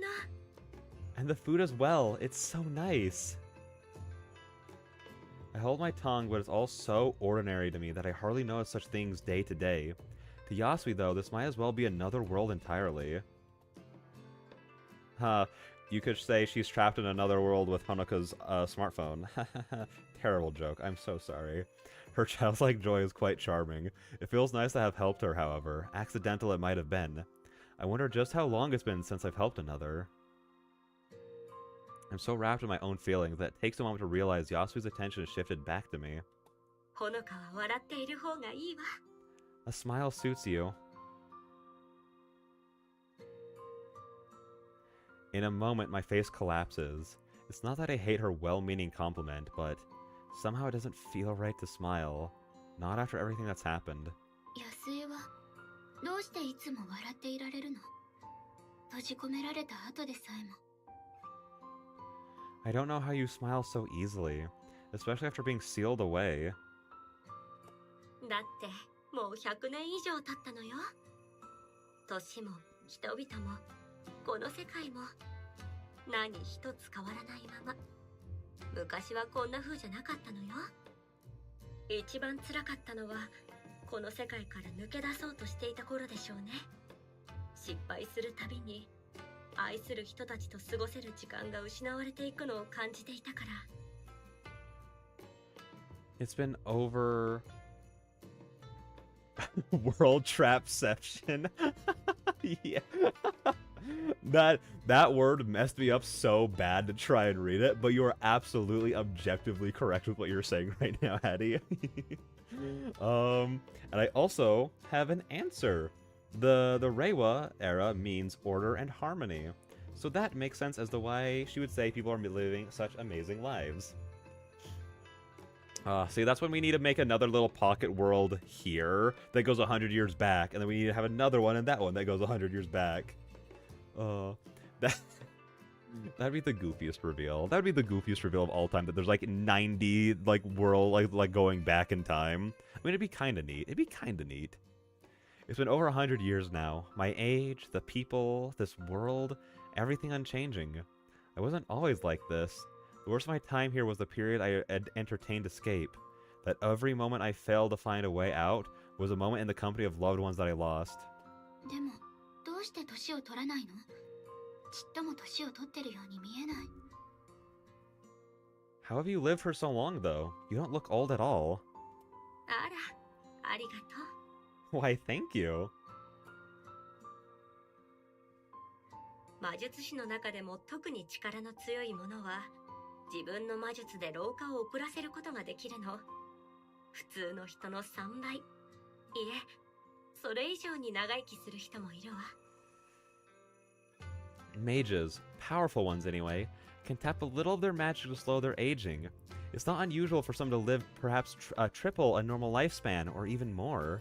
あっさりと諦めることもできたけれど、私は I could have taken the easy way out and not done so, but ここで死ぬわけにはいかなかった。あの子が私をさまよわせるべく作ったこの牢獄で死ぬわけにはいかなかったのよ。あの子への復讐は私の最後の劇になっていたでしょうね。あの子がまだ生きているならだけれど。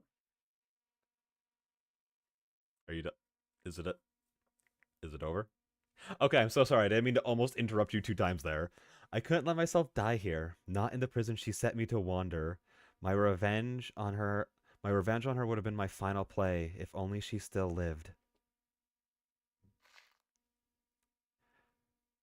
There are 100 Yasuis, all who waited 100 years more than the last. Hang on. You're kind of cooking with that idea, though. Suddenly it doesn't seem like it'd be such a bad story idea for that to happen. Super normal, happy Yasui, yes. Listen. What? Women need their hobbies too, and hers is revenge and plotting it, alright? This is what she does to relax. Oh. For the first time I catch a glimpse of something darker in her. Without thinking, I take a step back, my chest tightening at the change from her otherwise gentle nature. See, that's just the happiest vibes. So, well, just the happiest of vibes. The cheerful red The cheerful red packet crumpling up in her tightening hands reminds her of the here and now. Yasui forcing the thoughts from her mind, given my presence. It's only natural to hate anyone who did such a thing to her, but I didn't know she had such anger bottled up. I'm not gonna lie, all 3 times, 3 for 3, I thought that the rapper crackling was her like breaking a finger or something. It got me every single time. Hashtag support Yasui relaxing. Exactly. We need to support her. These are her hobbies. We need to support her. It's what she needs, you know. Here we are big proponents of doing what you gotta do, and revenge is what she's gotta do. The cheerful red packet crumpling up in her tiny hands reminds her of the here and now. Yasu. Oh, we read that part. ほのかには関係のない話よね。この話はここまでにしましょう。That isn't your concern, though. Let's end talk of that matter. そういえば、ほのかの世界は随分と様変わりしているようね。おズボンが一般的なのかしら? I see much has changed in your world, if not mine. Pants are common now, for one. She gives a small smile, trying to distract herself with a lighter topic. I can't help but feel awful, but I humor Yasui for her sake. I wouldn't say it to her now of all times, but this world reminds me a little of a snow globe. A small slice of the world captured at one point in time and now everlasting. A world where the company of strangers is all she had. そうだけど安心して。着物や浴衣もお祭りや行事の時に着てる人は多いから。私も最近の花火大会で浴衣を着たよ。Don't worry, kimono and yukata are still worn, especially for festivals and events. I wore one to the last fireworks, actually. まあ、ぜひ見てみたいわ。きっと似合うでしょうね。Oh, I'd like to see that. You'd look pretty in one. Every so often, she oversteps into undeserving compliments. I get that she wants to put me at ease, though. 子供の頃の一番古い記憶の一つが、浴衣を着て出かける準備は万端だったのに、祭りが中止になったことでね。泣いてダダをこねる私を慰めようと、両親がホタルを見に連れて行ってくれたの。One of my earliest memories as a child is of standing around in my yukata all ready to go, but the festival being cancelled. To cheer me up, my parents took me to see the fireflies instead. あの時のホタルは、花火よりも綺麗だった。夜の闇に浮かび上がる光が、子供心に魔法みたいだと思ったの。When I saw them, I thought they were better than any fireworks. They almost looked magical as a child, floating about in the night's darkness.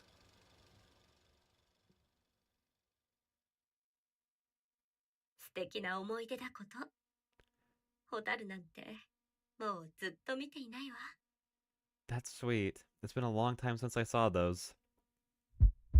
私も、環境汚染が進んで、自然が減ってきてるから、蛍が見られる場所を見つけるのって難しいの。It's been a long time for me as well. Fireflies are hard to find anymore with increasing pollution and less wilderness. I feel an altogether too familiar pang of regret at mentioning my family. My body going cold at the idea of having to think about this any further. This is the one place I'm free from that feeling. Why did I have to bring them up? Please don't ask anything further about them, Yasui. Please.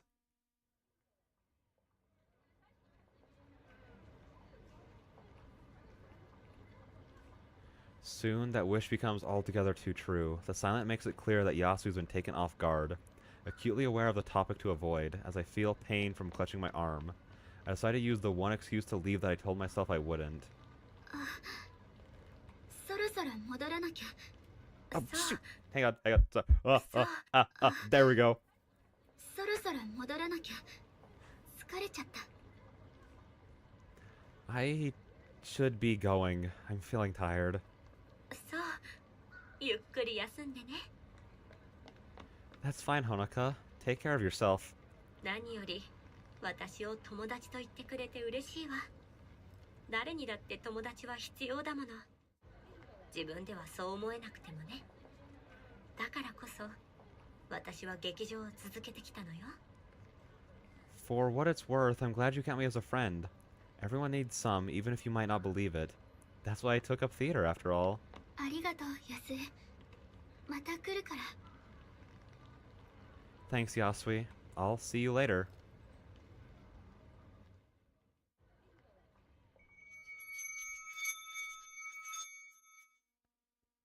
With that, I take a deep breath and close my eyes. Even as the magic begins to take hold, my mind is elsewhere. I can't make the world a better place as Shino is working towards. I'm too selfish and too useless to do something like that. What I can do is help this one person. Bwomp, and then the demo ends. Time to go home. Later, everyone. Bye. Oh, a new scene. A new scene. We actually managed. We did it. We did it. We actually managed to get through. Ooh. Sorry, I got distracted. What's happening? Oh, great. And we're going into something so happy. We're going into something so super pleasant and enjoyable right now. Oh my gosh, what's this? But no, we actually I'm genuinely surprised. I'm genuinely surprised we managed to get through it in one stream. And I'm going to go more. A new scene? Exactly, a new scene. Oh my gosh. Part of me genuinely had to calibrate my brain right there to be like, it sucks. We're at the end already. But I was like, wait, we're not at the end. There's more now. So while it is very, very late here, and we've been streaming for quite a while, I do want to do one. I want to go a little bit longer. I want to go a little bit longer. I don't know if we're gonna have time for a full other scene, just because I have work in the morning. Gosh darn it! But I want to try. I want to try to get through another scene, even if it means staying up very late again. But I do need to step away for just a second before we get into the next scene, and then we will be right back with it. So let me go ahead. I'm just gonna run a quick little ad break while I step away. So I will be right back in just like a minute. Boop. Boop.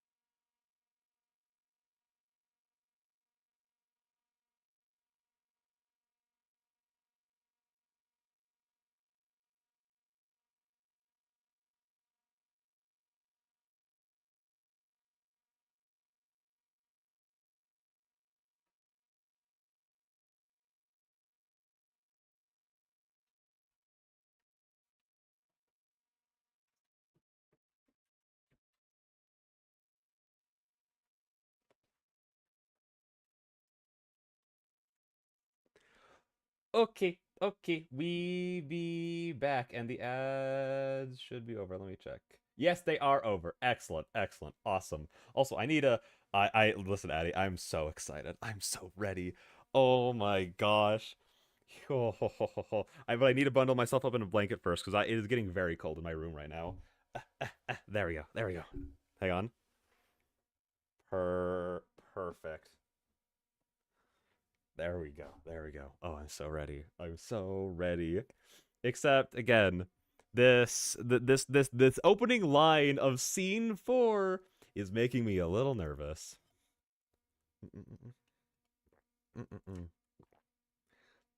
Especially with how the twofold stream went last night, where the last like hour of it was just everyone crying. I'm a little scared for how this is gonna go, but I'm ready. I'm ready. All right, let's go. Let's go. For every person, there's a last goodbye. Oh. I was still selecting on OBS. My bad. Mubby. Hang on. There we go. A last take care, a last smile, hug, and wave. I never knew which would be the last until...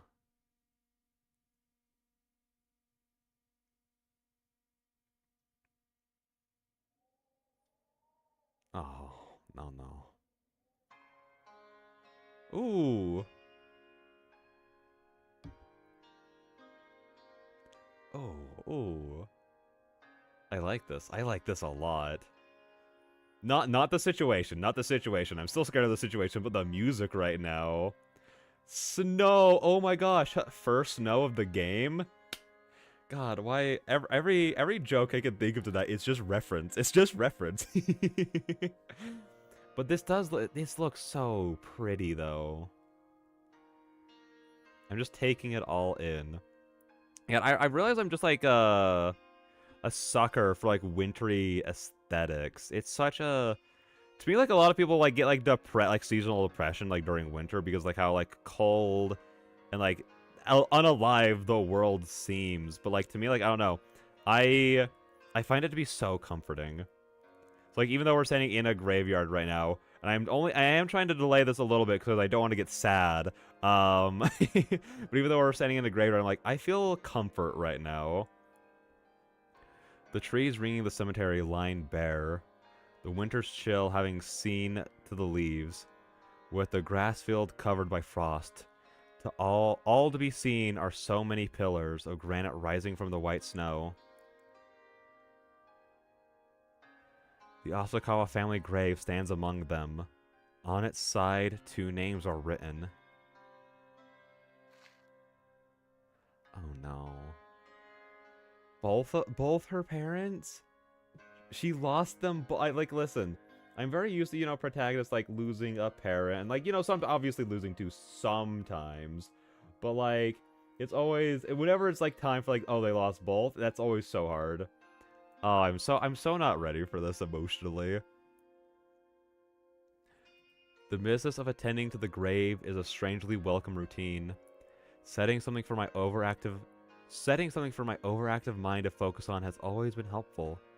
The emptied bucket from the temple now sits beside me, the condensation from my breath hanging in the air. The weeding and cleaning of the stone now done. I stand alone with nothing but my thoughts. I can't say I'm particularly good company. I suppose one shouldn't like cemeteries, but I found myself thankful for the time spent here. Every matter is thick with formality, from maintenance to prayer to the priests themselves. Everyone dutifully follows their script. Perfect for someone like me. So far as I can tell, the unremarkable cemetery in Sapparo's outskirts has been here since the city's founding. The graves about me are old and new, ostentatious and simple. None of that matters to their owners now, who lie all the same. Even here, I'm not alone, with the husky words of another drifting on the cold air. A few yards away, a middle-aged man sits cross-legged before his friend's grave, his old bomber jacket dirtied by the ground. His cheerful, even animated conversation is helped along by the sake before him, still wrapped in the convenience store bag it came in. In the times I've come here, various characters have come and gone as they visited loved ones. He seems to be one of the more regular ones. I too once talked to my parents' grave about my worries and musings, the day's events, even about Yasui and the wondrous world she inhabits, of the kabuki performance she put on her favorites, and so on. I soon stopped. People said I should talk to my parents at their resting place, but as I stand before them, the words don't come. For all I try, my heart just aches all the more. Perhaps it's simply that I'm the wrong generation to find comfort in it. For all the rituals around death, I've never placed any faith in such things. The hole they left can never be filled. No amount of talking to cold stone will change that.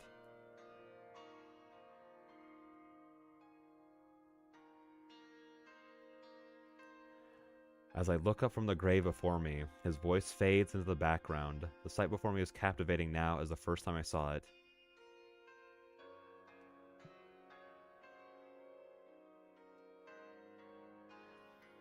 At one of the graves far ahead, a lone woman stands solemnly before another pillar of stone. Her vermilion kimono pierces through the white snow, making for a strikingly beautiful sight. She never said a word in all the time she's visited this place, nor has she attended to the maintenance of the lichen-covered grave. Is that lichen or lichen? I think it's lichen. Perhaps an old-fashioned matriarch, or simply a traditionalist. She glides with grace and precision to her steps. In the midst of the falling snow, the lady stands alone, grieving in haunting silence. Noticing her turning back, I quickly cast my gaze downward. She does look very cozy and very fashionable. The path to leave runs past me. The woman, which I realize is how I described Honoka, but you know, it's valid. It's very valid. The path to leave runs past me, the woman's Zori sandals clattering with each small and measured step her clothing forces. As she passes, I feel something strange. Not once have we spoken, nor have we so much as looked at each other, yet some unspoken connection exists despite her aloof and excessively formal nature. Oh, is it going to be like... It kind of depends on how long she's been visiting Asui. I'm sure it said it earlier, and I'm just blanking on it. But the first thing that instantly comes to my mind... Did you guys hear that? There was just someone... I doubt the mic picked that up, but just a lot of shouting just came from outside my house, and that scares me because it's almost 1... Well, it's not almost 1 in the morning. It's almost 12. It's almost 12. Okay, we're good. Even regardless, that was very scary, though.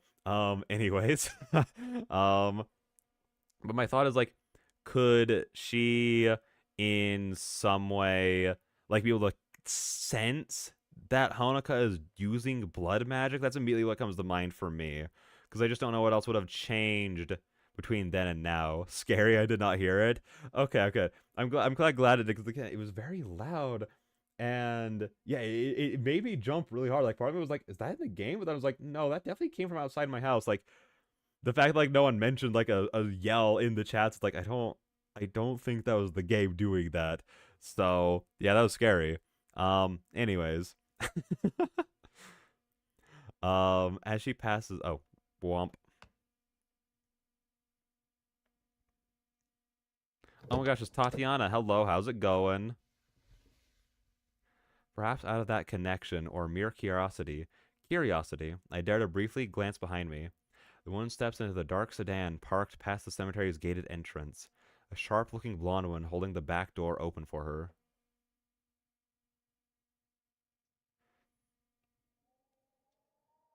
The moment, I'm not gonna lie, the amount of excitement, I was like, oh my gosh, is Kaoru gonna be here too? Because, like, in all of the promotional stuff and everything, like, they're always shown together, you know, or at the same locations. Like, oh my gosh, please, is she gonna show up? Please? The moment having passed, the old man's meaningless chatter drifts on the air once more.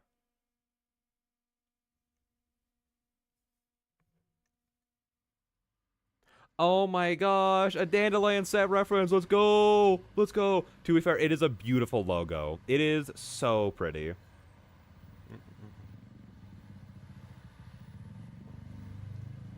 I wasn't expecting to see her in this scene too. Interesting. Yeah, no. Oh, also, welcome in, Jester. How's it going? How's it going? How's your night been? Um, by the way, yes, listening, all ears on you. This is the background that gave us the most despair, like overwhelmingly. Is it just because of like how much like detail? Like here, like we could just go back and like look at it again. Is it just because like how much like detail is going on? Is it because of like the lighting? Oh, also there's the Elan. I didn't even notice the Elan up at the top. Oh my gosh, the Elan building. That's awesome. That's so cool. But yeah, no, what about it was like so specifically hard? If you press the X on the quick menu, wait. There we go. You can hide the textbook. Yes, it's a lot. It is a lot. That is so perfectly fair. It's just like all the streetlights going on. Like, I feel like it would be the streetlights specifically that are like, oh no, this is hell. This is hell on earth. So, but hey, it looks incredible though. It looks incredible. Also, come on, we got to be able to explore the Elan building at some point, am I right? It takes a lot of time. It takes a lot of time to really make a cityscape look convincing. Oh, for sure.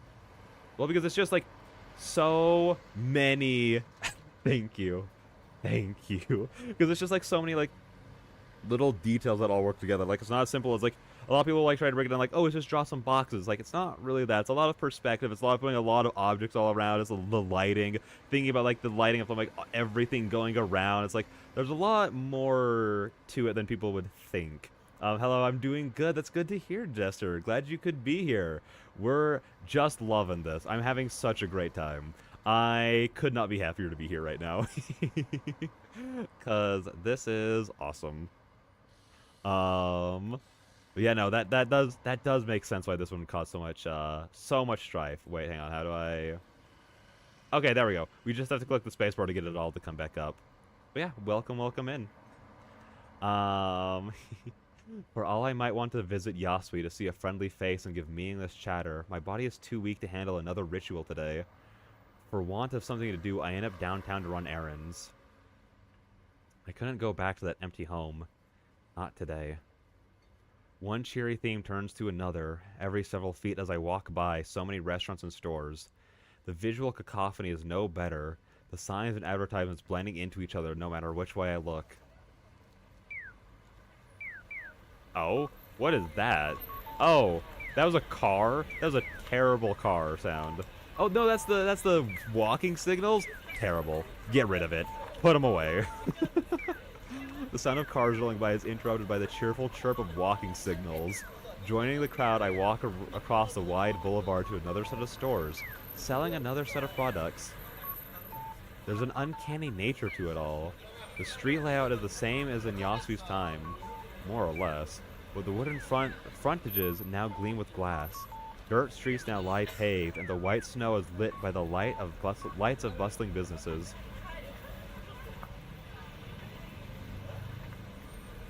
Unfortunately, the couple of weeks studying blood magic haven't yielded an ounce of progress towards helping Yasui. What experiments Isabella attempted more often failed than not, and her dialogues on the nature of magic are of little practical use. God, I'm starting to become like overstimulated by the everything around her right now. She was a normal person who stumbled into a world she didn't understand, and then as soon as I say that, the band starts playing. Are you kidding me? That was so perfectly timed. Just as I did. Death is the farthest thing from the minds of anyone here. The scars I carry would make any of them think less of me. As much as I may want to help Yasui, I'm the only one who even knows of her existence. Once I found solace from my loneliness in the company of others, now I find myself alone, even in a crowd.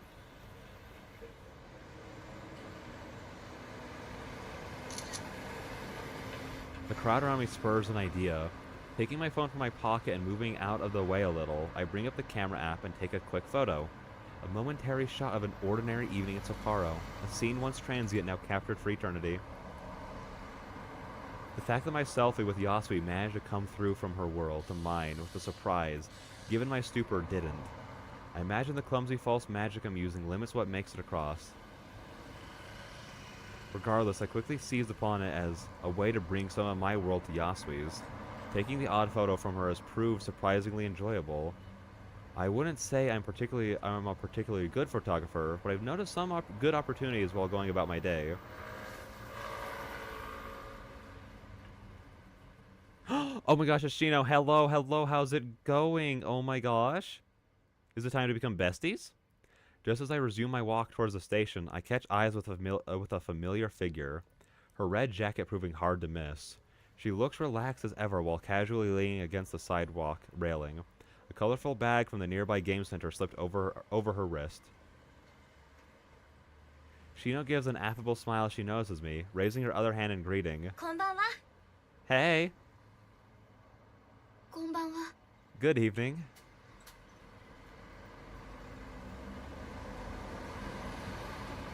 I don't know. This might sound so weird. I don't know what it was, but something about like the characters being like actually put on this background and like just taking in everything. I was like, whoa, this looks so impressive. And I don't know why just putting the characters on here did that. I don't know. Maybe it's just because like we're seeing a lot more. Are we seeing more of the characters than usual in these portraits? I feel like these portraits are a bit pulled back more than we usually see them. I don't think so. But it is also giving us like a better shot of like the actual like surroundings. I don't know. I don't know why I had that impression. I give a small bow as I walk up, resigning myself to a conversation. The last thing I wanted to do was put on airs of normality at now of all times. Yeah, they're a bit further back, and the crowd layers on too. Oh my gosh, look at me. I'm so smart. Thank you for letting me know about that. Because like that was like generally like what I was trying to put it all together. Like, why does this feel so complete now? So yeah, it is the fact that they're further back and the crowd is on. So like that does make sense. Surprisingly, it seems Shino is in the same mood. She has almost as much trouble keeping eye contact as I do, looking down the street as much as towards me. At least I have a good reason to quickly excuse myself. Shino! Oi, Shino ってば。 Oh, it's time! It's time! Let's go! Shino! Hey, Shino! Oh, I seem to have interrupted something. みっけ。Oi, Oh. Shino! That best expression. She is adorable. I love her so much already. Look at that face. Addie. Y'all knew exactly what you were doing with that expression, and it worked so well. I'm all here for it. Look at her. I can't. Found Yoshino. The one practically bouncing up the street towards us comes to an abrupt halt. I'm not gonna lie, I was kind of expecting her to be like a very like more like, hey, look at me, I'm the stoic character. I didn't expect her to be like all happy and like jumping around. Wait.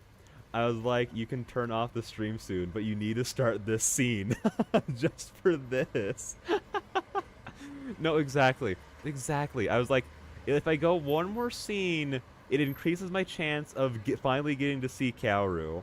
And that is what I am here for. And it was so worth it just for that expression. I'm so sorry, I didn't mean to bump it. Like, I was gonna do one more scene regardless, just because I'm like, it's finally here. I can finally go past that one scene.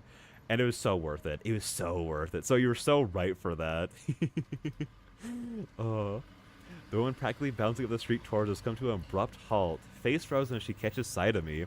She looks behind her as if there was someone else there before awkwardly looking back.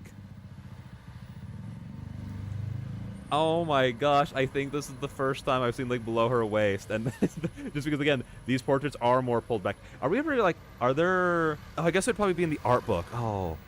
They're probably going to be in the art book. I was going to say, like, are there, like, full body shots of, like, the portraits that we'd ever see? Would they probably be there, right? Because, like, I imagine, like, actually, like, pulling back to be like, here's the entire body of the portrait would probably, like, maybe, like, look a little awkward depending on how it's handled. So it's probably there.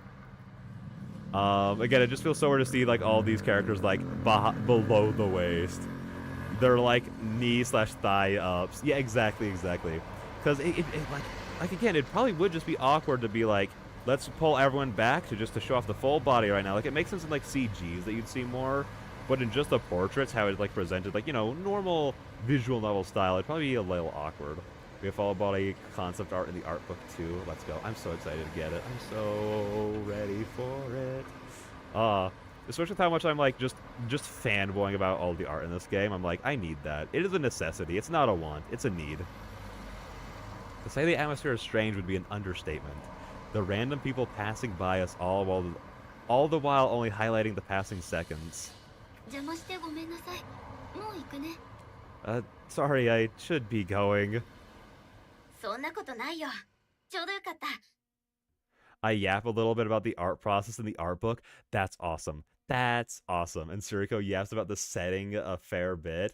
Because that's what I love about like getting like the supplementary materials is because again I love learning about like the creative process on everything. Like I want to be an artist and writer, so like obviously I'm like have interest in like hearing like how your process in the art book, but like even just like everything about the creative processes of like so many things like movies, visual novels, video games. I'm like, I want to hear about those. And so like getting supplementary materials that don't have those like little extra tidbits or like thoughts from like, you know, you, the makers, the teams, like it's kind of like a little bit disappointing. So I love that those are there. So I greatly appreciate that. No, this is good. ほのかちゃん、こっちは友達のカオル。Honoka, meet my friend Kaoru. あ、Hey. I should have known Shino would find a way to rescue the situation. I wish she hadn't. It's only after Shino's companion greets me that I realize I've subconsciously shifted behind her. She's so cool. She's so freaking cool. From her shabby clothing to many piercings, she couldn't be a better image of the youthful delinquent. It's a look that's in, as far as I can tell, but she wears it so naturally that it's clearly simply her, not some fashion choice. Her drawl and bad posture don't help. What do you mean? What do you mean? What's wrong with her posture? Look at it, immaculate. She's standing up so straight right now. Addie, that's my exact reaction to what's going on right now. 浅川ほのかです。よろしく。Nice to meet you. I'm Honoka Asakawa. I retreat to formality once more, reciting my script in what's turned into Shino's play. 私が勤めてる大学の学生なんだ。自己紹介も済んだことだし、店に入ろっか。She's a friend from the school where I work. Now that we're all introduced, shall we go in? Kaoru and I are left looking at each other, the plastic bag on Shino's wrist flapping this way and that as she gestures. Sorry?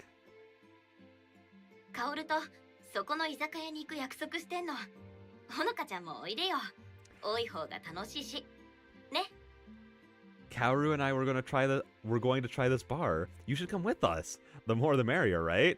Absolutely. I'm so down. Thank you for the invitation. Hanukkah, don't ruin this for me. Please, please go in. I try to find an excuse not to, but I can't think on such short notice. There's another issue too. This area feels familiar somehow. Distracted while being watched by both, I end up mumbling a half-hearted acceptance. じゃあ、お邪魔しようかな。Thank you, Honoka. Thank you. This is why we're besties. Sure.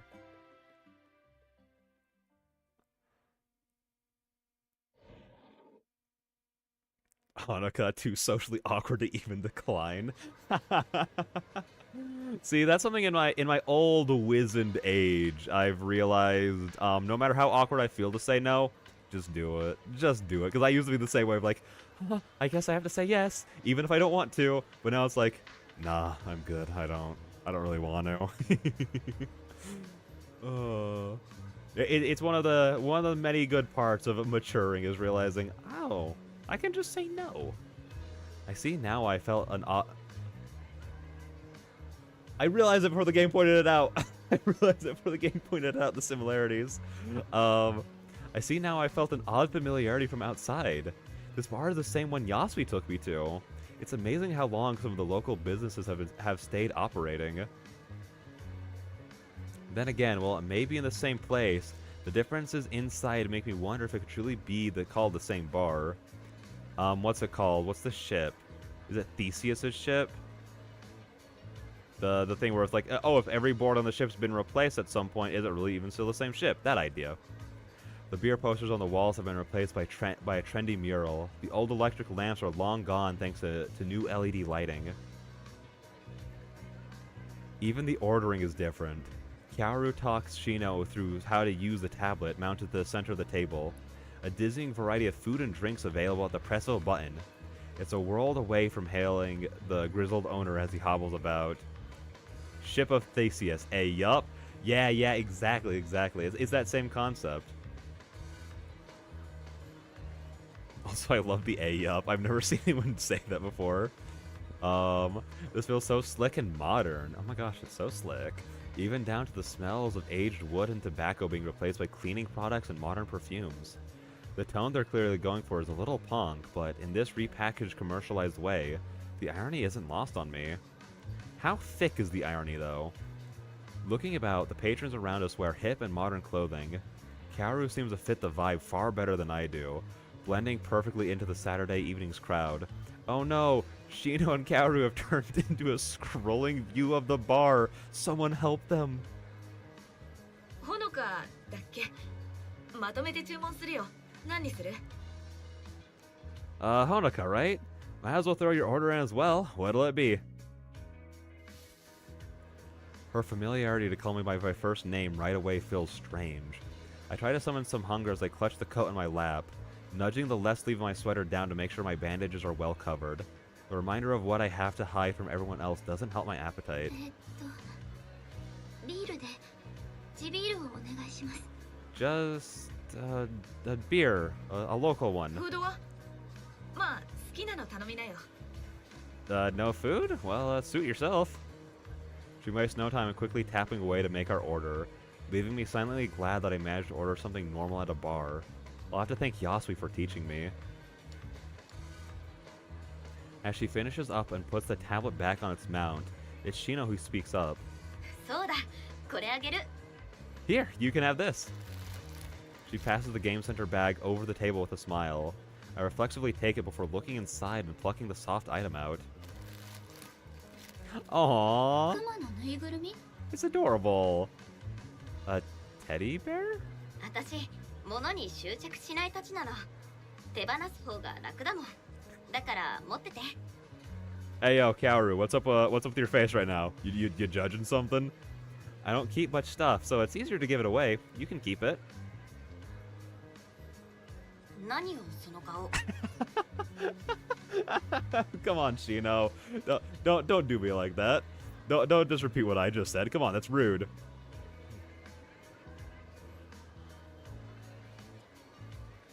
Kaoru is so cute. I love her. No, she is adorable, and I can't get over it. Especially like her expressions. Like again, I thought she was gonna be a lot more of a stoic character. Because I feel like that's just the vibe she gives off in all the trailers and everything. I didn't expect her to be so expressive, and they've all been so adorable so far.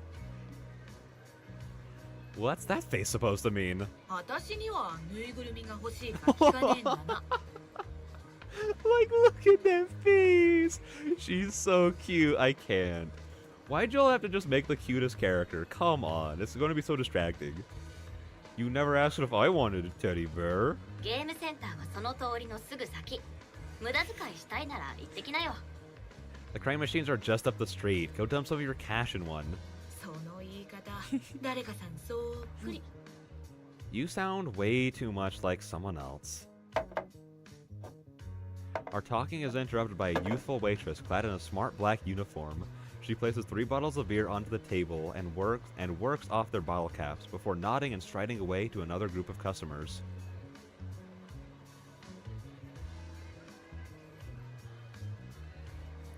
The others waste no time starting on their drinks, and I follow their lead. Getting used to the taste of beer will take a little while longer, it seems, but I notice that this is less sweet than what I've had before. The way even the same brand of beer is made must have changed. Kaoru and Shino seem to have a good handle on one another. Even though Shino invited me to be nice, I distinctly feel like I'm butting into their evening. I pull up my phone as subtly as I can, checking if it's late enough to use that as an excuse to leave. Just past 9. I could probably get away with it. Hanukkah, don't ruin this for me. Listen, just a little bit longer, okay? Oh, is she just tilting over? Motion at the edge of my vision prompts me to look back up. Kaoru peering over the table towards my phone. Oh, she said it as her or lock screen. Whatever, same thing, just on different moments. That's so cute. Stop. Towards my phone and its lock screen, now set to a photo of Yasui and I. へえ、かわいい人だね。Oh, she's cute. My heart jumping as I realize what she's seen. My first instinct is to pull my phone back towards me. I try to recompose myself, but my face feels far too hot for it to be convincing. ごめんごめん、つい気になってさ。Oh, sorry about that. Curiosity got the better of me. She waves a hand in front of her face in apology, but my heart still races as I grab at a distraction before Shino jumps into the topic. 二人は知り合ってどれくらいなの？ How long have you two known each other? 1ヶ月かそこらかな。A month or so? She looks at Shino for confirmation, who agrees between sips. It took me a long time to get comfortable around Yasui, but I suppose both seemed the sociable type. As we begin to talk with each other, the conversation thankfully drifts away from me as the friends chat between one another. Kaoru's loud voice ensures the other patrons glance towards her rather than me as well. I drink the last of my beer as quickly as I can before finding an opening in their conversation. もう遅いし、そろそろ帰らなきゃ。誘ってくれてありがとう。Don't go, don't go. If you leave, I have to go with you. I'm stuck in your perspective. It's getting late. I'd better go. Thank you for inviting me. 全然いいよ。来てくれてありがとう。じゃあ、また来週図書館でね。No worries. I'm glad you came along. See you at school next week. じゃあな、ほのか。今度また見かけたら声かけてよ。遊びに行こう。See you around, Honoka. Say hi if you see me. It'd be cool to hang out again. With that, I shuffle out of my seat and grab my coat. お会計は？ Oh, about paying. ああ、気にしないで。私が誘ったんだし、これくらい出すよ。Oh, it's fine, don't worry. I can swing this much after dragging you along. ありがとう。Oh, thank you. I feel bad, but this will go quicker if I don't argue the point. I don't even know how much beer costs in this time. Probably not 20 sen. With a last goodbye, I give a wave and head out. The winter's beginning to bite, especially after coming out of the izakaya. The footpaths are filled with people going this way and that, happily chatting between themselves. Once again, I find myself surrounded and anonymous. Just one more person amidst the crowd.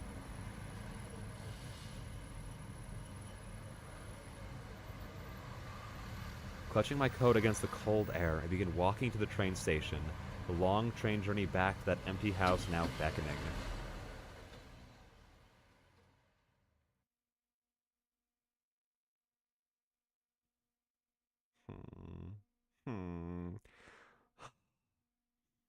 Yet dawn still comes.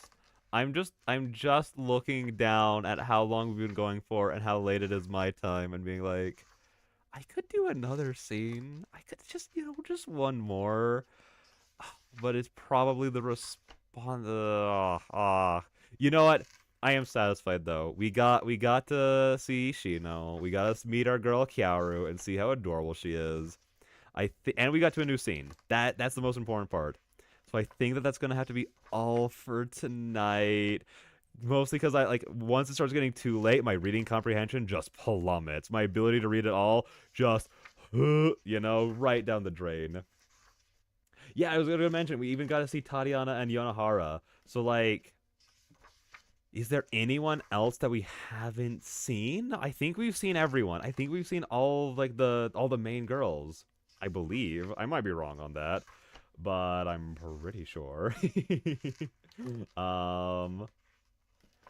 But yeah. That's all the characters. Awesome, excellent. Then yeah, I feel like that's a pretty great spot to stop for tonight.